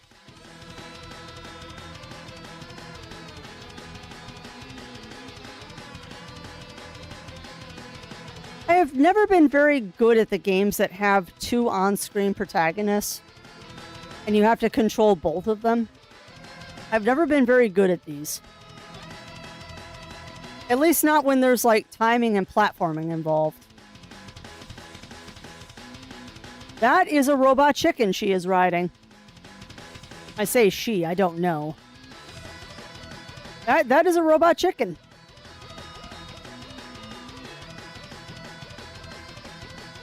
I mean, this is a beautiful game. I wonder if it's a two-player or one person's controlling both of them. It feels like it's two-player. Exo Brave. That's really cool, though. In 16-bit style run-and-gun shooter Project Sentinel, you play a cybernetic, anthropomorphized lion cop, bringing order to... Oh, Zero's been talking about this one. You don't just shoot perps in this one. You can make criminals surrender by roaring at them and placing them under arrest. You will even be tasked... Zero's talked about this one. Everyone else is probably getting gunned down, though. Find out more in this trailer. Yeah, I've seen a trailer for this before. It looks freaking gorgeous. Cough, cough, RoboCop.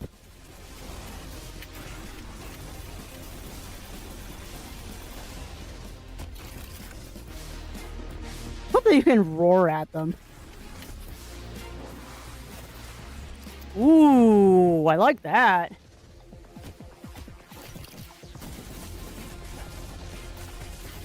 Oh, wait, is this 2-player now? But yeah, this game, the basic premise is RoboCop, but you're a lion. Yeah, exactly, Melina. Exactly, and I've heard a lot of good things about this. I have heard a lot of good things about this, and I know Zero's been following this one.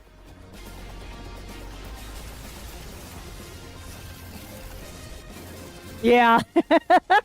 It's not going to be an easy game, though, Running Paw. I can guarantee you this one is going to be a challenge.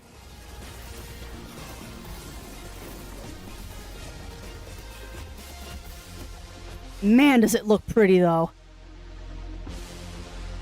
Look at how gorgeous this looks.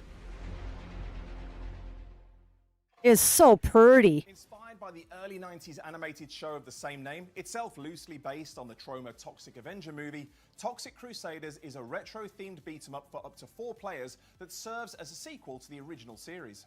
That's freaking awesome. It is, Zero. For this particular retro genre, and fans of the Tromaverse will find plenty of deep-cut references to enjoy in this one. Yep, and you get to hit enemies with a sentient mob. What could be better? That's fair.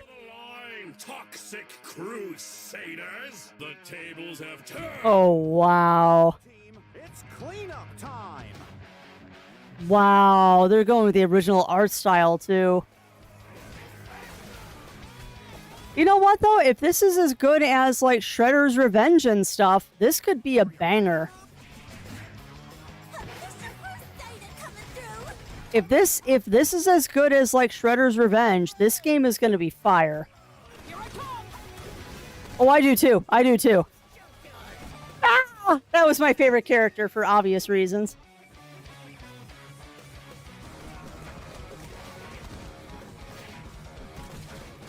And some of the choices. I think I did too. But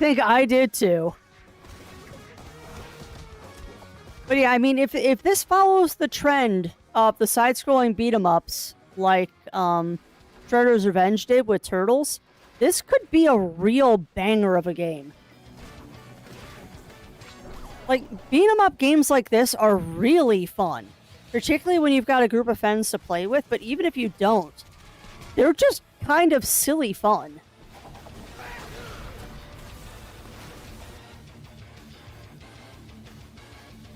I love the werewolf character. That could be fire. Compiles 10 Commodore 64 classics from publisher Cosmi, including games from highly respected designer Paul Norman. Like Of course there was a kaiju boss. There's always a kaiju boss. It also comes with an all-new version of Forbidden Forest featuring... Oh, that's awesome. Link in a mail. Yeah, I don't buy toys anymore. Take a look at The only toys I buy are stuffed animals, and that has to be a special one.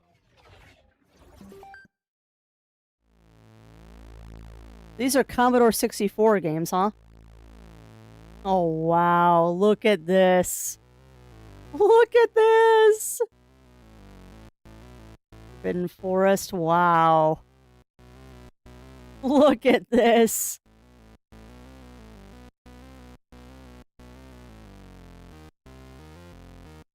You want to talk about retro.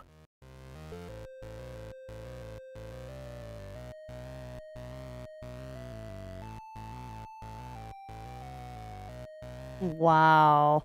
And it's got all the manuals and stuff with it too. That's amazing.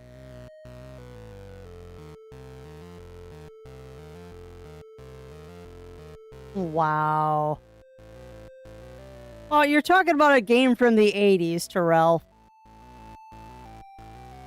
You're talking about games that were made in the 80s.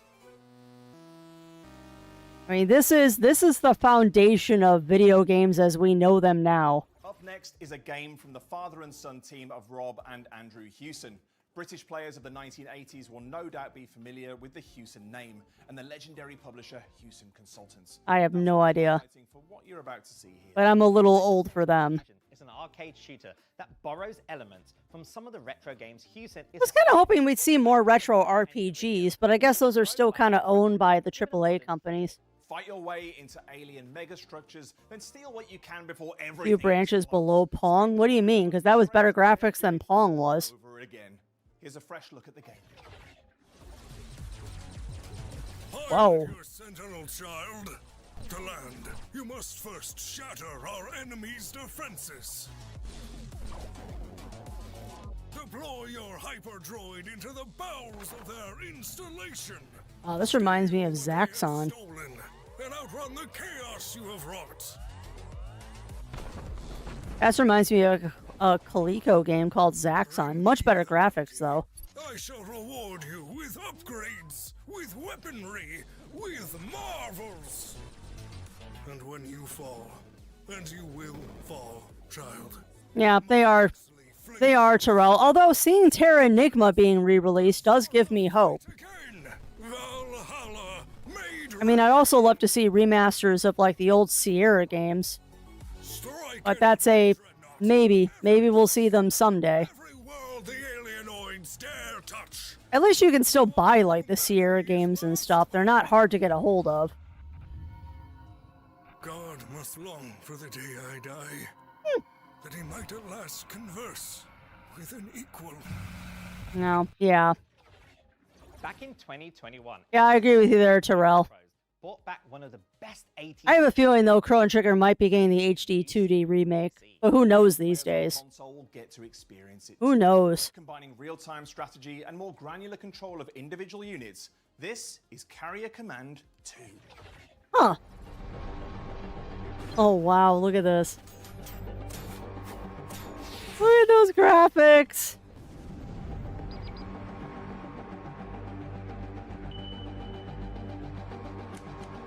I remember this game. My brother played this one. I never did. But my brother played this one.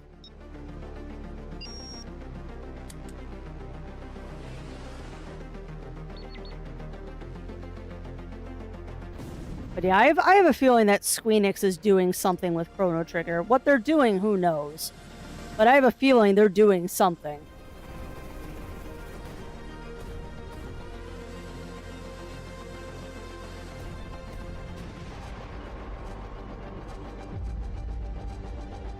Yeah.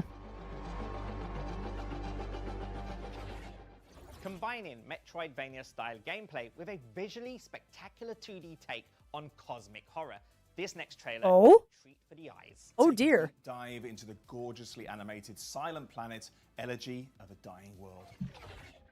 Interesting. Should the air meddle with the thirsting of the unhallowed ones, the empires I like that. beneath her fury and bathe in the blood of the virtuous until the cycle withers in the throes of Nile. In a world consumed by Ooh. demands finesse. Master the art of war. Oh. Can deflect her foes' attacks, building rigor with each parry. Hold your ground, maintain your resolve, and unleash divine punishment.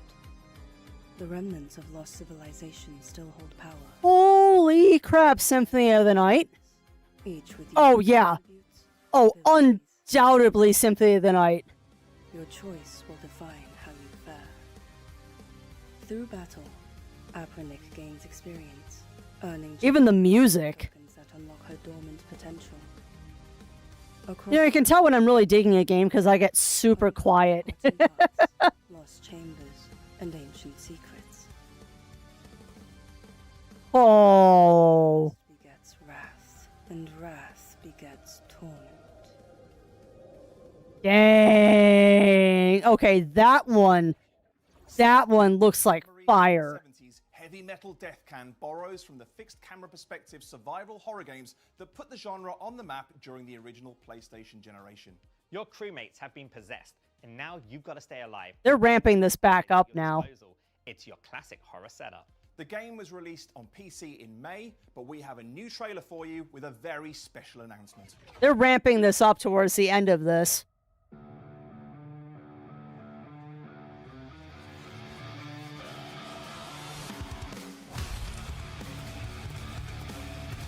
Don't remember the name of this game.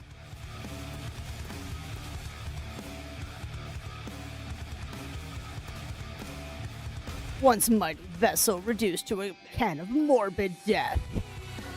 So melodramatic. Oh yeah, it's already inspired for sure.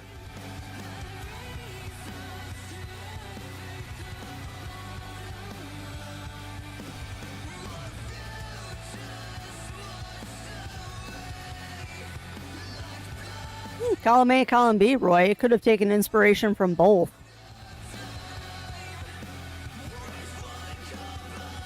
So what's the Heavy Metal Death Can coming to P5? Yeah.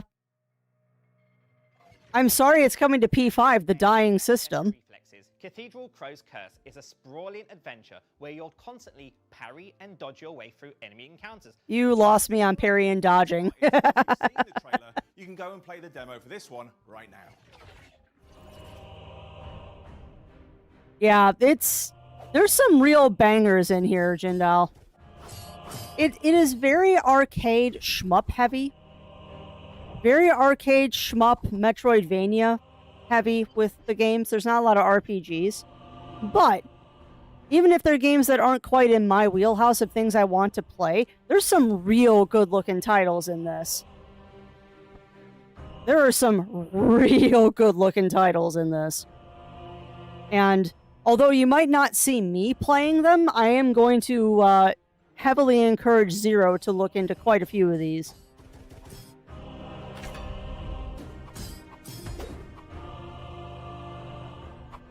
I am very much going to encourage Zero to look at these games because a lot of these are up his alley.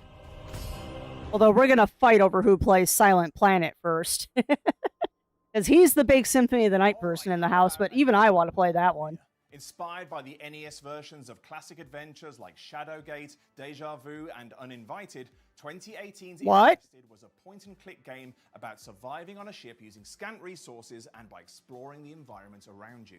Now we're delighted to give you the first look at its much-anticipated 16-bit remake, Infested DX. Cool! Oh, they're definitely ramping this back up towards the end. You survived the last. Oh, look at this! Look at this! Stop the infestation from consuming the world. Yeah, I figured, Terrell. Which, I mean, if they're saying second trimester 2027, it'll come out in 2028.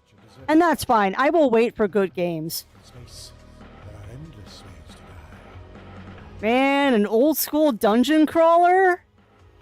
Search every room. Arm yourself with knowledge and weaponry. Can you survive against this abominable onslaught? Oh, this is so cool. Yeah, a little bit. A little bit, Roy. I can definitely see that from the graphics.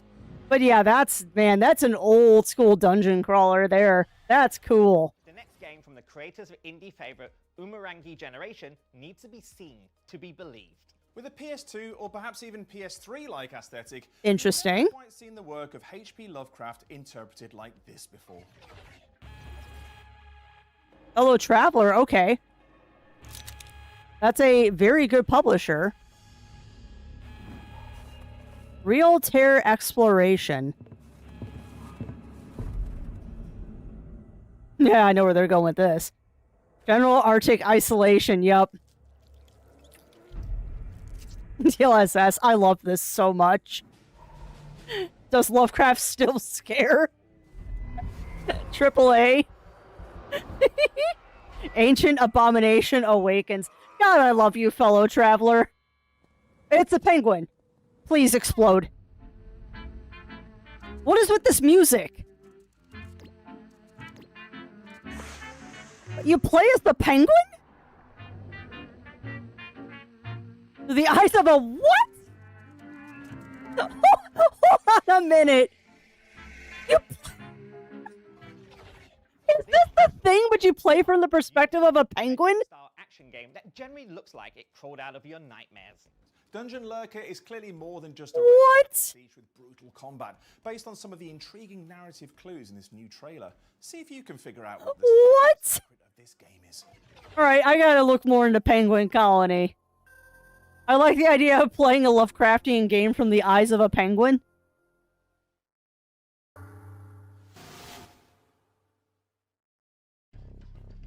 Ooh! Look at this!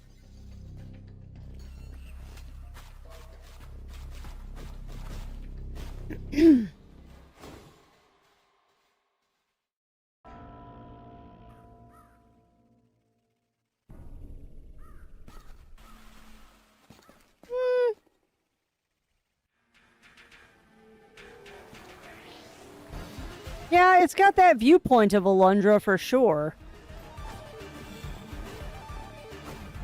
I don't know if this one's an RPG, though. It's kind of feeling, because they keep saying defeated, it's making me think that it's like a side-scrolling Souls-like. Man, that animation, though, and that sprite work is just absolutely beautiful.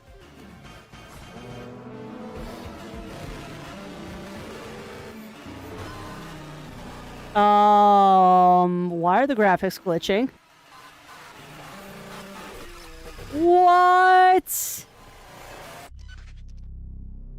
Dungeon Lurker. Okay, what's going on with this? There's more to that story. Roguelikes and side-scrolling games are a match made in heaven, as this next Oh, it is a roguelike.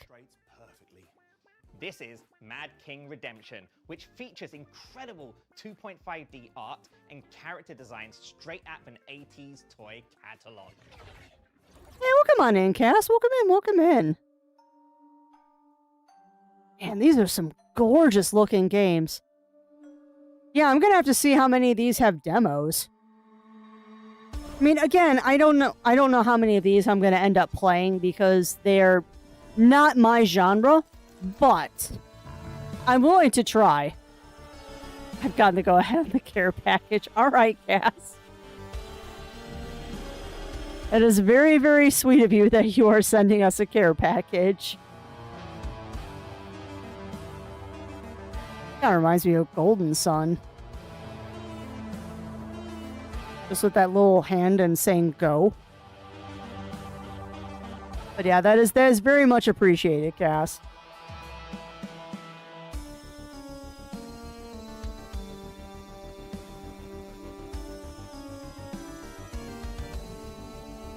Yeah, this is super pretty.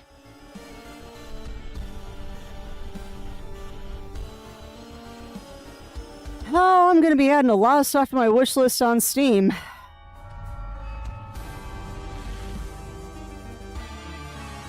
Mad King Redemption. Play now. Nice. And now for a huge world exclusive. Developed by Bitmap Bureau, here's an extended look at the much-anticipated side-scrolling beat-em-up He-Man and the Masters of the Universe Dragon Pearl of Destruction, which is coming soon to PlayStation 5, Xbox Series X and S, Nintendo Switch, and Steam. I hope this is good. Level in action with developer commentary. This game is a love letter to a beloved franchise, full of fun cameos and Easter eggs, and it's fully playable in co-op. I hope this is good. An extended look at the first level of He-Man and the For how much they've been hyping this one up, I hope it's good. Because I know people have been kind of worried about this one. And everyone, unfortunately, kind of like you compare everything to Dark Souls when it's a Souls-like, everyone's been comparing this to Teenage Mutant Turtles Shredder's Revenge. From large, hand-drawn sprites and fluid animations to It looks gorgeous. Every frame is packed with nostalgic details. I agree, Bunny Fist. I think he was a lich at this point, which means he is far beyond redemption. Players can play solo or with a friend in local couch co-op with 3 heroes playable from the start: He-Man, Teela, and Man-at-Arms. Nice. She-Ra, the Princess of Power, unlockable later in the game. Very nice. I still say the Netflix She-Ra was an absolutely amazing movie. Each of these Not movie, series. Strengths and abilities and feature unique movesets. Learning when, where, and how to execute these abilities will be crucial to defeating Skeletor's. Is that a hamburger? I appreciate the fact, though, they're keeping the original aesthetic of the show. While we're showcasing the opening stage, the Palace of Eternos, the full game spans 13 distinct stages, each with unique hazards to avoid and enemies to Oh, look at Orko. Classic foes like Evil Lyn, Beastman, and Trapjaw, alongside deep-cut characters only hardcore fans may recognize. Yeah, I would agree with you. I would agree with you, Argon. Particularly because it's 2-player, not 4-player. This does have more similarities with Golden Axe. To keep things spoiler-free, let's jump straight to our first end-of-stage boss. Very nice. And a dragon. Nice. Will have their own varied set of moves and attack patterns that require learning and precise timing to counter. So don't forget to use your... My only fear of this is it just me, or does the combat seem kind of slow for a beat 'em up? Is it just me, or does the combat feel kind of slow for a beat 'em up? Like, I feel like they're moving through molasses. And I'm sure that's intentional to try and, like, elicit old arcades, but I don't know. It just, yeah, it feels slow. Like, I kind of expect a beat 'em up to be a little bit frenetic, and this, yeah. But something tells me we haven't seen the last of him. Thank you for joining us for this exclusive preview. I don't know. I have a lot of hope, and I hope they're successful. Of Destruction launches in early 2027. I hope that they're successful, this one.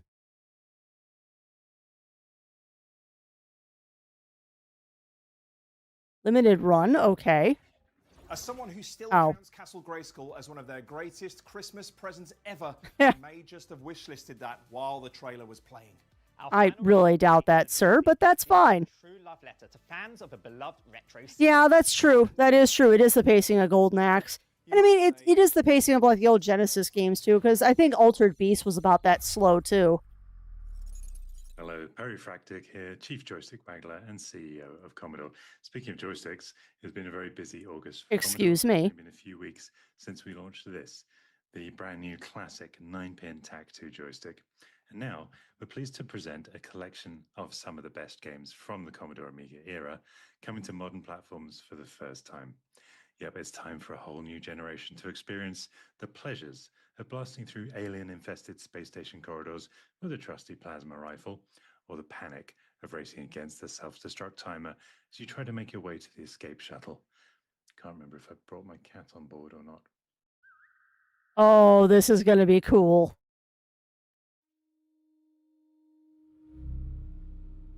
Yeah, well, that's fair. That's fair, Argon.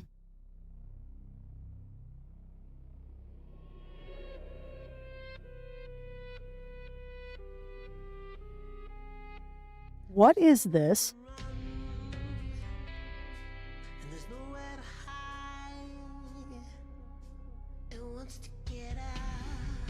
What?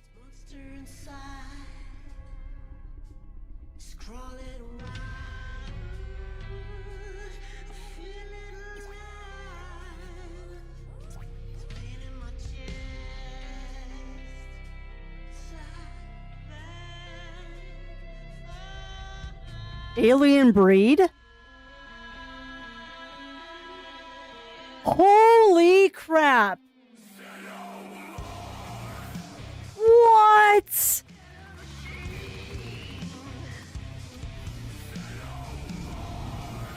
All of them? Wow. Yeah. All 6 Alien Breed games remastered with behind-the-scenes stuff. Oh, it was everything, Melina. As it went through the generations, it was FPS, it was top-down. Dude, this is cool.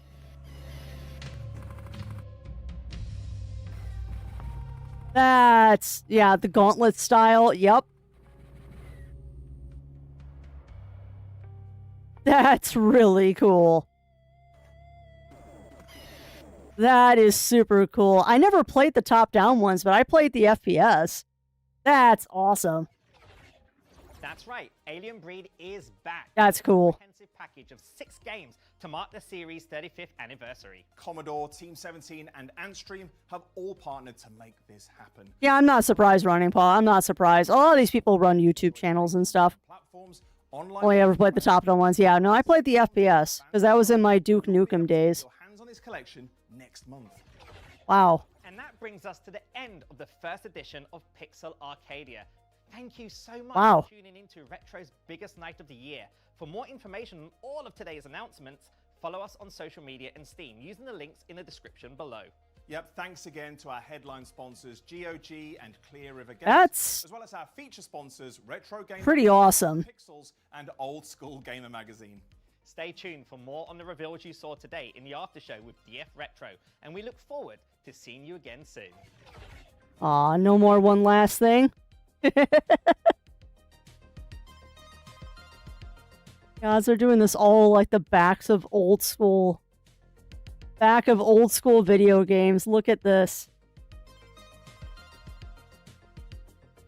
Well, that was one hecking big showcase.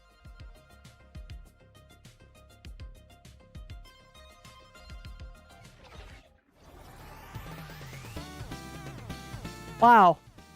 So that was Pixel Arcadia? That was something. Today, and by the way, I'm John Lindemann from Digital Foundry. Yeah, exactly. DF Retro. And I'm joined today to talk about this show after the fact with Yeah, I'm not really interested in the after show, but yeah, what do you think, chats? What do we think about what we just witnessed here? The drinking because it's bottoms up. That's good. There was a lot of stuff in there that I am very genuinely interested in. Like there's definitely a lot of stuff in there that I am genuinely interested in. Like there's a lot of fire in there that I was not expecting. I'm still kind of surprised that they opened with Terranigma. I am mildly surprised by that. Yeah, me too. Me too, Melina. But whoever said that the unfortunate part is all the good, like, turn-based RPGs and ARPGs and stuff, unfortunately, a lot of them are locked down under AAA control. I would have also liked to see more point-and-click adventures. Because, I mean, if you can do Sanitarium, there's a plethora of other ones you can do. Yeah, we're just finishing Revelation, actually. We are just finishing. I'm going to sit and chit-chat for a couple of minutes, and then I do need to get going, even though I allowed extra time today. But yeah, unfortunately, Revelation, the showcase is over, and that was a definite flavor of fire. I think they started out with that game to make other people, maybe laugh. It is also possible that they opened with that one, with people thinking if they're opening with that, what else are they going to announce? It is quite possible they opened with that, with the thought process of, hey, if they're starting with Terranigma, what the heck else are they going to be talking about? Which I'm wondering now if they're...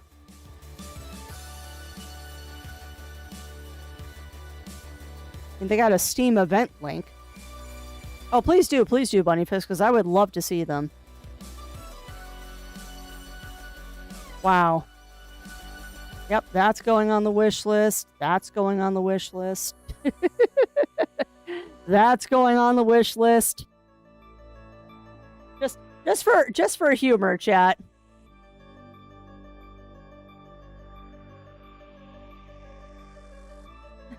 Just for humor. I'm sitting here on the Sitting here on the,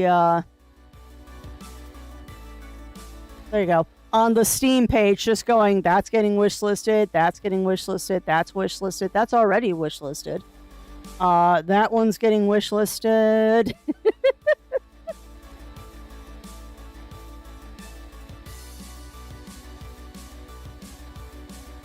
Yeah, I'm gonna have to go through that and pull out everything that I missed. Because that was a lot. There was a lot in there. Oh, thank you for that, Cass. Thank you for that. Yeah, there was a lot of fire in that. There's Gemini X. Did I already?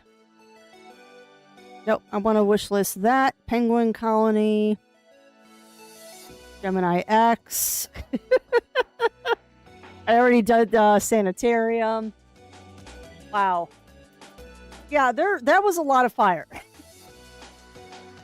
Excuse me. That was a lot of fire in that showcase. And I have a lot to think about and a lot to chew on now. But yeah, what do we think? What do we think, chat? Because that was a lot of crazy. That was a lot of crazy. I mean, again, I'm still kind of surprised that they started with Terra Enigma. However, I can see why they did that. Because that would make people think that, okay, if they're starting with this, what other craziness are they going to announce during it? And I don't think they announced anything, at least to me. They didn't announce anything that's more fire than Terra Enigma coming. However, they did announce quite a few games that I am already seeing if there are pre-orders available. Because I guarantee you, I 100% guarantee you, when Terra Enigma comes out, I am going to be buying a physical edition of that. Like, I don't care what it costs, I am going to buy that one. Unless there's a very good reason to grab it digital, I'm going to get a copy of that just to put on my shelf, because holy crap. I have waited years to grab that game. And I think I was talking about this last week when we were musing about what we would see in that showcase. I could get it from Europe. Like, I could have imported a SNES copy of it from Europe. It's not that difficult. There's usually a dozen or so of them sitting on eBay. But that's not the point. Like, not to mention I didn't want to spend that much money on it.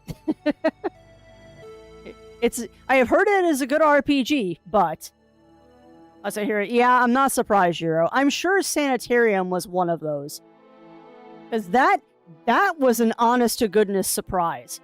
I did not think that they would redo Sanitarium. Like, of all the point-and-click retro games that I would think that they would want to do a remaster or a remake of, Sanitarium was not one of those. I mean, don't get me wrong. Sanitarium is an absolutely amazing game. It is absolutely amazing.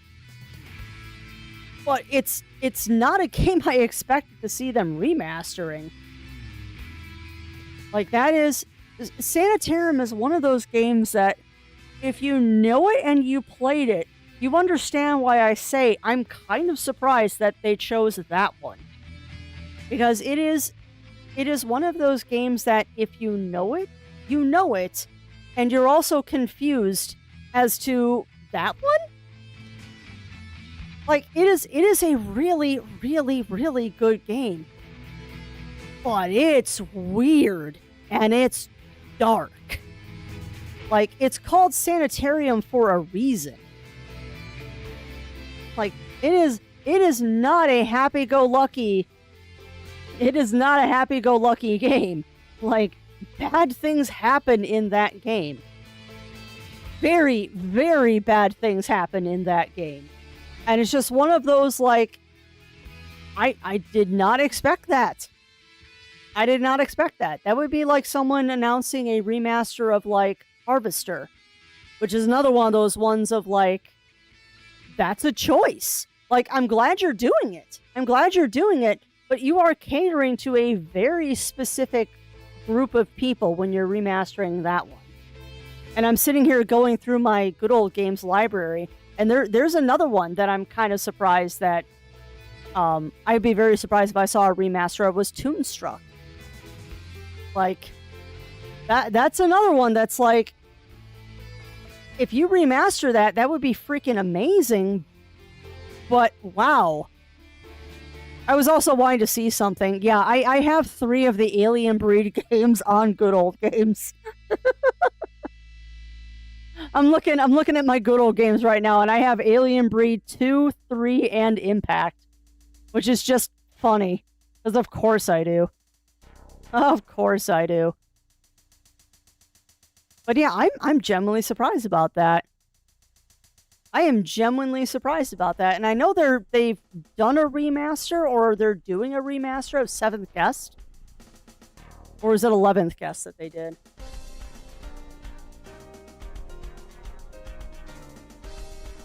Was it 11th Hour was the name of that one?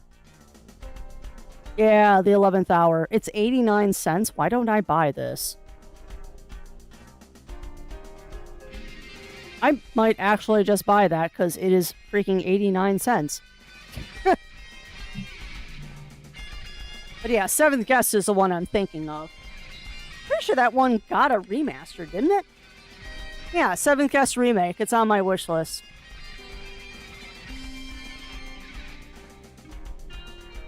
It is on my wish list. Really? It's not on GOG anymore? I did not know that, Roy. I wonder why they pulled it.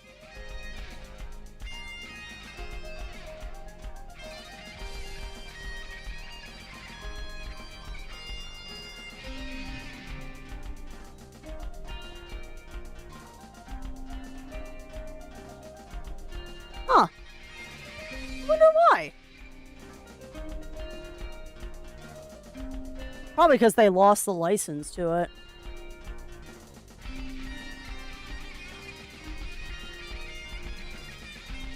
I mean, the Incredible Machine is on Abandonware, though.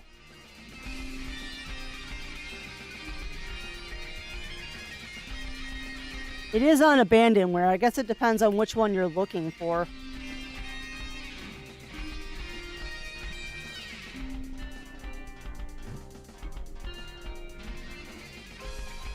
Yeah, I wonder why it got pulled off of Good Old Games. Probably because their license expired.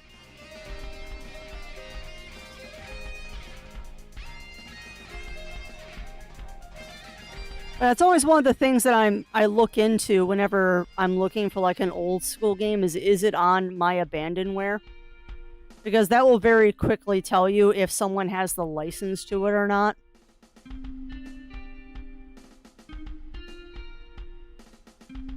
And it looks like...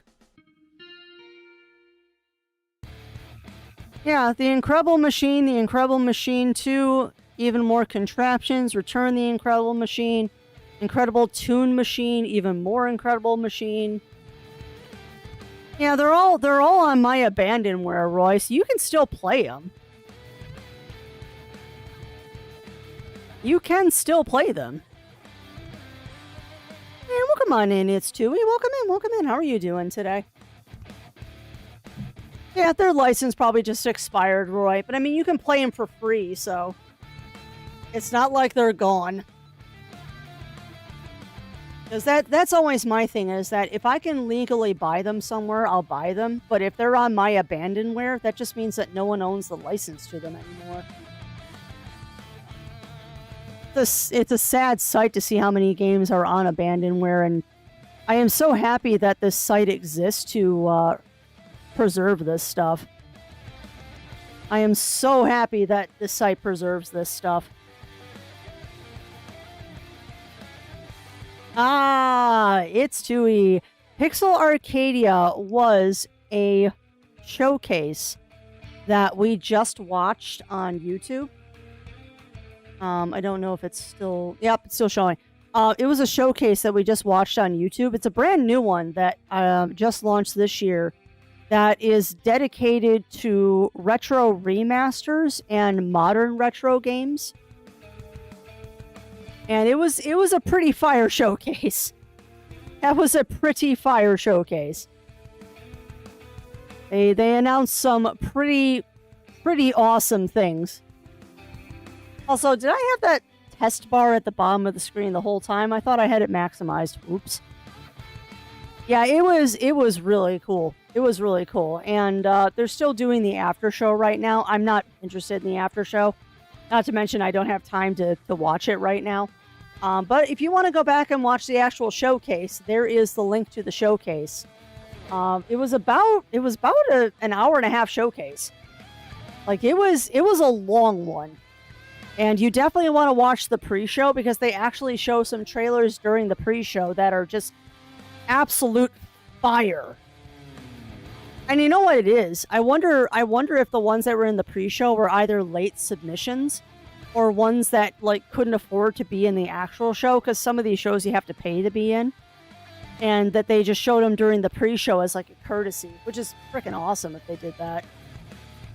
But yeah, I have a lot of things to do now. I mean, obviously, I'm extremely excited about Terranigma being re-released. I'm guessing when that one's re-released, it'll probably be like $20 digital, and then $40 if you want a physical copy would be my guess. Actually, I don't know. That's a good question. Three River Games.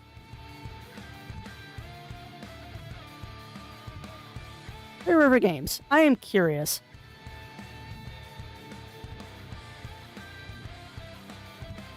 I am genuinely curious. How much do your games run?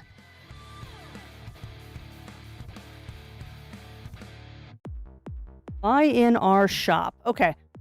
So, yeah, that's what I thought. So I'm probably pretty spot on with what the prices are going to be, because I just looked up one of their other games, Back to the Dawn, that they're publishing. And it's $40. So I'm guessing that Terranigma is going to be $40, maybe $45 if you're getting the physical edition, because I do expect to pay a little bit more for an actual copy of the game. I mean, I'll pay $40 for a game that I couldn't get before. I also wonder how the prices of Terranigma are going to crash on eBay now.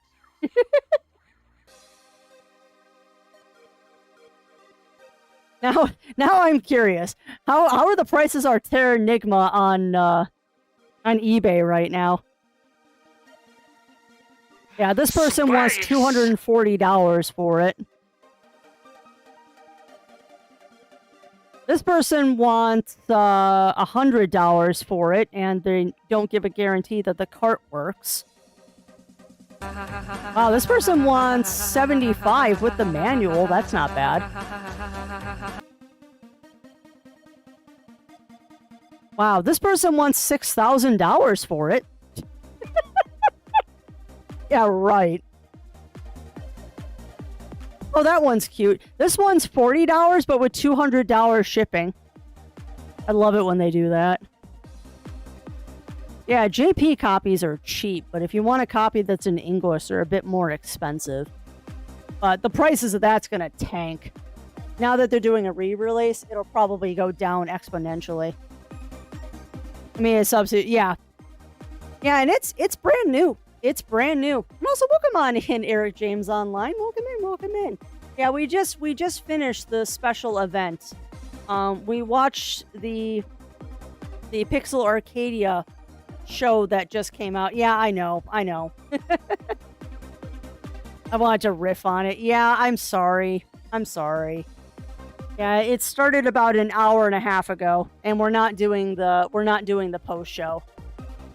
I should probably change that to just chatting. I mean, we just finished watching it. There we go, just chatting. I know I'm probably luring people in right now. But yeah, if you haven't seen it, Eric James, I 100% recommend it. They drop some bangers. They drop some bangers in there of of some retro games, both new and old, that I am extremely excited about. uncomfortably excited, some might say. But no, obviously, and it's because I keep talking about it, obviously I'm most excited about Terra Enigma. However, there are quite a few titles in there that I am stoked about too. Like there are definitely some titles that I am absolutely stoked about. Like that Gemini X game looks absolutely amazing. Or some of the other ones that we like picked off as insanely good looking games. My poor wish list. But yeah, Gemini X, Penguin Colony, Silent Planet, Project Sentinel, Sanitarium Enhanced, which is like I keep saying, I was very surprised that they're doing a remaster of Sanitarium.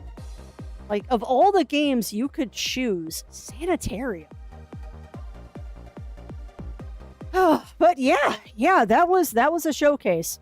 Unfortunately, though, friends, I do need to get moseying because I've got stuff that I need to do today. I did clear the schedule for this afternoon, so we could watch that showcase without any worries about having to be other places. But I do need to go get some stuff done now that the showcase is over. So I'm going to find someone nice for us to raid into. Today is Monday, so there will be a stream from my husband later this evening, where he is going to be playing probably some more Deep Rock Galactic. Or, you playing Deep Rock Galactic tonight, hon? You playing Deep Rock tonight? Okay. They're probably doing Deep Rock tonight. Sorry, he's in the kitchen getting hydration. So if Deep Rock Galactic and shenanigans is your thing, please do tune into him.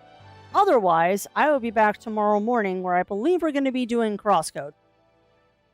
Hey, welcome on in, Matt. Unfortunately, I am about to raid out, my friend. I am unfortunately about to raid out because I have reached the end of this stream. We have reached the end of stream today. Well, I know, Matt, but I'm an hour and a half past my normal end time. I am an hour and a half past my normal end time. So I need to get moseying and getting some stuff done this afternoon. Even though I rearranged stuff so we could watch that with impunity, I do still have stuff to do today. So we are going to raid on into Kagan. They're playing some Escape the Backrooms. Space! Hey, nothing wrong with that, Matt. Nothing wrong with that. I hope that you had fun in Team Fortress 2. And Half-Life. Because those are both good games.